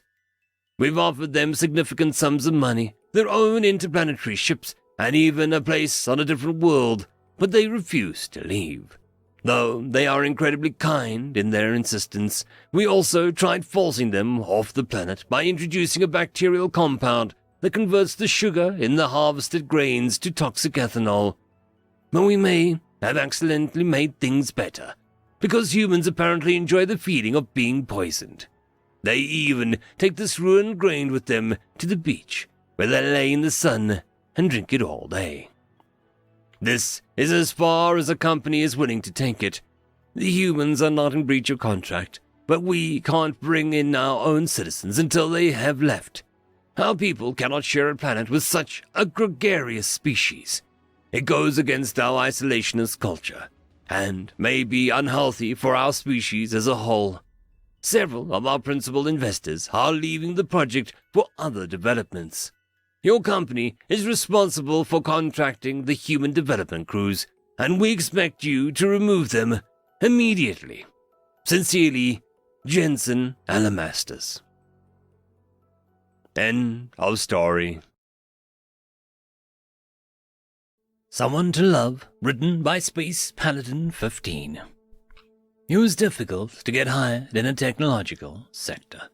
Many of us devoted our lives to the profession, hoping to rise up the ranks of cybernetic implants giant StarTech one day. Fame, fortune, power. A StarTech executive could have all of it. But with applicants from across the galaxy and from all walks of life, you had to stand out from the crowd to get selected. I was determined to succeed at all costs. My acceptance into the most prestigious university in our sector was one of the proudest moments of my life. My commitment and enthusiasm did not wane despite the grueling workload. The stress would not break me. I spent hours poring over textbooks and pulled many stimulant-fueled all-nighters to perfect my coding. A constant cloud of exhaustion hovering over me. But I knew that the payoff would be worth it in the end. Thanks to my dedication, I aced my final exams and graduated as valedictorian of my class. I couldn't submit my application to StarTech fast enough. Hiring me had to be a no-brainer for them, I assured myself. After all, my scores were off the charts in every field. Sure enough, StarTech was impressed by my application and hired me on the spot. Now that I was in the door, I just had to keep on grinding until I made it to the top. I was going to be someone, someday. Curiosity made me delve into who my rival would be. I was confident in my own abilities. I just wanted to know who I was up against. You see, StarTech only hires 2 individuals from each class. The 2 that they believe will be the best fit for the company. And I was rather surprised to see the other hire was a Terran. Dylan Anderson was the first human graduate from any top school in the galaxy. Against all odds, he had ranked amongst the top 10% of his class. An impressive feat. Earth had only achieved FTL a few cycles ago, and was still pretty new to the interstellar scene. According to our assessment, the average human did not have a strong work drive. It was their custom to have typical shifts around 9 to 10 hours, and to have numerous off days, and vacation days, their phrase, as well. Competing against such a lazy species would make my life much easier. But I wondered why. Knowing this, StarTech had chosen Dylan. Especially when they'd have to abide by the Terran labor laws within human employees as per Federation's treaty with Earth. My first month at the company was in the books, and I think I had already made an excellent impression on the brass. I'd barely slept or left the office since they gave me my first assignment. It was a painfully slow process, sorting through thousands of lines of code, but I'd managed to complete the task a week before the due date. If I could keep working at this pace, I would be promoted in no time. The bosses assured me. Dylan, however, was not such a standout employee. He seemed to be doing the absolute bare minimum to keep his job. Despite having double the amount of time than I did and a shorter task to complete, he only submitted his work 3 minutes before the deadline. Near the end, the code was sloppy and riddled with errors. The human had been more than happy to try and socialize with his fellow employees, while we were all supposed to be working. Most people tried to brush him off, but a few seemed to indulge his pointless conversations. I ignored him the one time that he made his way over to my cubicle. Was he trying to sabotage the rest of us to get ahead? Either way, I was not going to let him distract me from my work. I overheard bits and pieces of his chatter despite my best efforts to ignore him.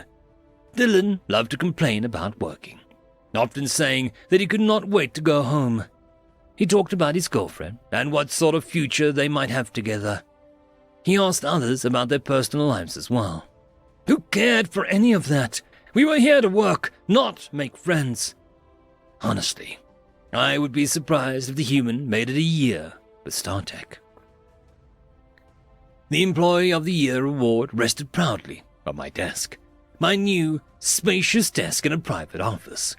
I'd been promoted to overseer, or better yet, a small ceremony had been held to give me the award. A smile had stretched across my face as the StarTech CEO called me an exemplary coder and presented me with the plaque. The employees watching stared on with jealousy, as expected. Well, all except one. That foolish human had applauded me, as though he was actually happy for me. I was baffled by his behavior. Did he not understand that we were rivals? It was as though work was some sort of game to him. Dylan had somehow lasted 5 years with the company now. He wasn't actively harming the company, though a bit of human laziness had started to rub off on the other employees. A few disgruntled coders were asking for less hours for their days off with pay. Still, with no clear-cut reason to let your human go, firing him would risk a species discrimination lawsuit. A knock on the door snapped me out of my thoughts. "Sir, here are the files you requested." A worker set a few papers down on my desk and exited. Now that I had clearance to review employee information, I thought I'd look into Dylan's history. After flipping through his background and transcripts, I found the hiring team's comments on the last page. Humans are known to score highly in sociability, which we believe may offset their lowered productivity. Dylan is intelligent enough to keep up with the demands of our work. It is our recommendation to hire him, understanding that his contributions will be primarily in a support role. Dylan had arrived at that time, and I told him to come in. I decided the best way to get to the bottom of this was to ask him in person. He seemed a bit nervous as he was seated across from me. "Why did you applaud me at the awards ceremony?" I asked, cutting right to the chase. "We are competitors." "Competitors?" he echoed. "We all work together for the same goal. We're on the same team. Why wouldn't I cheer you on?" I stared at him, dumbfounded. He seemed so genuine in what he had just said, but it was hard to believe that he was serious. Dylan shifted awkwardly in his seat. By the way, I was meaning to ask you, can I get an extension on my deadline? It's a holiday weekend back on Earth, and I want to spend it with my family." Forcing down a sigh of exasperation, I nodded. Humans had their priorities all wrong, putting family over success. This is why I was going places, and Dylan was not. 15 years working at StarTech had vanished in the blink of an eye. I was now the head of marketing and second in command in the entire company. Some days I wasn't sure how I kept going, but I knew I wanted this with every fiber of my being. The energy of youth had left my blood some time ago. Still, I spent most of my waking moments glued to a holoscreen. I was so close to being in charge of the most profitable company in the galaxy. It was just one more step up the ladder to achieve the greatness that I'd always dreamed of. I just had to keep going a little while longer. If I stopped now, someone younger and faster would pass me. Not that many younger employees shared my work ethic anymore. Demands for vacation days and fewer working hours became more and more vocal over the years, as much of our staff was swayed by the human policies. We thought about firing Dylan, but when word got out, low-level coders threatened to walk out. The human was too popular. We finally gave in to the requests, and a few months ago, deciding that it was the only way to stop the protests from escalating further.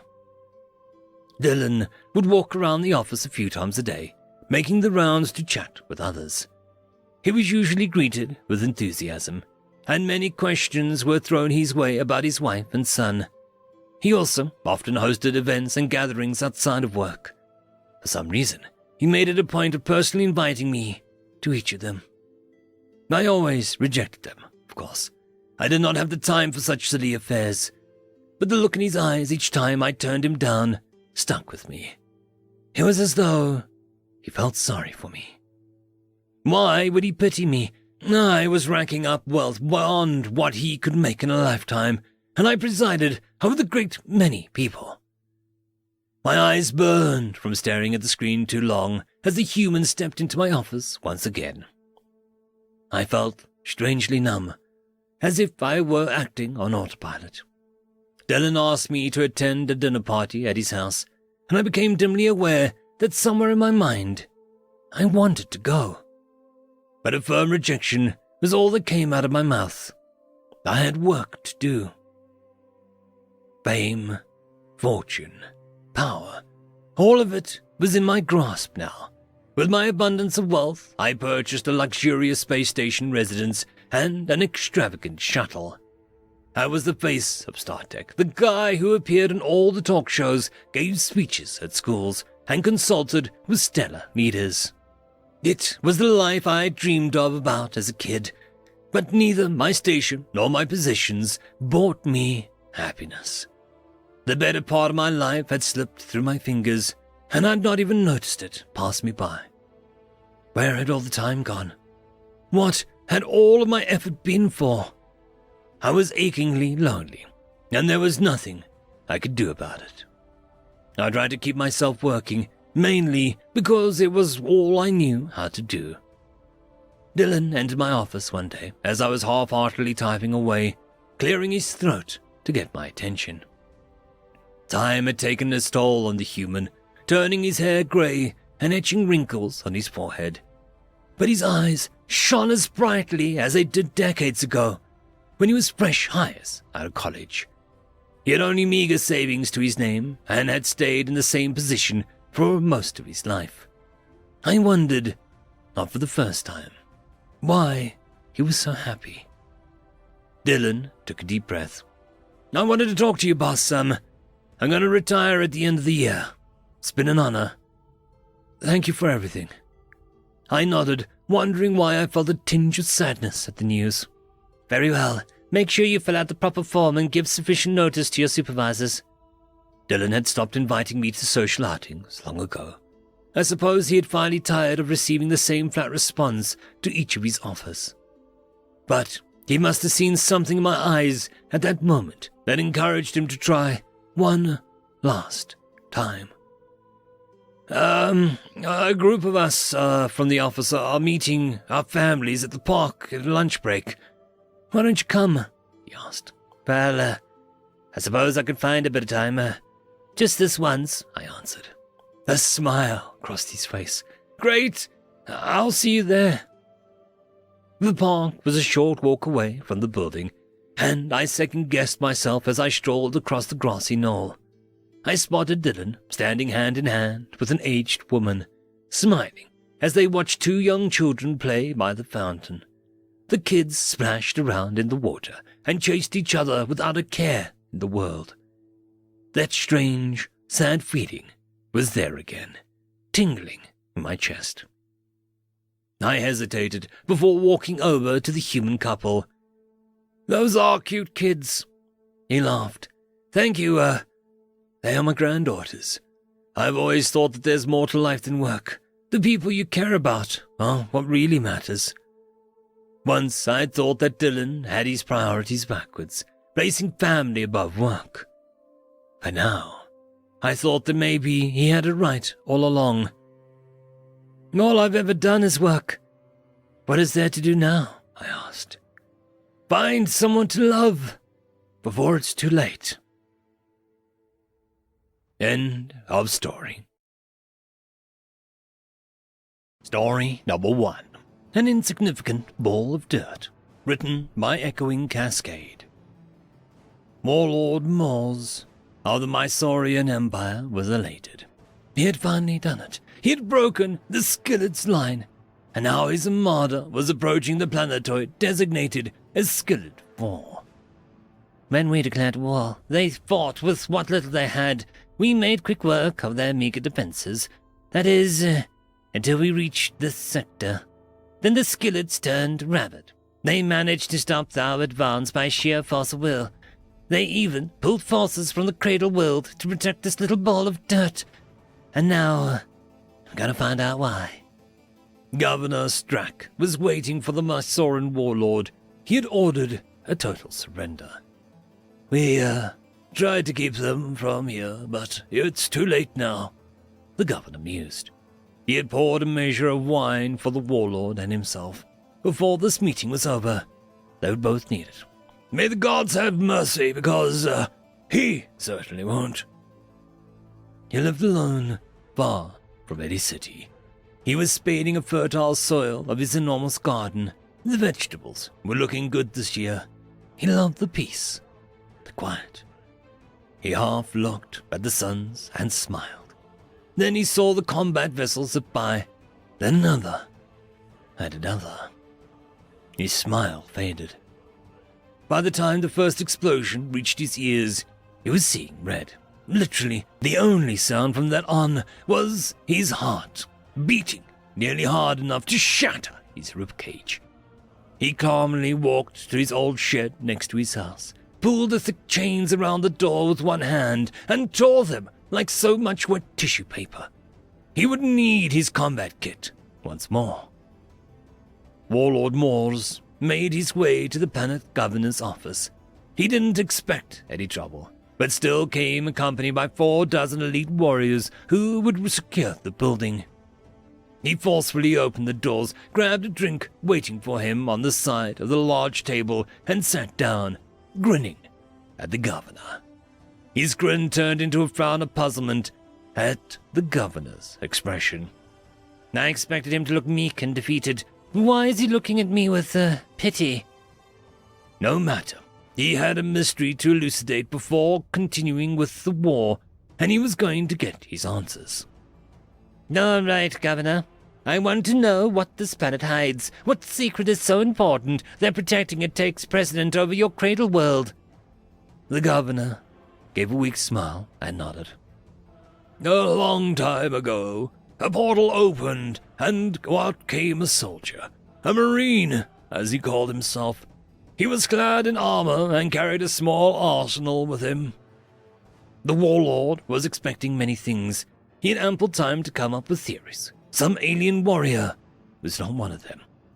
You're hiding a, soldier? The governor nodded.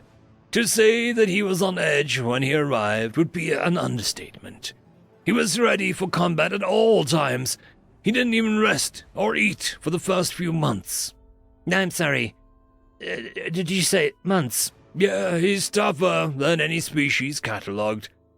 When he eventually calmed down and allowed us to run some tests, we found out his species must have evolved on a death world. The warlord rose to his feet, panic flaring. Deathworlders are real. The governor drank deep from his goblet. Yes, but what he is nowhere near important as what he can and will do. The warlord sat down, looking bewildered.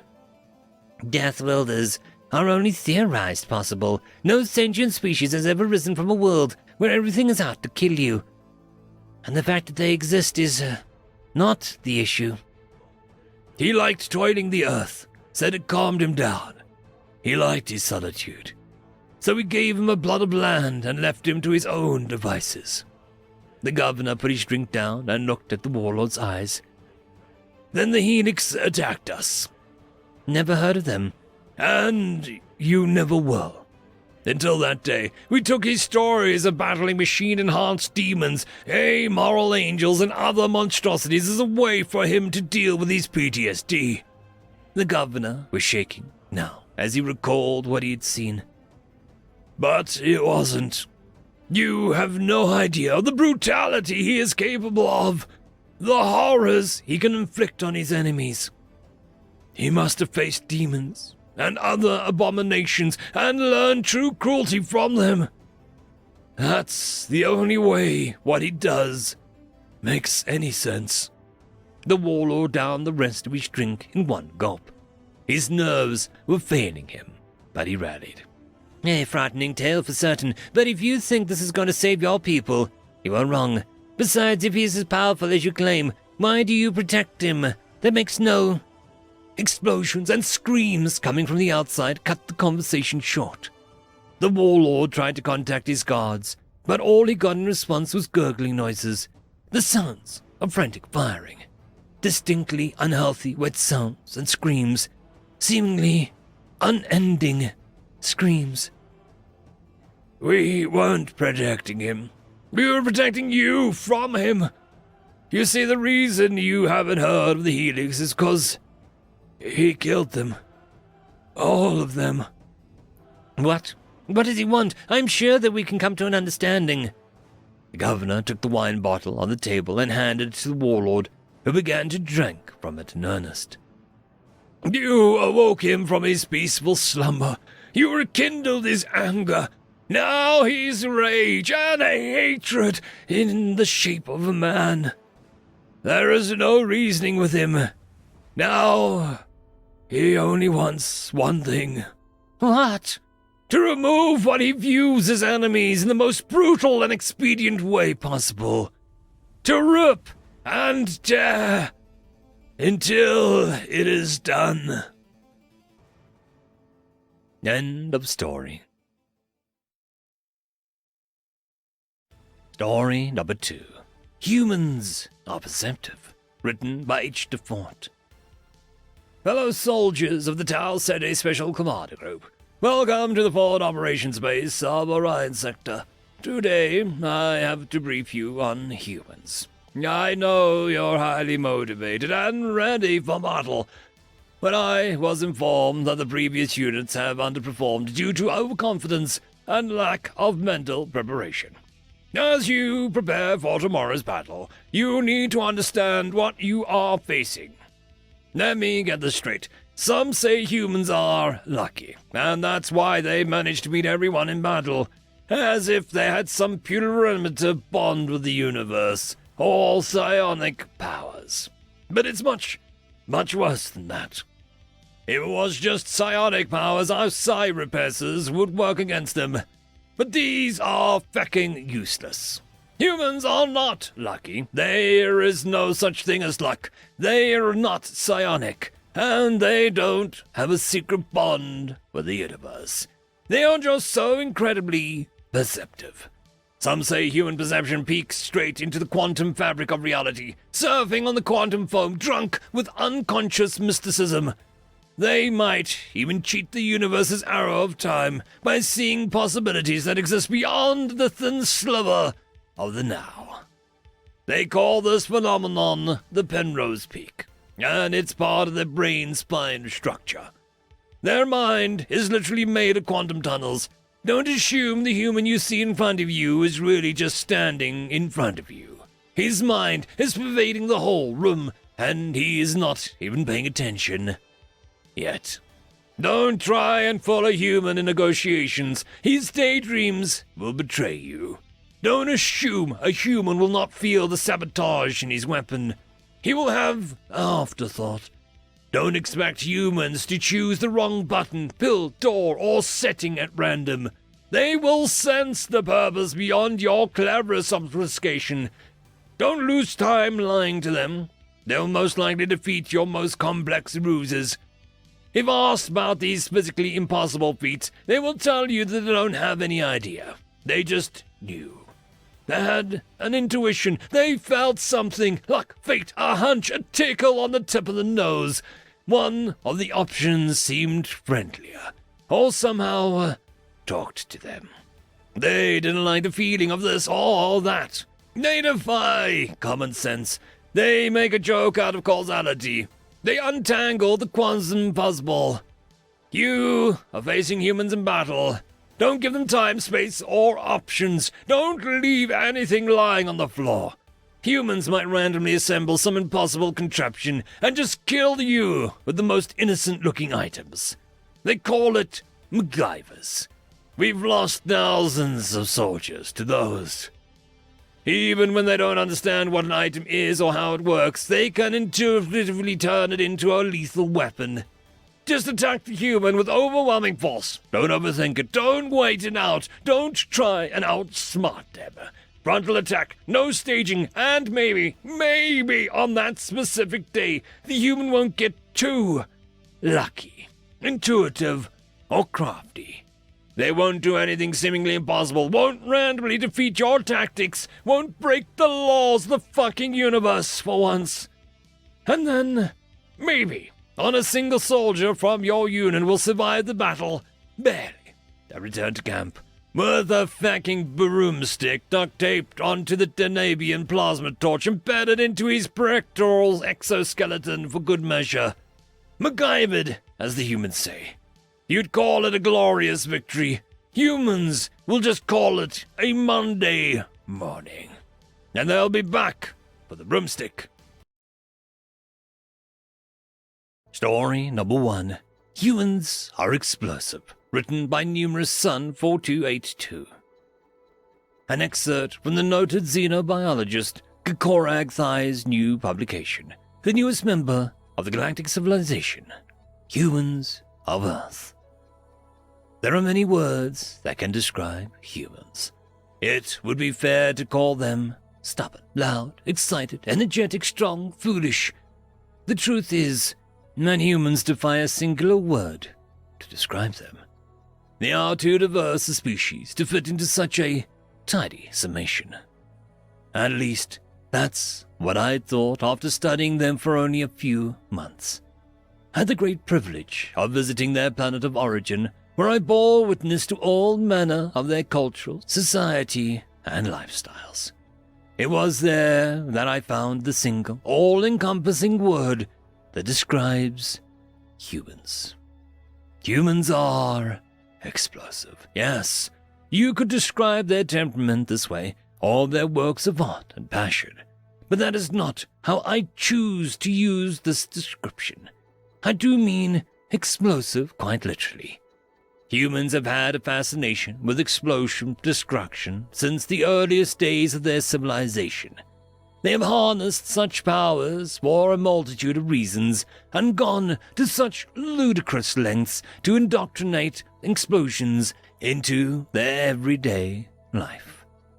The first example many of my fellow xenobiologists and xenoanthropologists might think of would be fireworks. For those of you who have not had the chance to witness the recordings, I can certainly recommend them. In the great love of explosions, humans have developed a long-practiced art of creating colorful detonations that they launch into the night sky for the sole purpose of excitement.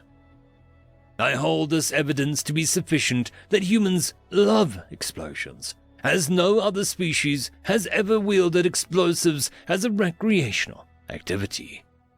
These colorful bursts will deafen many a creature, even humans, if they stand too close. And though the fleeting sight is beautiful, the shrapnel that falls back to their planet poses significant fire and pollution risks. And still, humans mark the full revolution of their planet around their star, as well as some other events, with celebratory explosions. But this alone is not why humans are explosive. Let us next examine how they have come to join us in the galactic neighborhood. It was by trying themselves to the front of explosives and hurtling headlong into space. The means by which they escaped their planet is no more than a prolonged directed explosion.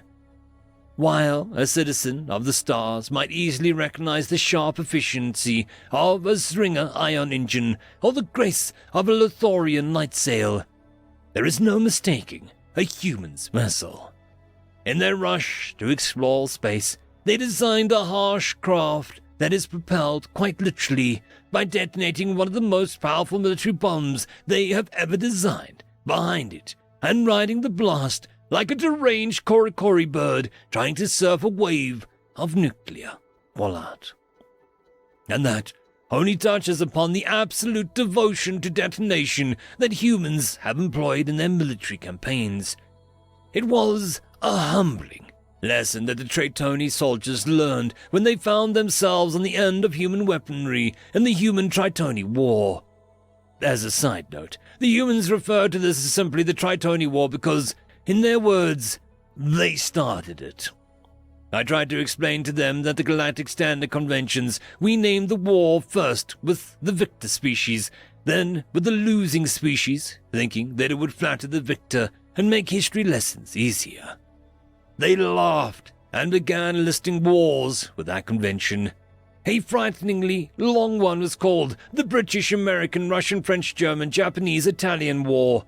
They claimed the name was not comprehensive of all the parties of the struggle. As the Tritoni discovered, humans did not rely on lesser-based weapons, but instead used kinetic-based projectile weapons propelled by, you guessed it, explosions. Humans had miniaturized the explosives and stuck them into tubes with projectiles in front of them and then detonated them. The resulting explosion would launch the projectile at ludicrous distance at speeds that would highly discourage one from being in their path. Conventional anti-laser armor crumbled under single rounds of the smallest of these projectile weapons, and humans had contrived to create giant versions of these weapons to be mounted on their vehicles that could deliver, by explosion, a projectile that contained an explosive well beyond the horizon with frightening accuracy. But explosives are not solely the military endeavor for humans. Until very recently, the average civilian in one of the developed regions of their planets would employ the use of an explosive chamber for locomotion. The device, called the internal combustion engine, would work by creating a series of explosions in a small tube that would compress the piston and turn a central axle. Yes, even the name is horrifying. These heavy hunks of metal would be mounted mere feet from the operator and would achieve explosive rates in thousands per minute. Yes, several thousand explosions per minute. Thankfully, humans have become more aware of the impact of the explosion fetish and have taken strides to reduce their use. Their current ground vehicles employ electric motors, and their latest spacefaring vessels have begun to employ other technologies. I wish to say that these methods of transport were new to the humans, but they had already researched solar sails and ion engines and had considered them less viable than blowing up the back of their own vessel in the name of speed. And another thing to add to the lengthy list that humans have exploded, they have most certainly blown my mind. End of story. Story number 2. Rebirth, written by British Tea Company. Passing its millionth orbit around the ruins of the Ringworld, the piece of rubble continued its daily routine as it flew again in the quiet of space, still bearing the proud letters Savior. From the former bulkhead of the once mighty warship remained in its squalid existence, accompanied by countless other pieces of loose engineering as it slept in the darkness of space. 600,000 years ago, a mighty war had been fought in the Centauri system when the human empire erupted into a violent war of succession. Two brothers battled against one another, vying for the laurel of lordship over the galaxy. When the dust settled, and when the last shots had been fired, there was victory for no one. Only the last breaths of a dying world, the silent screams of broken ships, and the simultaneous eruptions of thousands of stars.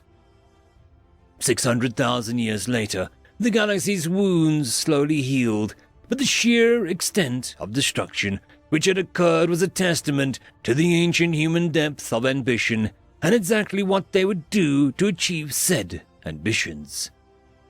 The Void Quadrant, almost 1/4 of the entire galaxy, was thousands upon thousands of light years of shattered planets, dead stars, and broken marvels of technology and engineering.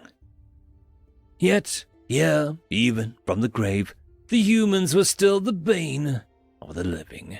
The Void Quadrant was a death sentence to anything short of a military expedition force, even after the death of their masters. Many automated human AIs still operated. It was well known that one of the great crises faced by the galaxy at one point had been an entire fleet of automated battleships from the human empire awoke from their slumber, carving widespread destruction throughout their wake. Several species perished in that war alone. One major discovery found in the aftermath was that the human automated war machines were programmed to eradicate all sentient non-human life. Given the ruthlessness that they must have showed to each other in their civil war, such a discovery surprised no one. For the last 600,000 years, only the brave and the bold dared to trespass into the Void Quadrant, lest the slumbering children of humanity would awaken. Recently, disturbing reports have begun to surface as the galaxy grew more and more anxious. Unconfirmed but credible sources had begun to say that many graveyards had begun to feature activity. Drones and automated warships were visiting their fallen brethren. Today, the Savior's bulkhead would be interrupted in its daily orbitals around the ruin of the Ringworld. a little repair drone had floated by it, hooking it and dragging it along. Where to? The bulkhead wouldn't know until it felt the familiar feeling of the rest of its body. Piece by piece, the broken form of the mighty dreadnought was put together again as the repair drones diligently worked their way through. The onboard AI awakened once more.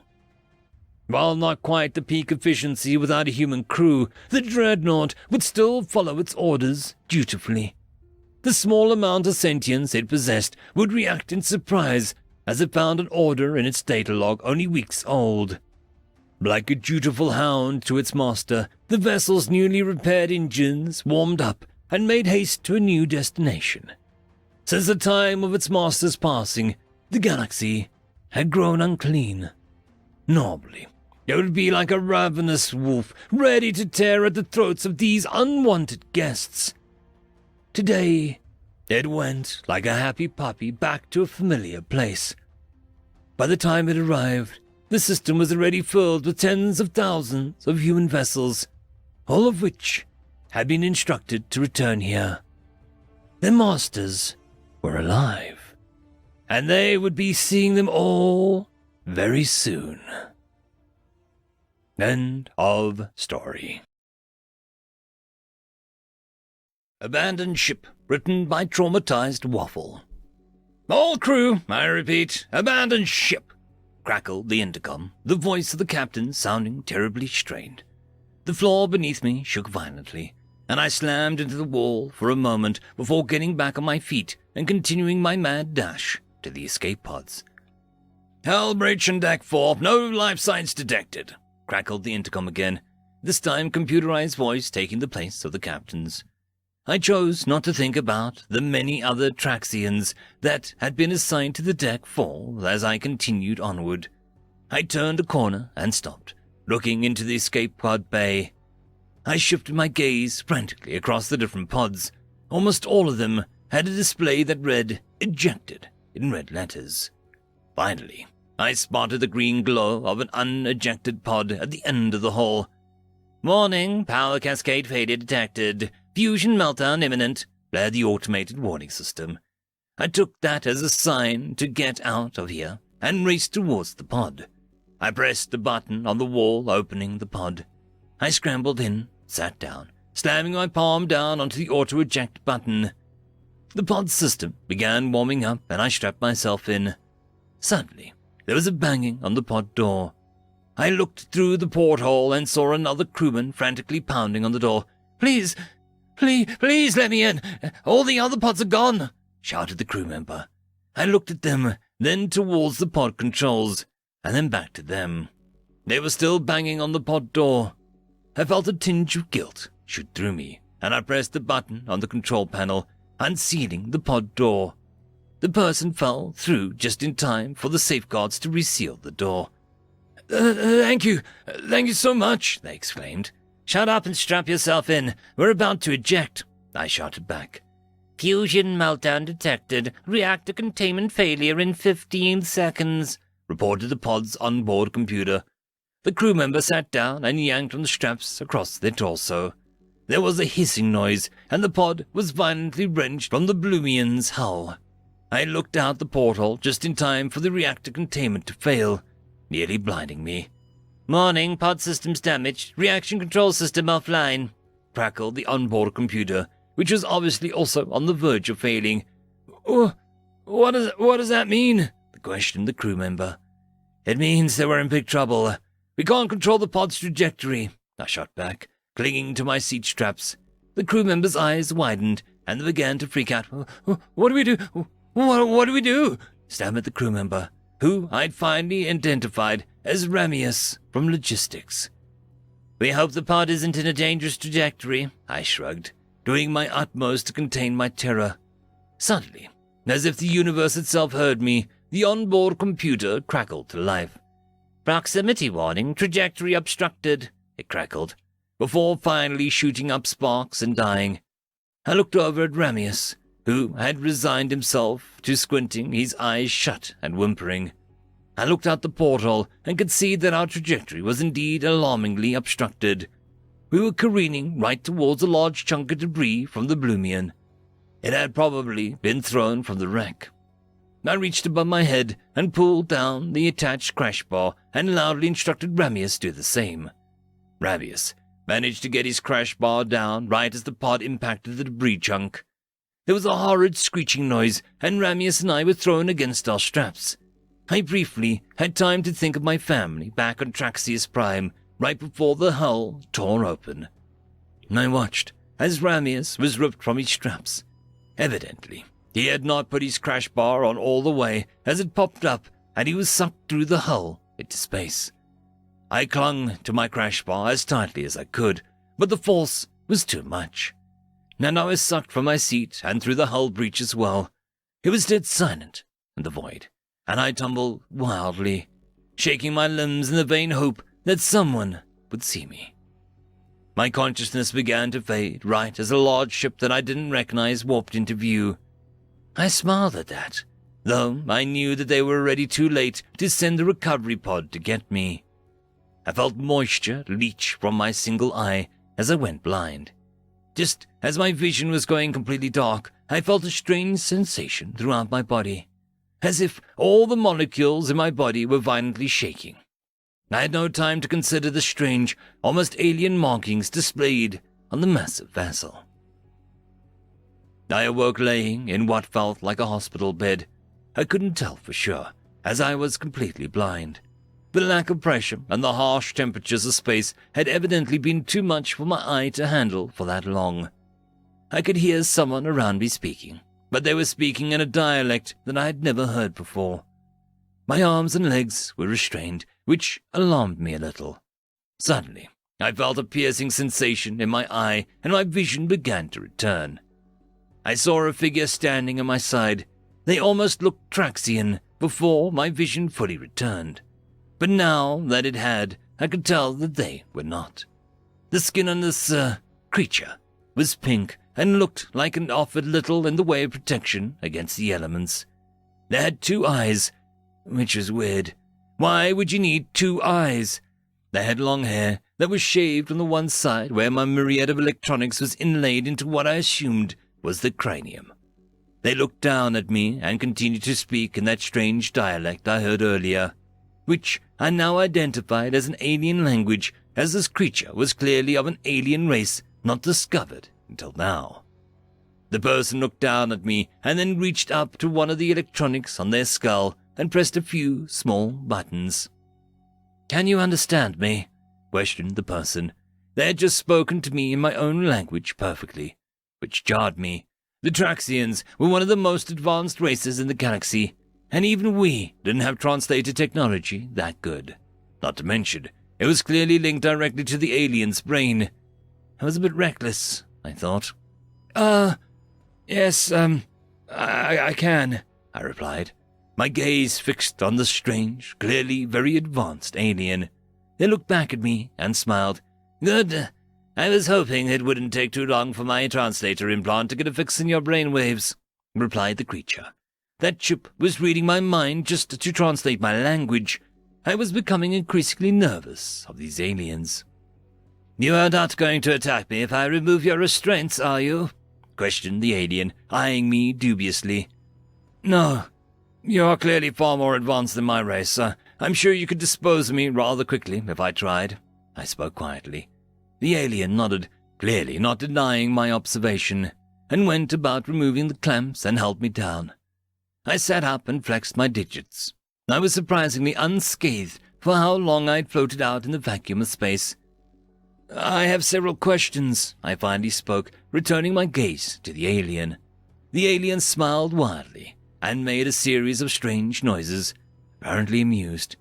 "I am sure you do. Ask away. I'll answer what I can," replied the alien, meeting my gaze. Rattling around in my head foremost was the question of how my vision had returned, so I figured that was a good starting point. I gestured to my single, large eye. "How can I see? I clearly remember going blind after being exposed in vacuum for so long," I questioned, eyeing the alien curiously. That. We injected your eye with a compound containing nanites which went through your eyes and repaired the nerves and remoisturized it," explained the alien swiftly. Nanites? What are nanites? I questioned, having never heard of the term before. They are very small robots, basically, almost microscopic. They work in tandem to perform different tasks. The complexity of the task doesn't even matter, provided there are a sufficient number of them, explained the alien, making gestures with her upper appendages as they went. I had tiny machines in my eye. That was alarming. Although they had repaired the eye, and so far I did not feel these aliens necessarily wished me any harm. Okay, who are you? I questioned, which beside my eye was one of the biggest questions I had. Now that's an easy one. I'm Amara. And I'm a human, replied the alien, now identified as human. What's your name? I'm Jarian. I'm a Traxian, I replied, mimicking the human's earlier response. The human extended one of her upper appendages. Nice to meet you, Jarian, she spoke, appendage still outstretched. I stared at the appendage, wondering exactly what kind of gesture the human was attempting to make. She seemed to catch on to this. It is called a handshake. Just grab the hand and shake it. It's a greeting, and sometimes a gesture of respect, she explained, appendage still outstretched. I cautiously held my appendage out and grasped the human's. She shook her appendage, and I did my best to mimic the gesture. There, that's the introduction out of the way. I suppose, any other questions? Asked Amara. Several, why have I never met your species before? I asked, genuinely curious. Surely a species as advanced as these humans seem to be would have been encountered by now. Well, even though we are very technologically advanced people, the secrets of warp travel have eluded us until fairly recently. In fact, you're aboard the first human starship with a warp drive, and the first to leave our solar system, explained the human. They'd only discovered warp tech recently, and this far along on their advancement. How strange. Warp technology was considered a relatively early technology, generally coming right after first man orbital flights in a species development. However, that oddity did explain why no one had ever encountered these humans before. Their home system must be somewhere fairly remote. Okay, one more question, I said, having nearly satisfied my curiosity for the moment. Go ahead, nodded the human. How did you recover me from the void? By my calculations, it was already much too late for a recovery, I asked, watching the human carefully. I was very curious about this matter. There was no conceivable way that I could possibly come up with that allowed for me to be recovered from the void. Well, recovered alive, at least. Oh, we just beamed you on board, replied the human simply. What? I questioned, dumbfounded. Beamed you on board, like teleported, answered the human, seeming confused. You teleported me? I answered back, absolutely shocked to the core. No species in the galaxy had come close to mastering teleportation technology. Many believed it wasn't even scientifically nor physically possible. Yet here was the human, standing there talking as though it was commonplace. Yes, we teleported you. Is that a problem? Are you suffering any ill effects from the molecular deconstruction and reconstruction? Amara bombarded me with questions, seeming apparently concerned by my sudden outburst. No, I'm fine. It's just that no species in the galaxy has even come remotely close to solving teleportation. How did you do it? I affirmed. Oh, it was easy once you're able to link quantum physics and regular physics, Amara started. Wait, what? Quantum physics? What's that? I asked, yet again confused by the foreign term. Quantum physics? It's basically the same as regular physics except for the really small part of the universe where particles and waves interact, explained Amara. There was a whole other layer to the universe. My head was beginning to hurt. End of story. Story number 1. Legacy, written by Nerda Virilis.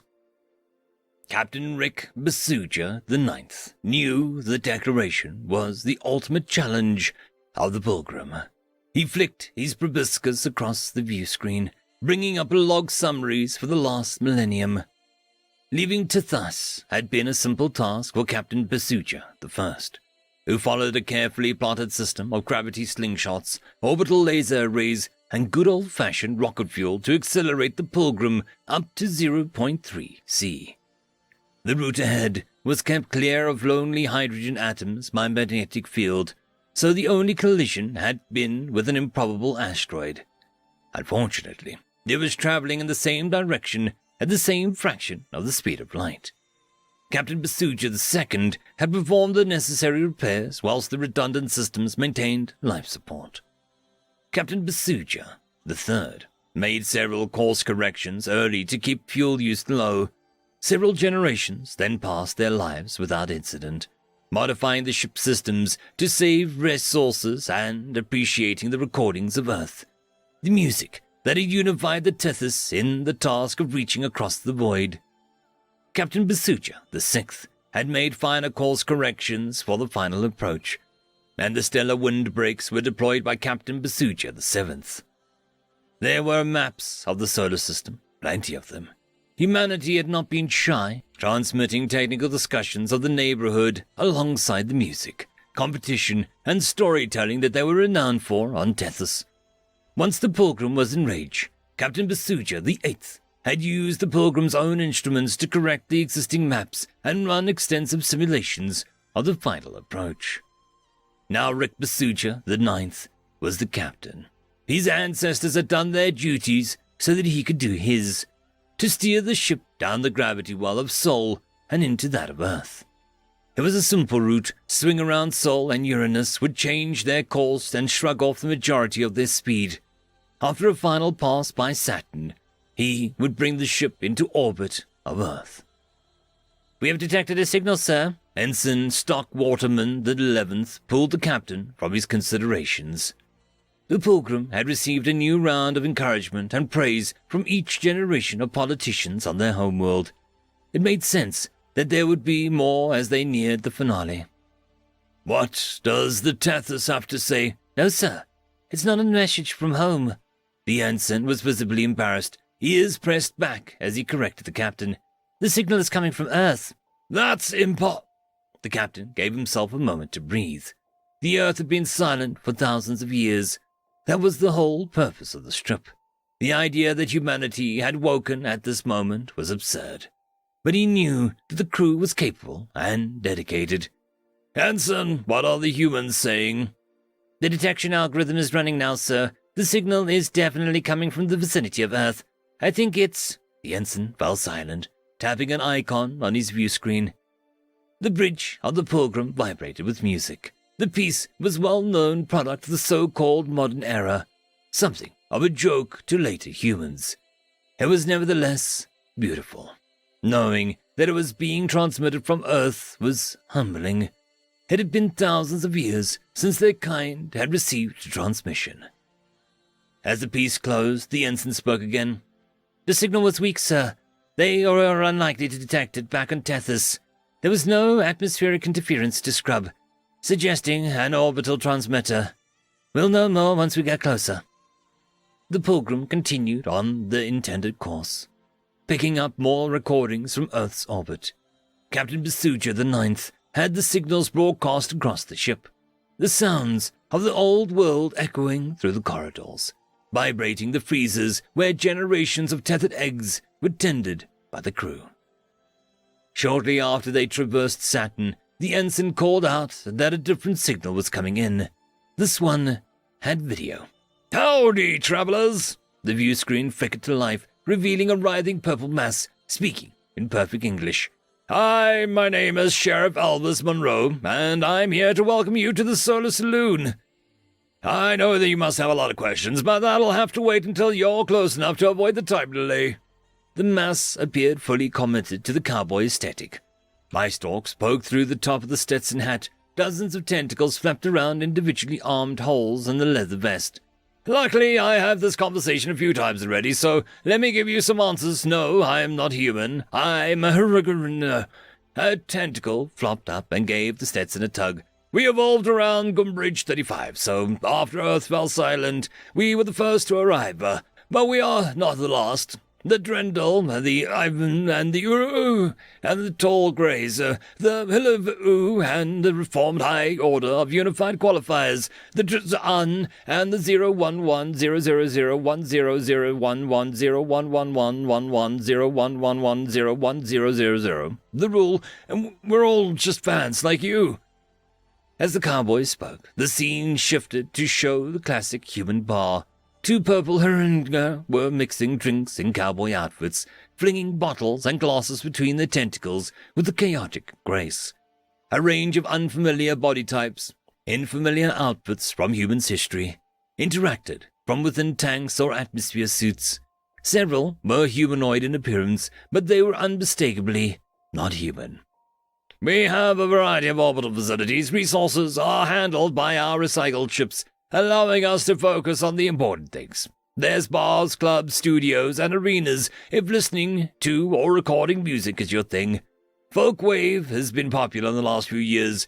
Over the sports ring in 511th Football World Cup is about to start. If your species is physiologically capable, you are welcome to enter. The next Olympics will be in a couple of years away.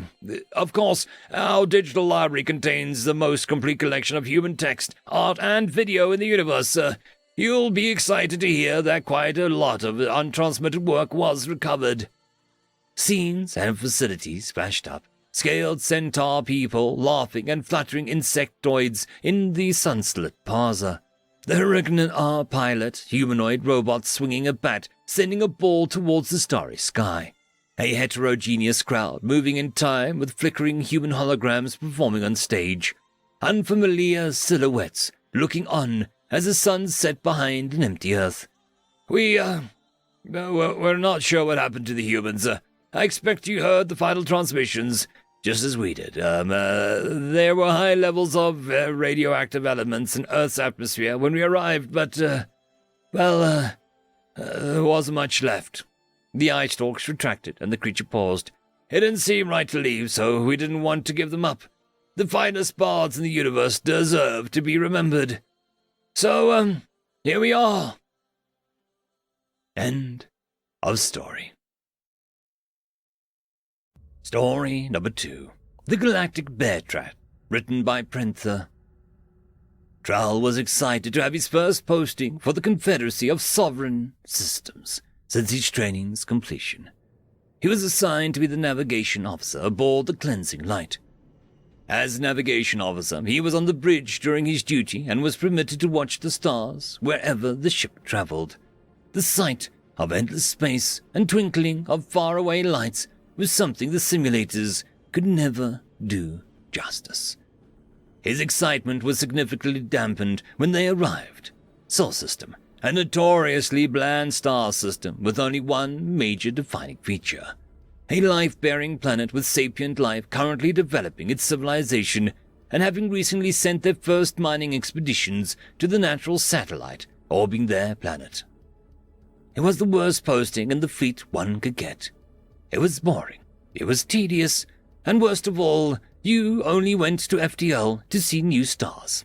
When resupplying and returning to a system, it was the same set of stars and galactic bodies day in, day out. The nightmare for Trell. Why do we bother watching this place? Nothing happens, no one comes through, and there is a quarantine zone over 50 light years in radius, exclaimed the exasperated Trell, the only one who could listen being the sensor technician, Wilkes. He replied without breaking from his sensor scan. That's 'cause you're not thinking about the bigger picture. Start asking yourself why with a more constructive attitude. Well, the civilization is just now reaching beyond their home planet. Is the Confederation determining if they can reach out? Trell leaned forward in his chair towards his companion. Not quite. See, this mission has been active for about 10 years. First contact assessment finishes within the first 2. Try again. They're dangerous, and the CSS wants us to make sure that they don't get out. Closer, but not quite. So here. Wilkes moved over, showing his sensor screen. There was a minimal data, in fact, almost none. Trell was befuddled. Where's the planetary sensor data? Because we're not watching the planet. The sensors are set to detect incoming FTL wakes within the quarantine zone. See, the assessment board figured out the race on this planet are approximately 20 or so odd years from establishing a solar system-wide presence. At 50, for their first FTL, the board wants us to prevent anyone from interfering with that. Trell was cut off by a turn of the head from Wilkes, a very snarky look on his face. But aha! You might be wondering, dare to go look at the survey data on this race. Trell pulled up the file, seeing a wondrous assortment of inventions. The standard stuff, horses, locomotion, flight, spacecraft, and of course interplanetary construction being the most recent. Nothing out of the ordinary. What about it? They went from that, Wilkes pointed to the horse on the screen, then to the rudimentary spacecraft, in less than 500 years. You're lying. This had to have taken at least 5,000. Nope. Assessment board found out that these little lads have a technological advancement rate far exceeding the projected averages and climbing. The CSS needs time to prepare for their arrival of this race. They don't want the economy to come crashing around us at the same sane speed that they'll be improving upon our current Confederation technology. And who knows what else. The quarantine is set up so that no nation tries to uplift these guys and use them for personal gain against the CSS. So the files from the assessment board have been sealed for anyone outside positions like ours. They also don't want some upstarts trying to put them down either. Bleeding hearts, they are. So, here we are. Most important watch duty in the galaxy. The sensor screen lit up, illuminating a dimly lit bridge. In a flash, Wilkes hit an alarm that put the entire bridge on high alert. Eyes fixated on the sensors. Multiple contacts jumping in close proximity at the third planet in system. It's a full expedition fleet, Captain. With the orders from the captain coming out across the various communications channels for the ship, the crew sprang into action, too late to jam their light from the showing for anyone with a telescope. Drell was terrified. First posting in fleet, and the entire galaxy was about to change. He turned to Wilkes, a look of fear on his face. Someone just stepped on a bear trap. End of story. Story number 1, Babysitter, written by Sinchi Dev. It was a weird idea, like most human ideas, but I have to admit, this one was interesting. I mean, leaving your kids with humans was a risk, but kids never talked back to them or dared to disobey them. Their reputation as fierce warriors preceded them. I had my doubts the first time we did it, but having some free time with my wife was a compelling argument, so we went ahead. Crap, the humans have things figured out. Buying free time for money, that has to be one of the best ideas in the galaxy. To be honest, the biggest issue was who to pick. Male babysitters knew more games and were the most liked by the kids. But kids were more likely to get broken extremities because they'd let them play too rough. Female babysitters were less liked by the kids, but more likely to follow the instructions you as a parent could leave for your kids. This time, we were leaving for a longer time, so we are calling a more experienced one, Mary. Though taller than us, was small for human standards. 1.5 meters, she said. Later, I'd have to look at how much that was in standard galactic units. We live in an average farming colony at the edge of our race's territory. Nothing of value to steal, but pirate raids are always a possibility. We have a small bunker that could hold our kids and a babysitter for the duration of a raid, which is usually one cycle long at most. Our kids love stories about heroes and sleep early. They rarely eat much and could survive for many cycles without much food. They are sweet and well-behaved. We are going off-world to visit my wife's family, and we shouldn't take more than 2 cycles. We gave all of our information to Mary before parting. She nodded vigorously to everything we said and promised us that she would keep our kids safe. The trip to my wife's old world was quite uneventful. The conversation went as usual up until my wife's brother turned the TV on and the emergency broadcast was on. My home, my entire planet was being attacked by pirates. They all looked at us. We left immediately. We made the trip in the shortest time possible. Our military was engaged with the pirates. We could only watch from the sidelines, as our military forbade us to interfere, as we would be more a hindrance than an asset. 1 cycle. 2 cycles. 3 cycles. The pirates finally retreat. We were escorted to the coordinates I provided to my home. There's no building standing. I can't see any landmarks I recognized. I can't find my home. One of the soldiers says he found someone. It's Mary. She's covered from head to toe in pirate blood, barely holding a metal bar that she was using as a cane. She's standing, but doesn't move. There's pirate corpses around her. Many pirate corpses. My wife rushes to her. Mary moves her head a little when my wife starts calling for her. My wife asks about our kids. Mary moves her arm with what I can see as a great effort and points to a location. We rush to the place she pointed, and we see the entrance to the bunker. We open it, and there they are. My kids. They're safe. My kids are safe, screams my wife. We hear a faint, good, from Mary as she collapses. Our military took us to the nearest operative health center. My kids got a full check. No issues. They said that they weren't scared because as soon as they heard the pirates, Mary took them to the bunker. Don't worry. I'll protect you, she said, with a smile, and closed the bunker from the outside. Mary was a different story. She had several trauma injuries, dehydration, hunger effects, lack of sleep, adrenaline overdose, and some other stuff that was human-specific issues that I couldn't understand. The military report arrived shortly after. According to the clues on the battlefield, Mary killed 326 pirates. The destruction around her was caused by the pirates throwing anything they could to take her down. The raid lasted for 3 cycles, during which Mary faced pirate attacks at least every hour. Her parents' arrival was something I dreaded, but they didn't seem angry to me. They were worried about her, obviously. But if anything, they seemed proud of her, more than anything. Mary was recovering slowly but surely. Humans sure were something else. The news spread like wildfire. The galaxy was at awe at the humans and rightfully angry at the pirates. Mary recovered enough to talk 9 cycles later, during which she refused to receive more money than the one agreed on for babysitting, claiming that she was just performing her duties. Quite the noble thing to do, considering that our government offered her a good amount of money. Mary became a celebrity, and with her the humans' prowess and babysitters. Mary achieved a full recovery after 100 cycles. Shortly after, 134 cycles after the raid, the human armada in its entirety received permission to move against the pirates that raided my planet. It's been 156 cycles since that day. Mary is visiting us.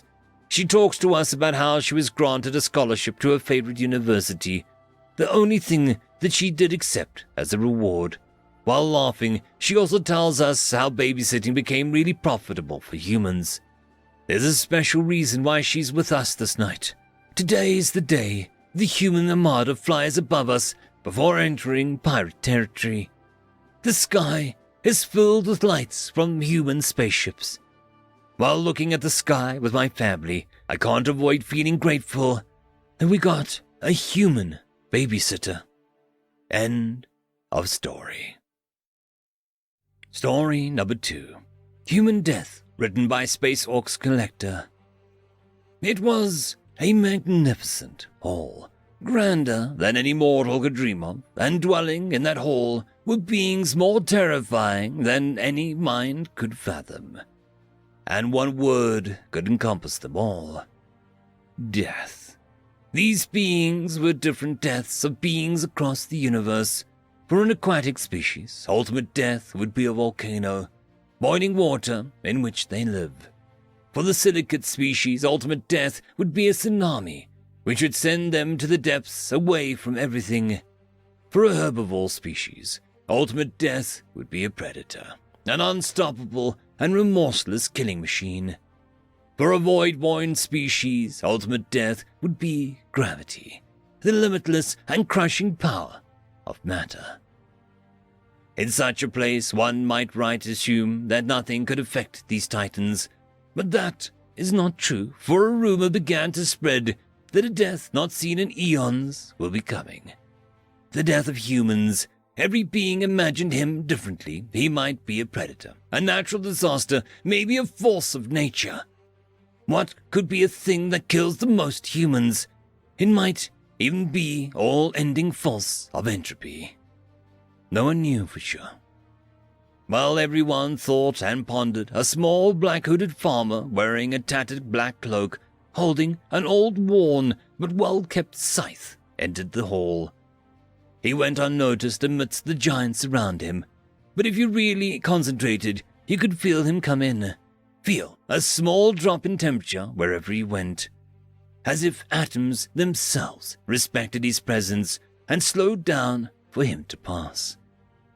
"Hello, everyone. I see some new faces around." Every face in the room turned simultaneously to the source of the sound, but no one could see a being that such a commanding yet soft voice belonged to. They were all looking at their own height, and no one was in front of them. It was a predator, the smallest of all titans, who noticed the hooded figure, noticed and laughed. "Was it you who spoke to us, great being, small one?" "I did, for I am a death, just as you lot are." Silence marked the end of his sentence, followed immediately by rolling laughter and mocking calls. "You're a death!" "Another weak race joined. Wrong hole. Puny creature. How can you strike fear like that?" "I think you're all mistaken." "And why would I be mistaken?" asked the farmer calmly. "There is something you don't understand," sloshed the tsunami. "All of us are death and destruction incarnate, the destroyers of civilizations, enders of species, extinguishers of life. But you are not." The hooded farmer opened up an empty eye socket with a soft sound of bone cracking. "You are tiny," rumbled the volcano in turn. "You look weak. You cannot even take a soul, let alone extinct species. That is why you should not be here." "That is your mistake." The condescending attitude oozing out of him as much as the molten rock. The predator circles the farmer, who is a tenth of his size, and whispers, "Besides, whose weak being's death are you? Who would be scared of you?" "Humans." All the deaths stopped dead in their tracks. "Repeat that," said Gravity. "I'm the death of humans," stated the farmer. "Are you mocking us? Is this some kind of sick joke?" stormed the tsunami. The farmer took a deep breath to his non-existent lungs. His breath chilled the room, and with an air of reverence around him, he began. "A thing you new deaths don't understand is that size and brutality is not equal to power." Extending his bony hand with his palm upwards, a projection of a green and blue marble upon it, all the while continuing to talk. "All of you instill the fear of death into the beings that already gave up. When you take a soul, it is trembling and begging for mercy. You have never had someone fight you. You have never had to see what it is like taking a soul that refuses to go, no matter what. Having to drag it kicking and screaming away from the one that will die a second time to protect its loved ones. All of you take the form of being's greatest threat and fear. So have I. It was why I respected my humans. No predator can kill them, no tsunami drown them, no volcano burn them, and no gravity hold them. Only a human can take a human." End of story. Artillery Bombardment Part 1, written by Ordnance. For cycles, we had been war with the Flen. A bloody war the galactic community thought too low of a squabble to interfere in. Even when disregarded, the war resulted in the deaths of billions. Our war, to them, was only the war of two backwater star-faring nations, too far away to help, yet close enough to tax. Utter rubbish, you ask me. But how can we even demand our rights to be upheld when our fleets are being torn apart, our worlds burning? I've heard stories that the galactic community supposedly thought of raising the monthly fee they demand, like overlords, all in the name of better protecting us. I wonder where that protection was when Eidolon 7 burned. Where were our defenders when one of our core worlds, Holland 2, was fractured and torn asunder, with those still unfortunate enough to be on it, destined to suffer horrific deaths? Our politicians made one last plea recently, one last cry before our entire people may just end up cast into the void by the Flen. The news on this meeting was quiet at first. Nobody expected anything. Nothing had happened for cycles from these pointless, pathetic shows the community put on. However, on some news broadcasts, there were stories of a new member of the community. Human, or something along those lines. Another to ignore our desperate begging, all while lining their pockets, to be sure. Our politicians had returned with tears streaming down their faces, as finally, someone would come to their aid. The people didn't seem to believe it. Most certainly not me. Not after being in so many pointless last stands. Seeing how overwhelmingly we were losing to the Flen. How could this newer nation even assist us? This far gone. We wouldn't even be able to repay them. My thoughts continued into a downward spiral, even more so as I was shipped out to another core world under attack, Helio. It didn't have a number designation. This was a true home planet to us, one I didn't mind dying on, even if it was worthless in the end. A quarter into the cycle of my shipment out to Helio, and I'm now in a trench taking potshots at the Flen as their weapons of war approach us. The disadvantage we had against them is laughable. We were never good with war, so we gave up on it as a species, focused on other things. See how far that got us now. Crap! Enough monologuing. The Flen are coming. Sergeant Urine, my name was called out by my commander as he trudged towards me, his hooves nimbly finding their way through the muddy trench. I hear we've got reinforcements coming. We should only have to hold out for another hour at the least. My heart sank. Another hour of this? The sounds of weapons fire and explosions causing my ears to ring and my antennae to shrink down. Yet even while my body was growing concerned for its survival, I was mentally used to this by now. Another hour, sir. There's just no way that we can hold out for that long. The Flen, Sergeant, I know. We just have to do what we can for this 1 hour and pray that the stars it's enough. My commander spoke in a tired voice and lifted himself briefly over the trench, firing off a few pot shots. It resulted in an intense explosion, and I was worried one of the war machines of the Flen had returned fire. So I snapped my head up to look at my commander. He was still there, however. His face had become slack, his eyes wide in surprise. The explosion rang out, again and again. The entire battlefield before my eyes had turned to plumes of smoke and shrapnel. The explosions didn't seem to be letting up either, and as I turned my gaze to the sky, it was darkened. I was horrified. The sky only darkened in such a way when something was about to damage the very planet. Commander, the sky is darkening. The commander looked up, yet he didn't seem afraid. In fact, he seemed confused. Not like that, Sergeant.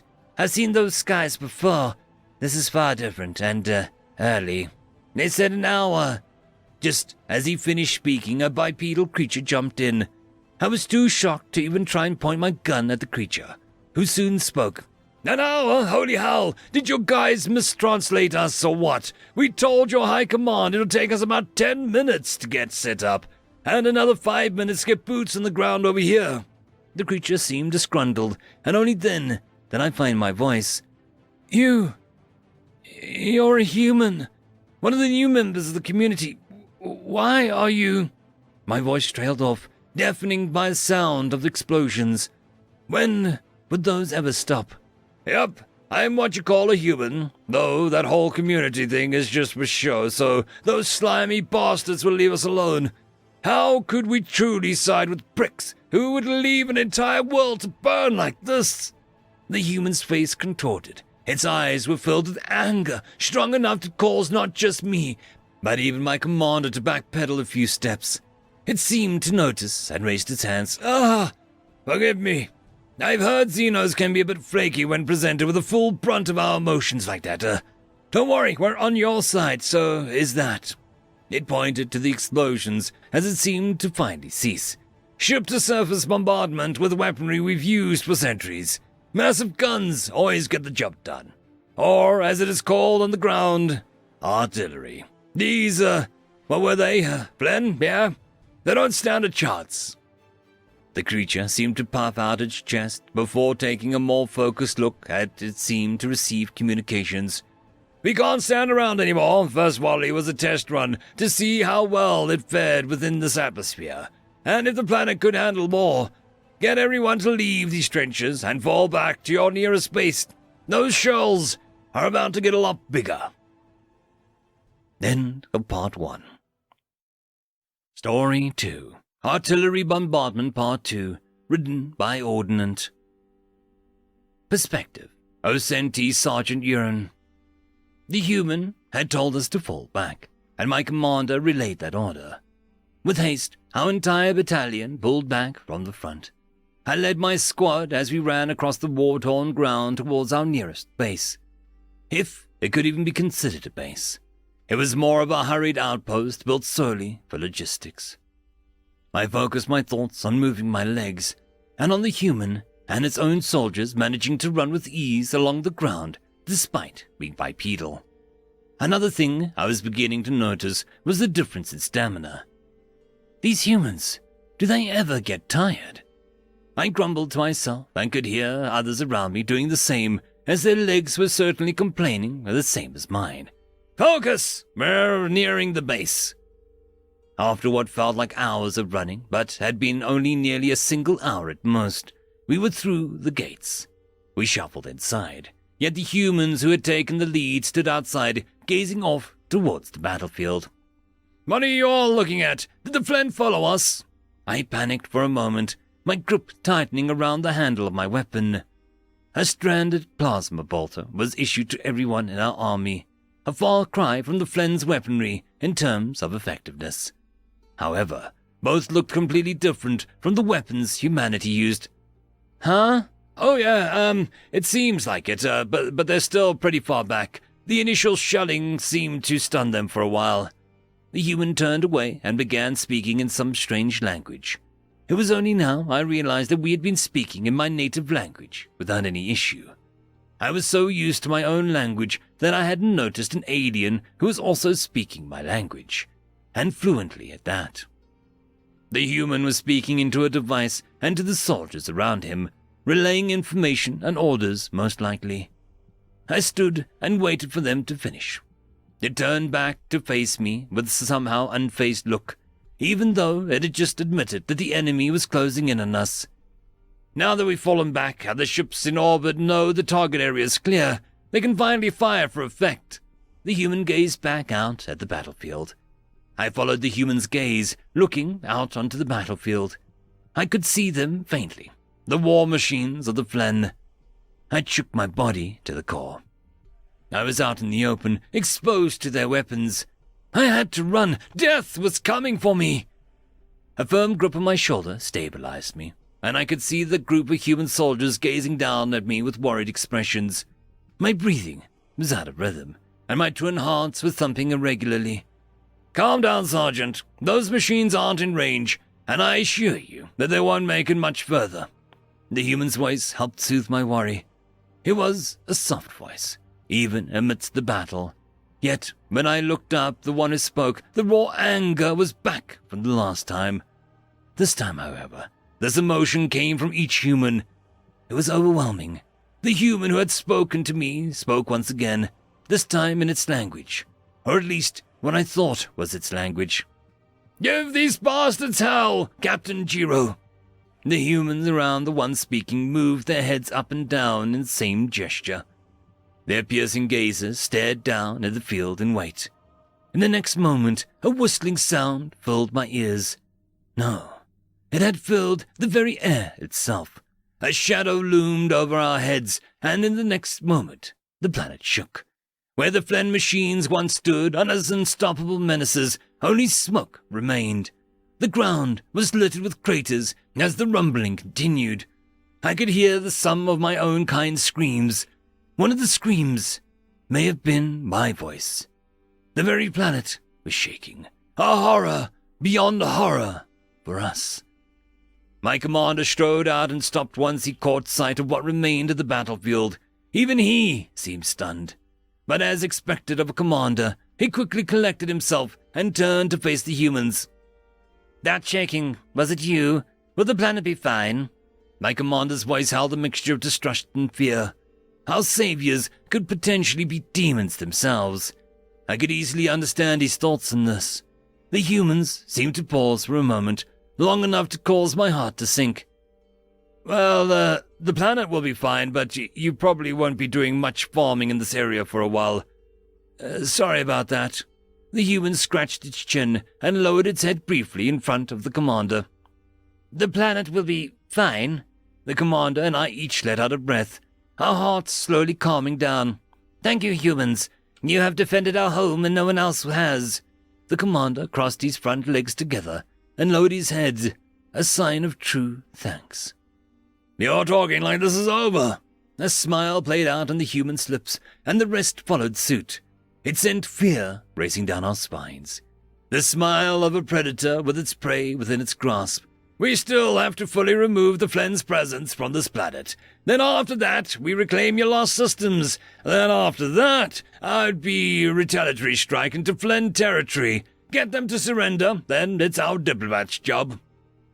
One of the humans suddenly slung a bag over their shoulder and pulled some slab from it. A data pad, from the looks of it. The human spoke in its language, though the tone was far different from the other. "Sir, we've got the coordinates of the nearest Flen outpost and possible sightings of their supply routes. Intelligence says that they are tracing back at the supply routes and checking where other bases are. Then most will be marked for bombardment." "I see. So that makes our job clearing out this outpost and any other base command deemed worthy while searching the bases for information.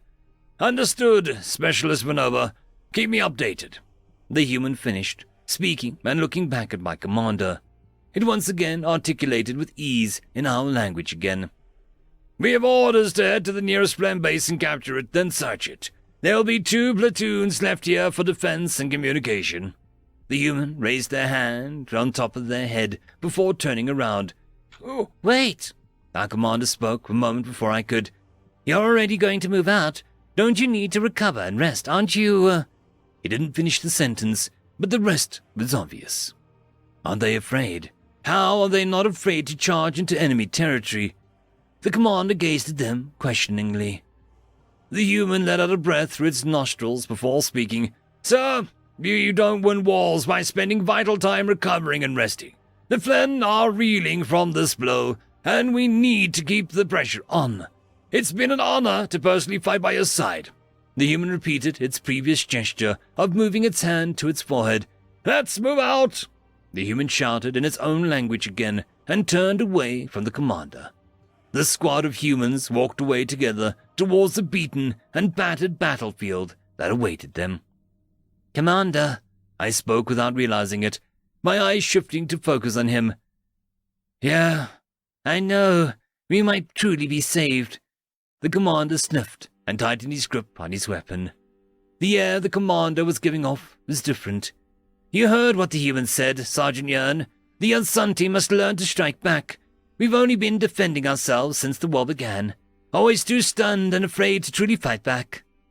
He went quiet for a moment and faced me fully, his eyes steeled with determination. It is time that we change that, bit by bit. End of story. The Humans Said No, written by Sjan Bartson. Jax sweated as she finished her last set of squats for the day. She'd gotten used to the centrifuge, everything outside had spinning wildly, while her bones and muscles got the reminder of what gravity was like. Why couldn't this device have included instructions for artificial gravity, she wondered. She made sure to towel down thoroughly before shutting off the centrifuge. Her first time working up a sweat on it, and she'd shut it down right away and ended spending the next 4 hours chasing after floating drops of sweat before they could damage any of the electronics. Jax tore open the cleaning cloth and wiped herself down, removing sweat and dead skin cells that could be hazardous to the delicate electronics.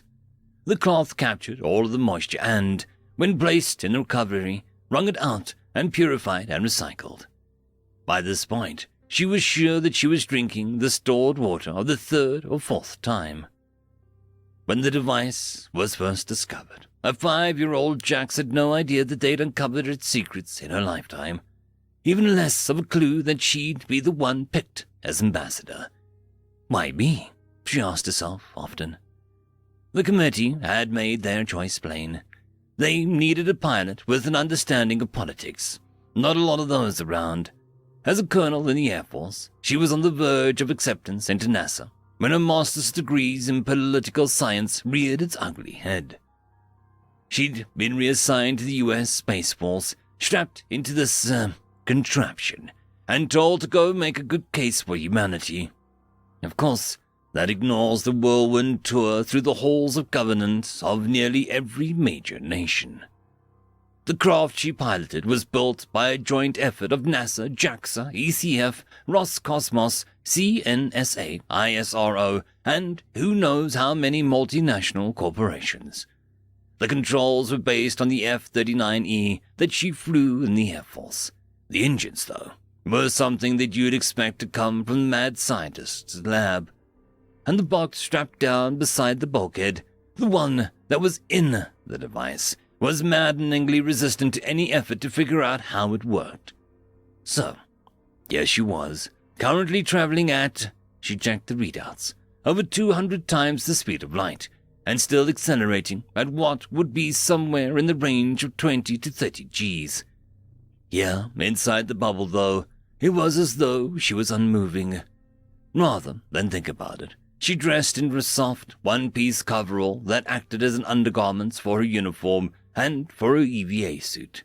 Not that she'd need to do an EVA, nor could she while she was traveling faster than light, but, just in case.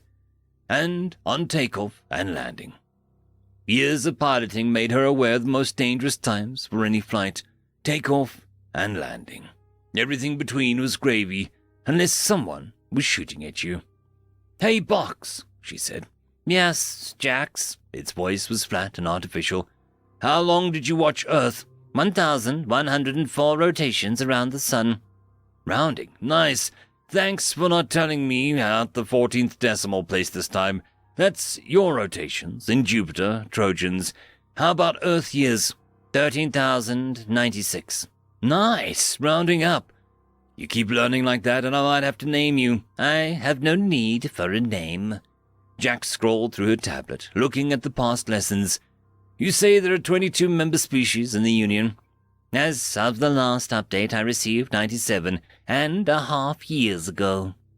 "I wish you had pictures of them. The text is interesting, but it doesn't really say anything about what they look like." "If such pictures existed in my knowledge stores, I would send them to your tablet." "I know, Box. I know." She chuckled to herself in the monitor before recording her daily log.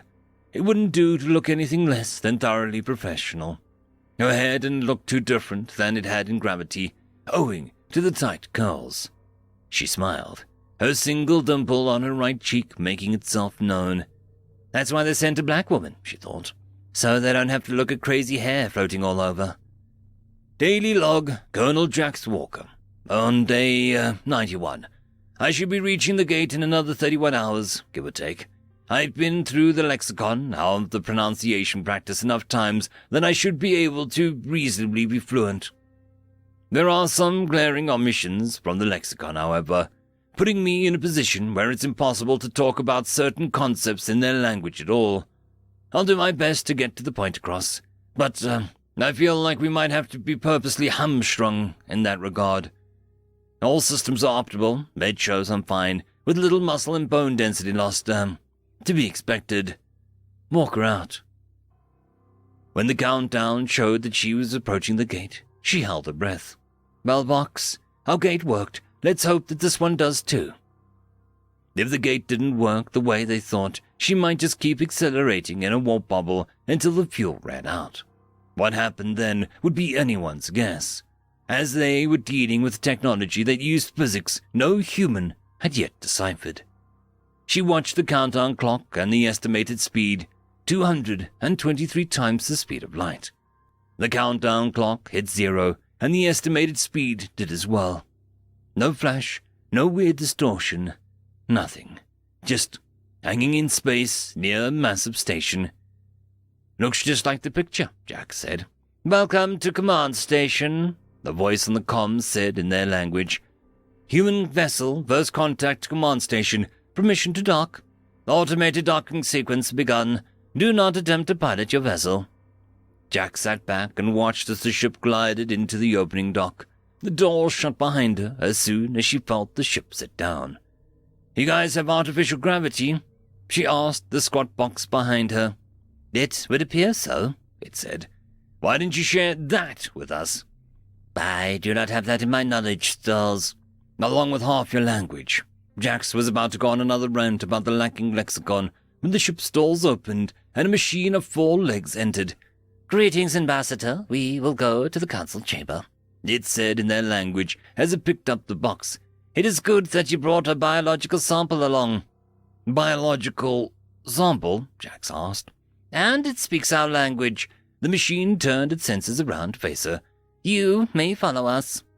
Jack stepped in front of the machine. You seem to be, mistaken. No word for that. She shook her head in frustration. I am the ambassador. That is the teaching machine. If the machine had any thoughts about that, it didn't voice them, but it led her to the council chambers. What's inside? It placed the box on a pedestal that connected to the other machines in the chamber, and Jax's tablet chimed. She silenced it. Where are the other ambassadors? I was told there were 22 member species. These are the ambassadors, each dealing rationally for the best interest of their assigned species. The word she'd been searching for earlier came to her. You are wrong. This is wrong. I am the ambassador for the humans, and more are to come. Every nation wants to set their own deals, and not with a bunch of machines. That is not the way of things are done in the Union. If your species is to join, the ambassador machine will represent you. The council will give you some time to think it over. With that, the 4-leg machine unplugged the box from the pedestal and led her back to a ship, which locked itself shut once she was on board. Jack sat on the box. Did you know about this? I did, it said. I tried to explain it, but you kept on about human concepts. So, the Union is a collection of vassal states to whatever machine empire made you and the device. Each member is allowed to determine for themselves how to trade, govern, and wage war amongst themselves. The Union merely sets out the minimum rules for governance and handles trade between the species. Interspecies war is forbidden and has never happened in the history of the Union. 168,000 years of peace. When you're plugged in there, did you get updates from the other machines? Yes. Because you were curious, I sent images of the other 23 species to your tablet. One species has joined since my last update. I also sent all the data available on artificial gravity. I could find no further lexicon for our language. How about other languages? I did not access member languages except to upload the 93 Earth languages that I had acquired. I can tell you that there are 8,211 languages in the knowledge stores. When you get back in, and they plug you in, send me the top 2 most widely spoken languages for each of the other member species. And If you can find their gate coordinates, send me that as well. Do you wish to learn more languages and navigation? Yes. Yes, I do. Very well. It is my job to educate, uplift, and represent your people. Jack spent the next hour lying on the cold metal floor. The gravity in the station wasn't full Earth gravity, but was close enough to feel comfortable. Even there, she was surprised at how much her back and joints missed the feeling. She was very nearly asleep when the box roused her. They are returning. Once again, she followed the machine to the chamber where the box was plugged in once again. Within a moment, she felt her tablet vibrate. Has the ambassador been accepted? The machine asked. I will speak, Jack said, but since your language lacks certain words, I'll be explaining in English. She waited for a moment. Since I know you all have it downloaded now, I'll begin. Jax pulled her tablet out and began scrolling through the pictures of the member species, doing her best to mask how uneasy some of them made her feel. I have here the pictures of the member species of this union, yet I see none of them represented here. What I don't see in these pictures, or any of the text about the union and its members, are the machines. All of you here claim to represent biological creatures without having anything to compare it to. Someone had to build the first machines, so is it one of the member species? The box there, the one that taught us your language, and how to build a gate, and how to get here, the one that invited humanity to join the Union, doesn't know. While we are not averse to setting up diplomatic relations with machine intelligence, we are not the sort to blindly follow a machine built and controlled by we don't know who. She put the tablet back in her pocket. Humans will be meeting with the other members of the Union and will work on creating trade and diplomatic relations with them, one by one. We will not be vassal state or give up any part of the things for which your language has no words. Self-determination, political autonomy, the right to protest, the right to free speech, the right to make our own mistakes, and the right to correct them. At the very least, we will not give up the rights set forth in the United Nations Universal Declaration of Human Rights, and every nation may have other rights their citizens are entitled to. Citizens, another word you do not have. Not just an individual in a population, but a member of a nation-state entitled to the rights and subject to the responsibilities of that nation. Jax pulled the tablet out again and swiped through. She had the plans for artificial gravity, 41 languages, and the location of 23 more gates. Having the data that I need, I leave the box here with you. Our history, our physiological data, and petabytes of our art are included.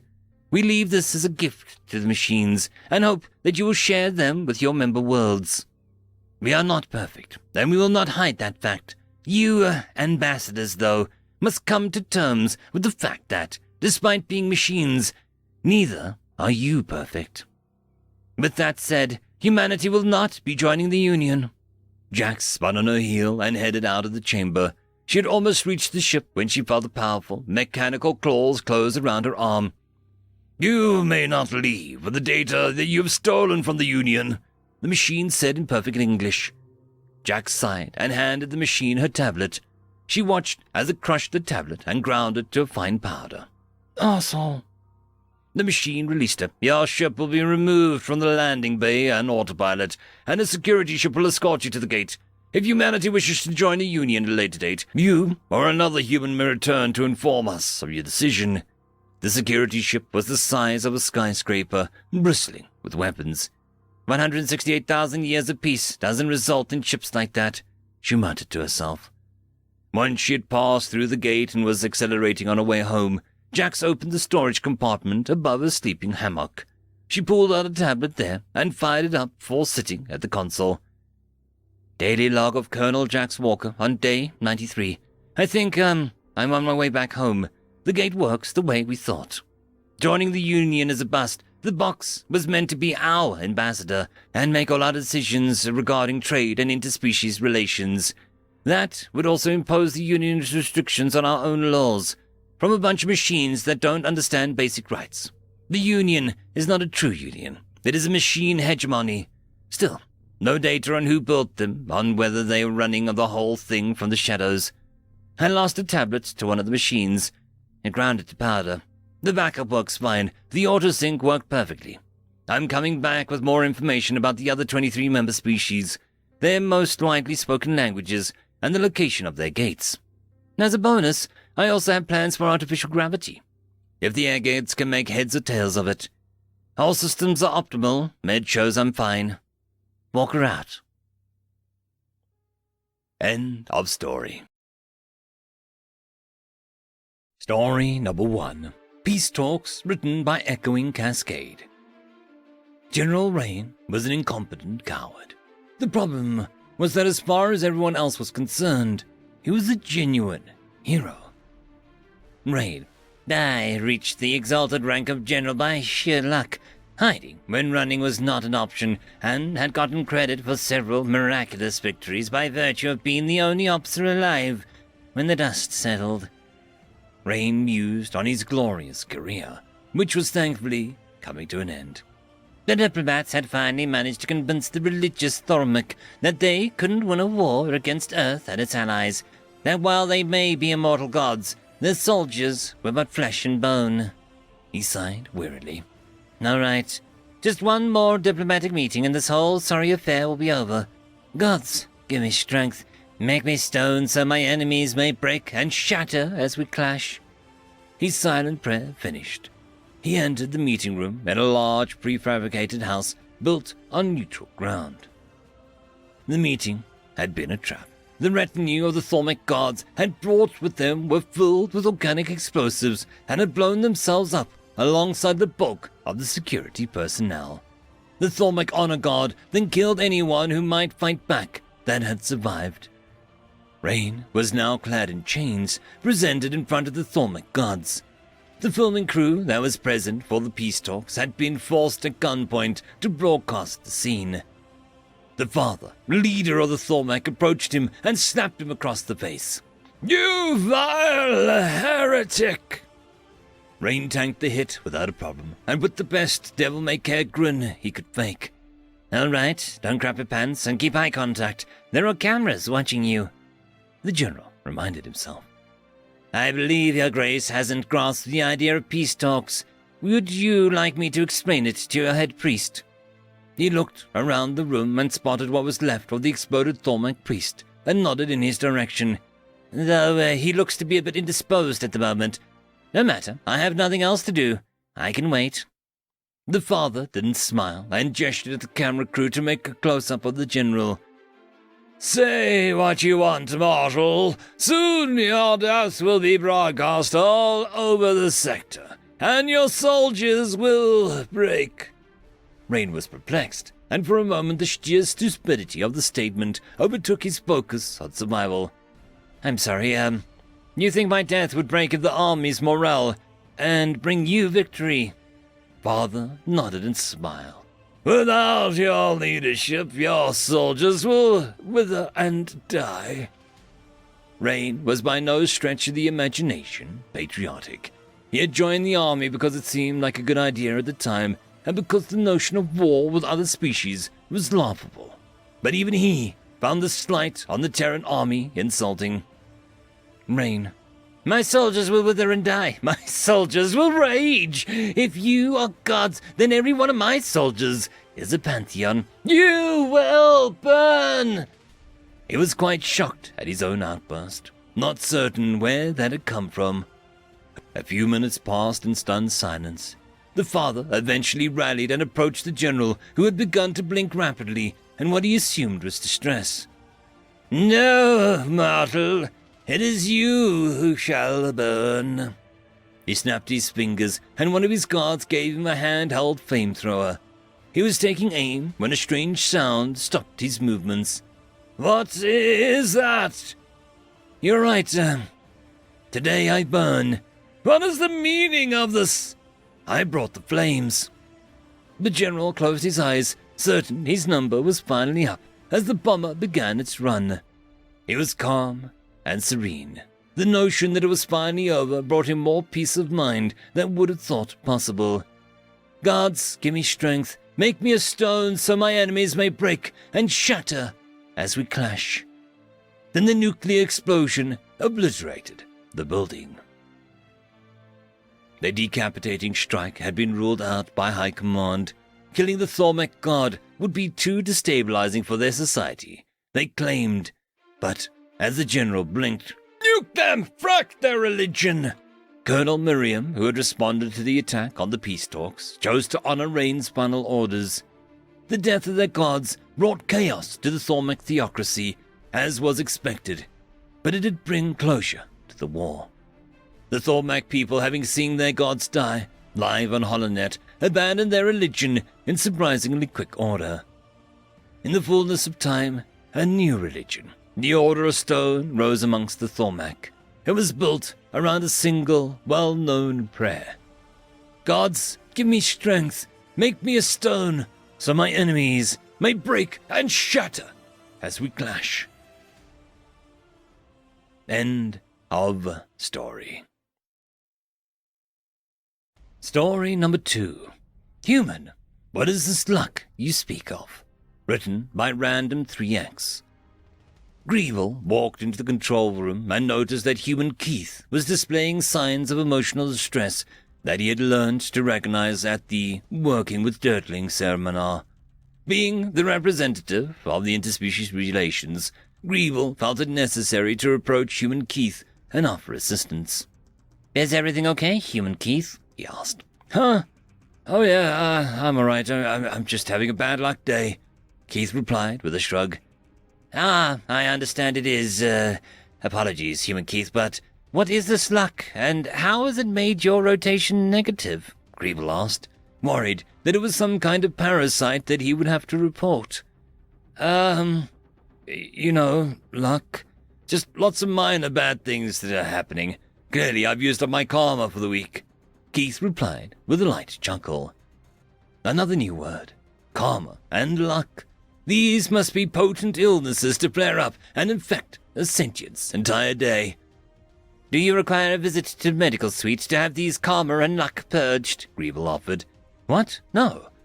I think you misunderstood things. Luck isn't an illness, Greeble," Keith explained, raising his hands to stop the encroaching Greeble. How can I explain this?" Keith said, stroking his stubbled chin. I know. So today my battery died, so my alarm didn't go off. And then, when I was in a rush to get ready, I stubbed my little toe." Keith paused to ensure that Greeble was following. "Indeed. That seems most distressing," Greeble nodded. "Then, as I got to the hover car and flew here, I got hit by red lights at every single intersection. Finally, when I did get here, an executive had taken my parking spot, so I had to park a quad over and walk in, all the while hobbling on my hurt foot." Keith finished by taking a long sip of his cup of coffee.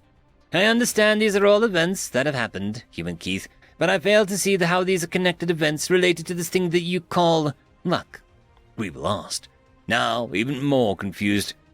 "Well, luck is what we call the force that dictates these things are going to happen," Keith explained, looking up into Greeble's 3 eyes. "All negative events?" Greeble was now shocked. "Well, good stuff can also happen because of luck. Like Mike won the competition last month. That was lucky," Keith hastily explained, realizing that Greeble was becoming worried. "And humans observe this phenomenon?" Greeble asked, ensuring his translator unit didn't convey the growing terror in his true voice was radiating. "All the time," Keith said, with a shrug. "You also mentioned karma. Is this similar?" Greeble asked. "Kinda. It's more like you do good things and good things will happen to you. We, humans, equate that with getting positive luck. Well, bad luck is because of bad stuff that we must have done," Keith explained, taking another sip of his tea. Greeble was now terrified. The humans were famous for picking up on details often missed by other races. If this luck were real, then it would be a universe-shattering. Speaking of the degree of control, not thought imaginable. For these beings to notice it must mean that they are far more intelligent than anyone could fathom. "Have there been studies into this luck?" Greeble asked, hoping to have sources to pull from. "Huh?" Keith said, confused. "Why would we study it? It's just probability and human pattern recognition," Keith explained with an arched brow. "Say again?" Greeble asked, now even more confused. "Humans' brains are built to notice patterns. Like that stain on the window that looks like a face. Keith pointed to the smudge on the window with 3 dots. Greeble could have sworn that he heard a panicked scream when the human Keith did this. When we were evolving, we noticed patterns, and the ones that kept focus and recognized the bad ones survived. So our brains are weirdly focused on remembering the bad events. We just attribute it to something nebulous like luck, Keith explained.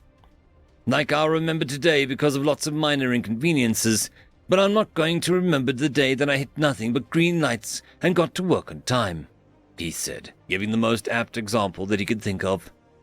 You have given me much to think about, human Keith, Greeble said, with a nod as he walked back to his office. Hoping that human Keith wasn't paying attention, he noted that humans have a para-universal abilities to see beyond reality. Sitting down, Greeble could only exhale. Humans were interesting and, at the same time, terrifying. It was no wonder there was a universal leave-them-alone order. End of story. Story number 1. The Void Monkeys, written by Sun Praising. Vinez watched the humans repair his ship.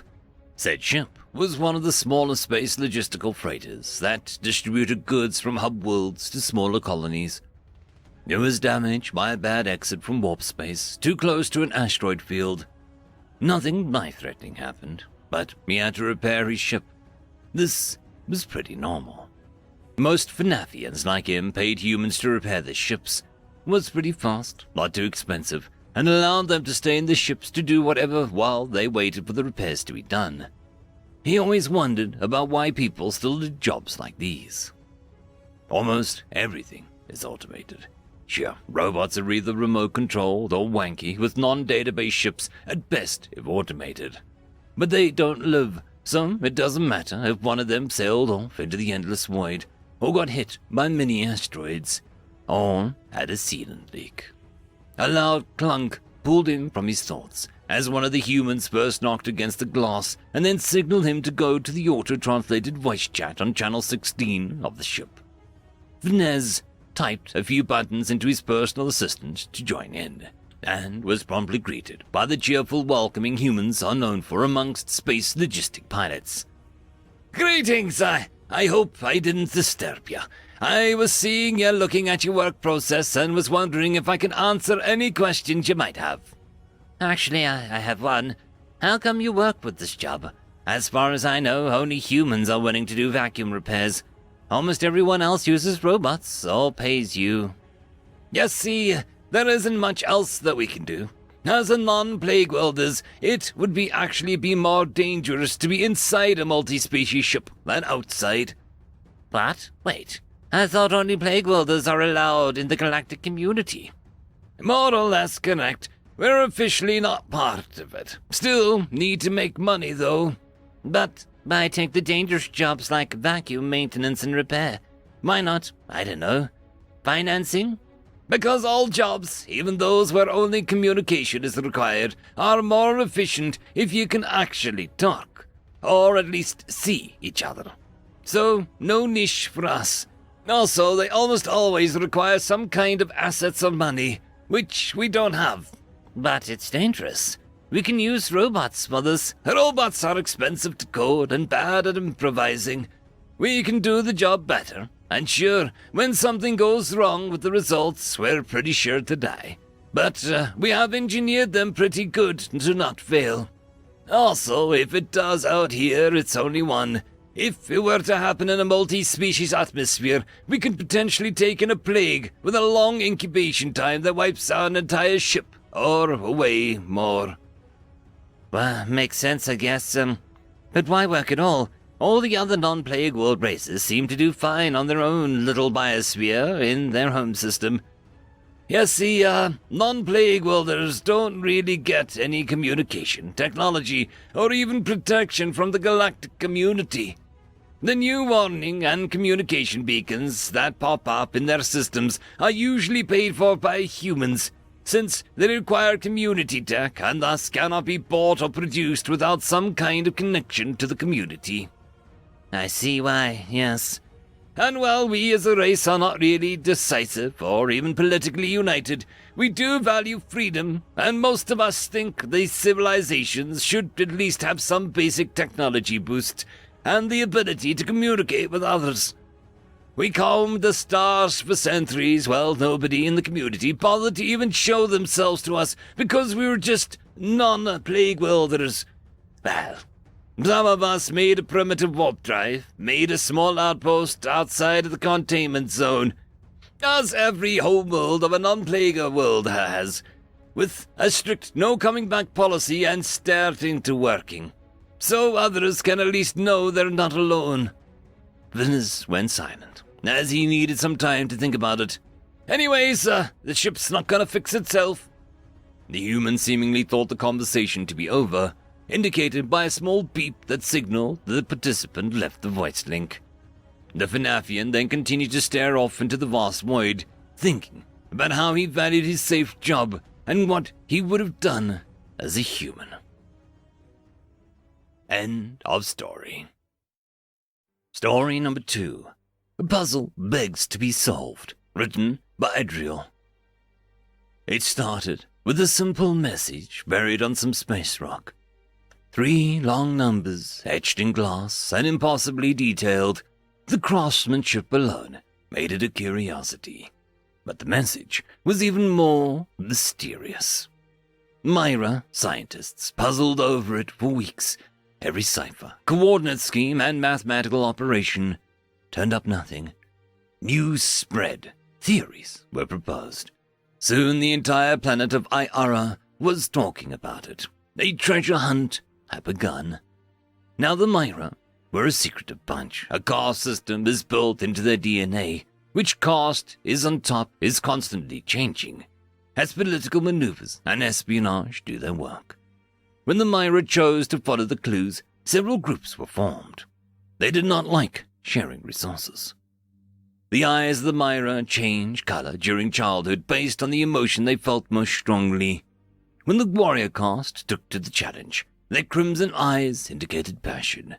The red-eyed warrior caste used their fleet of warships to scour the galaxy for clues. Another caste was known for their dedication to science, with the iron-grey eyes and cold and dispassionate mind. They dug into the numbers, trying to find a pattern that would give them a clue. The iron eyes eventually found a statistical anomaly. Certain strings of numbers were more common than random chance would dictate.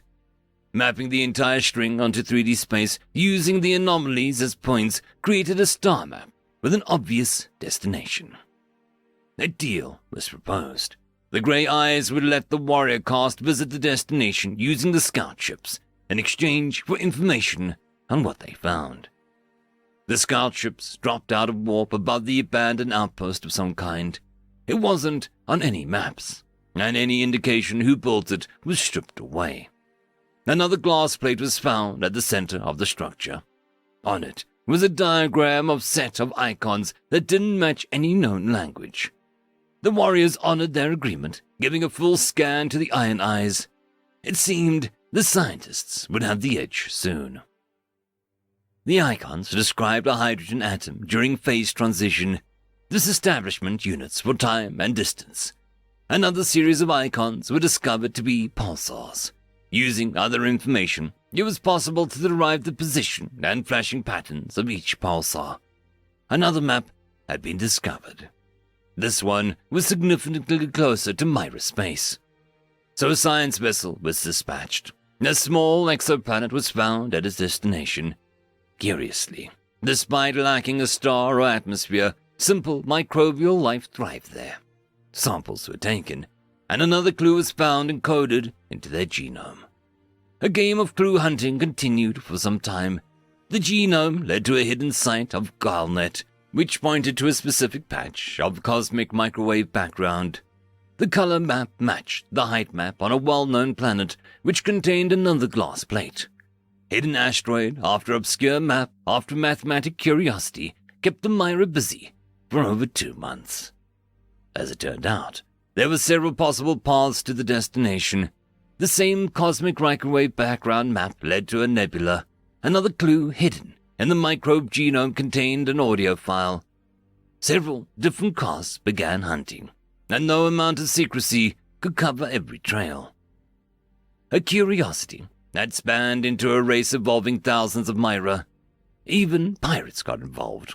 One notable case involving a glass plate being stolen and sold in exchange for the top-of-the-line warship. The Myra had made the mistake of getting personal. A handful of higher-ranking members started to believe that the treasure would be incredible. Competition led to open hostilities and even a handful of conflicts where lives were lost. Before things could really spiral out of hand, an unlikely victor was crowned.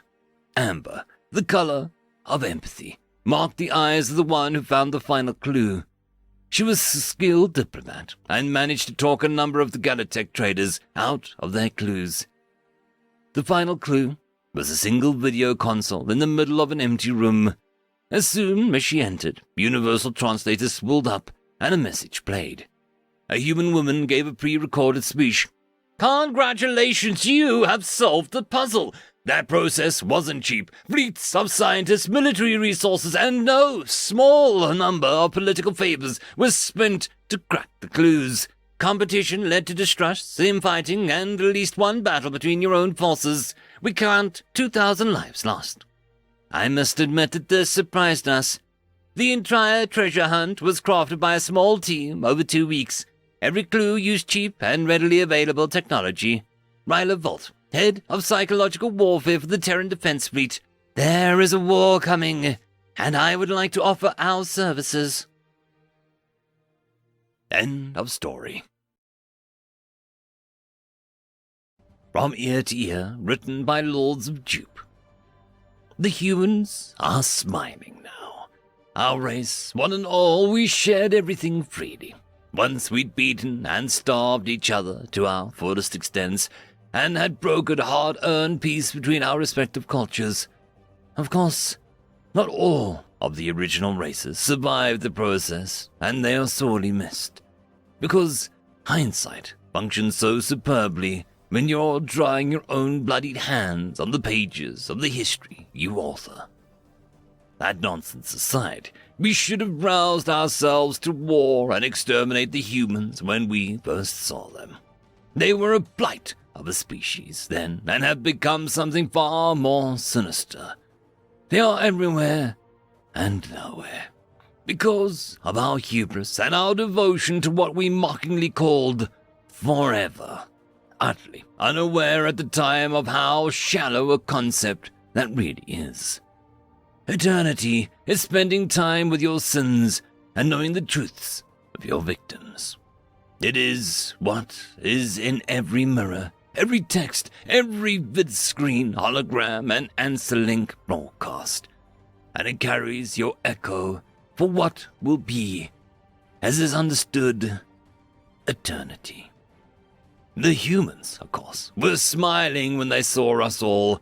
We greeted them with the electronic grand halls of our union, that pan-galactic glad-hand fest that we couldn't stop congratulating ourselves over, having lovingly created it on the bones of those that we called allies, lovers, friends. Because that's how peace is forged. Or, at least, so we told ourselves. The humans taught us a very different degree of that lesson. They told us that they'd heard voices in the dark and followed them, and picked up the cues and clues from the few dead worlds, their occupants missing for some 100 cycles or so, and looked upwards and onward, continuing their journey through the stars and beyond them. They pieced together ships from old battlefield wrecks that we lay fallow in countless spaces, never bothering to monitor nor track them. Because when peace is free, the original prices paid for war are distant notions at the absolute best. The humans were smiling so brightly when we told them about our miracles. The glee was so rampant when we explained our longevity, that our least long-lived race would grow to be 1,000 years old at the minimum. Well, before the first ever mental necessity would develop, and even then, their own mind may self-repair and see it turned into an ashen memory, laughed away by the social faux pas. We didn't realize why those apex predators had such dignified smiles. Sharks, a species from their world, do much the same. And always, just before they'd eat. Oh, how the humans feasted on what we had to offer. They gobbled it up and asked for nothing save to experience some time and reflection. And we, of course, provided it, along with some resource-heavy worlds that we'd long since outgrown. And their funny little culture seemed so desperately to need those paltry things of the flesh. Things that we had already long since born of metal and glass and wire and electric current. We'd laughed amongst ourselves about how they were so hidebound by meat space requirements of needing to build something other than a self-repairing satellite grid over powered generator networks. Oh, we were so very clever. We did not expect what happened to happen, and that was our own hubris clouding our vision. We had taught ourselves about how peaceful we were, how dignified we treated each other, how we planned to enter eternity together as a united front, friends for all of the days that we could ever want or wish for, with no end in sight. Our luxury of hindsight, it seems, was the first appendage we'd removed voluntarily in our quest to be the best selves, to be the evolved form of whatever species was meant to be.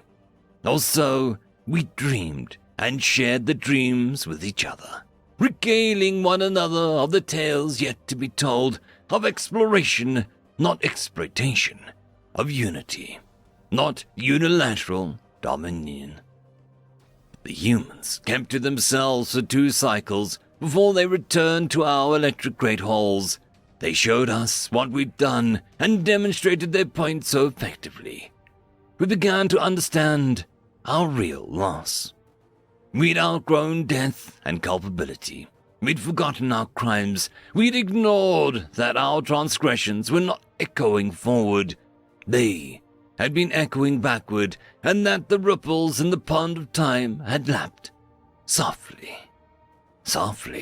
on the shores of the pale blue dot suspended on a beam of sunlight, an awakened and crafty ape called man. The species which had gifted humanity the power to rise above itself. We killed them, of course. We were cruel tyrants in those days and exacted terrible vengeance for a slight that we cannot recall. No living memory of it exists, and our archives only note that we, as a unified front, had butchered every last man, woman, and child of their little fly-speck planetoids and erased them from their respective ecospheres' genetic potential entirely. Because, of course, they had no place at our sides, and we'd have nothing beneath our feet but the skies, after all. Our judgment was always so wise, fair, and kind. We said to ourselves so often it was gospel truth. We were going to be gods and live forever, and the gods are kind and understanding. Courtesy of the humans, only part of that is true now. We'd archived our best and brightest first, then the next tier, all the way down to even our beggars and thieves, and become electronic entities, floating from grid to grid, and experiencing life on a new plateau, unbound by flesh and blood and scale and skin and bone, liberated for eternity. In those 2 years, humanity reverse-engineered our technology for beaming us from point to point, as none of us had a singularity hosted ourselves in one locale.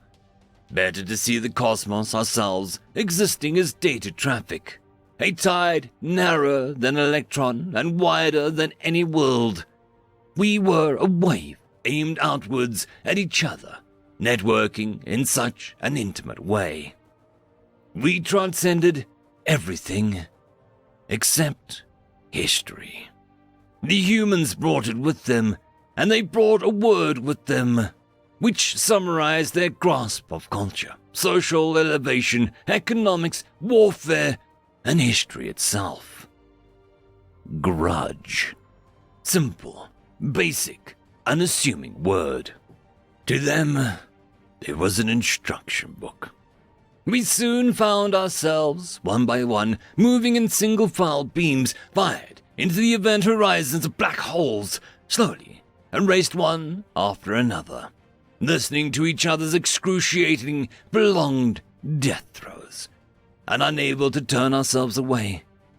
We were being murdered and slaughtered and executed and assassinated, and not a single one of us could stop it. Only listen to the endless shrieks of our compatriots and lovers and friends and allies as they were turned into cosmic noise foam. How meat space bodies, long since rotted and forgotten, might have prevented it. Maybe, if we'd had warships instead of electronic grand halls, we would have had a chance. Instead, I'm the last signal being sent out as a wave, not a beam. And I'm being sent to the final colonies of once proud peoples whom we'd believed to have been so thoroughly erased. And as per conditions of my extended longevity, I must repeat myself verbatim and say what the humans said to say upon reaching your respective hiding spaces. The monsters are all dead now, and it is safe to come home. Listeners, know this and understand me as best you can. The humans are smiling now.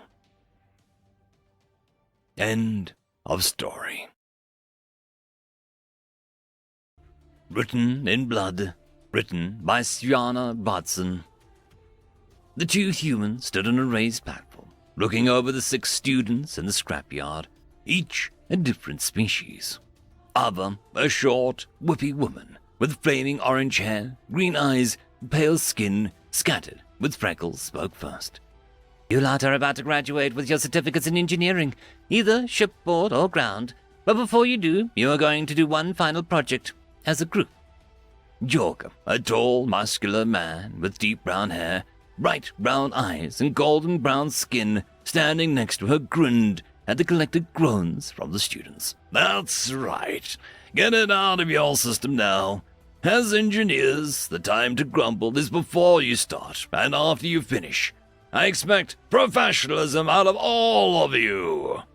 Your job today is to install a massive J9 Rolls-Royce reactor behind you in... She pointed to a small shuttlecraft beside her. This. It needs to power up, provide energy to all the shuttle systems without overloading them, Jorga said.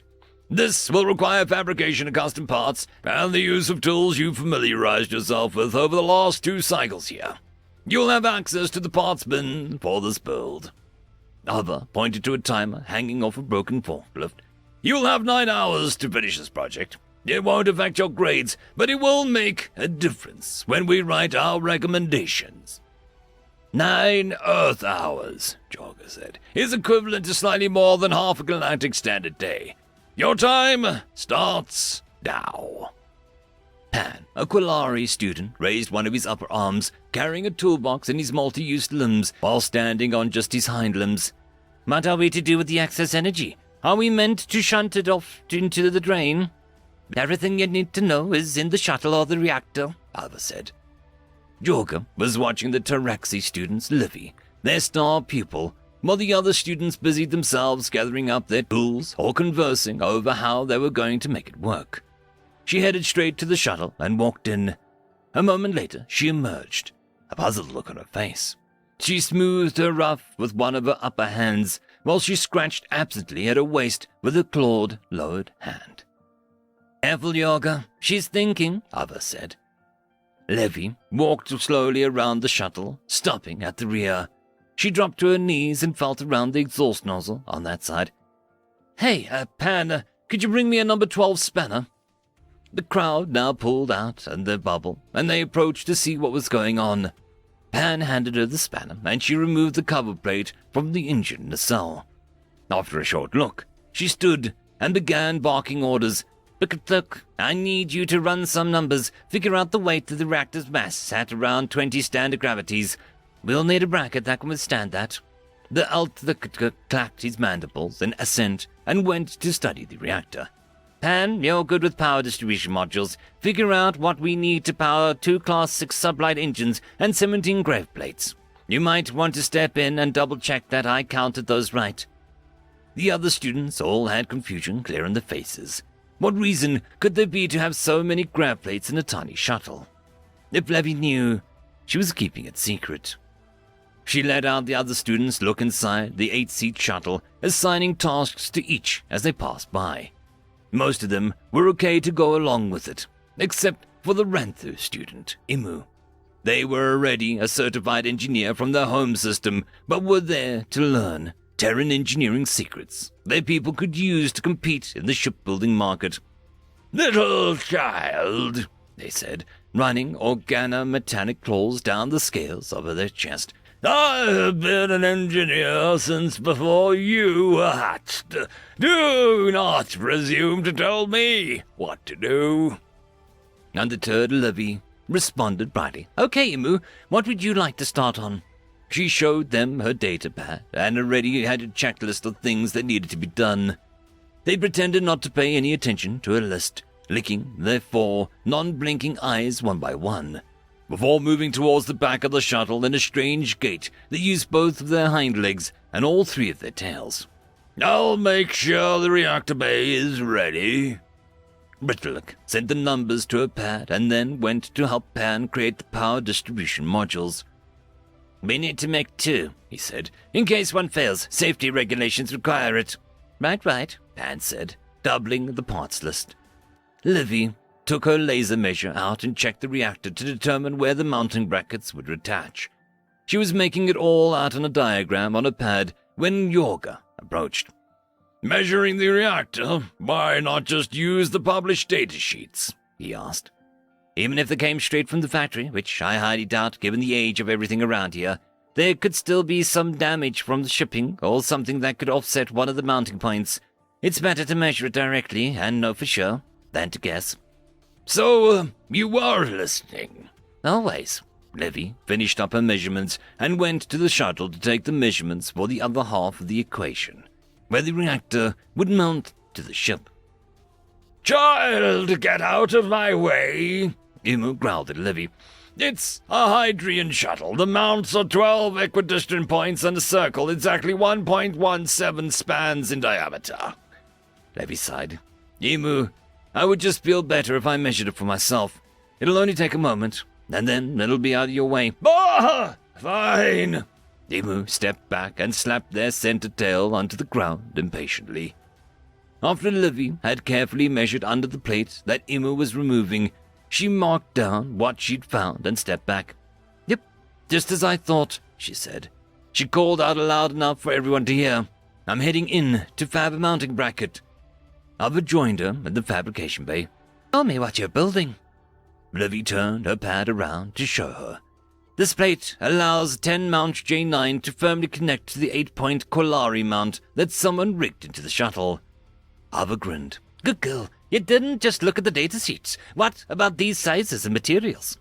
Levy gulped. "It's a little bit of guesswork. I looked at the engines and figured as much as 20 standard gravities for maximum thrust.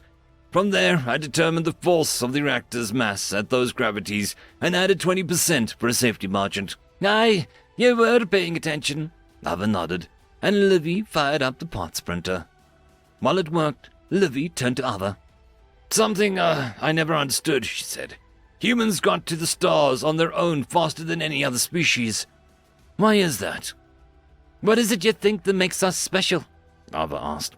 "Fierce warriors, we're not the fiercest, nor the worst. Strength, we're not the strongest. High gravity world, the Cylons come from a world even heavier. Compassion, the Hyradians have us matched, if not beat there. In reality, there is nothing that humans can do that can't be bested by someone else, except for one thing. The fastest way to get a human to do something is to tell them that they can't." Debbie's eyes grew wide. "You mean you shun rules?" No. Not that they aren't allowed to do a thing, that it can't be done. Ava laughed. The quickest way to get a human to devote themselves to something pointless endeavor is to tell them that it is impossible. Like building a racing shuttle with low-gravity species that can safely ride in. Figured it out, did ya? Ava pointed to the printer, where Levy's part was complete. I saw the grab plates mounted on front seats, then looked at the massive engines you stuffed into the nacelles, and it all made sense. Walking back into the yard, Livy found Emu standing with the tails covering their feet, head bowed. I apologize, Emu said. You were correct to measure directly, as someone has altered the ship previously. No harm done, she said, patting their shoulder. Help me install this bracket. By the time the clock ran out, the reactor had been installed, power distribution handled, and all safety and pre-flight checks completed. As a celebration, the humans piloted the ship, taking the students for a short, high-acceleration trip, hitting 8 Earth Gs, just a little over 15 standard, before turning around and coming back. After they landed, Yorga addressed the group. Your diplomas and certificates have been transmitted, along with our recommendation letters. Any one of you can find work in human space if you want it. Well done. Ava waited for the cheering to die down. If you remember nothing else from this, I want you to remember these 2 things. There is no such thing as too safe, and safety regulations are written in blood. The shuttle to the station for adjoining flights is standing by at the main hangar. You are dismissed, Yorga said. Livy, if I could get a moment of your time. Livy walked to the 2 humans. Can I give you a hug, she asked. Of course, Ava said, hugging her. Yorga joined in. Group hug! Check your recommendation. Livy raised a pad and checked out her diploma and certification, then flipped to a letter of recommendation. You mean it? She asked. I do. Ava watched her closely as with raised eyebrow. You've got a couple days to decide, but if, yes, absolutely yes, but... But what? Yorga asked. If you're both going to be on the ship, and I'm definitely going to be there too, who will teach the school? There are schools like this all over human space, not just engineering, but all trades and arts too. Ava grabbed one of Livy's lower hands. We do a 2-cycle stint on a human ship, then come back here and teach for 2 cycles. I've added you to the ship's crew, but would like to add you to the school as well. We could use the help, Yorga said. I think you'd be a fine instructor. You're already better fabricator than I am. They were making plans on where to meet in the station when their pads chimed. Huh, new shipboard safety regulation, Ava said. Livy read it out loud. Do not use wormhole generators to connect 2 parts of the ship, such as the mess and recreation areas. Pretzels or other materials are not to be sent through wormholes that terminate anywhere inhabited, even for testing purposes. What the? Is that really a thing that makes sense to say? How is that even possible? Ava looked over at Yorga. Jackson? Yorga nodded as he scanned through his pad. Probably. He's no longer on the crew list, and neither is Slate. It looks like Jackson was fired. Ava kept scrolling through her pad. Oh God. Slate's in orbit. Says he died when the impromptu experiment went awry. Experiment my ass, Yorga said. Jackson and Slate were fooling around. Levy caught up with what they were saying. Oh, safety regulations are written in blood. Now I get it. End of story. The algorithm reckons you should be watching this video next, and I recommend that you should be always watching my video. So, click with energy! And yes, clicking that does help the channel. Thank you very much. I just want to give a quick thanks to the Tier 5 patrons and channel members. Alithia, Barky, Fudic Yol, Cam Maxwell, Caspar Onholtz, White Van 420, Lord Asrakal, Arcalian, and Oakfield.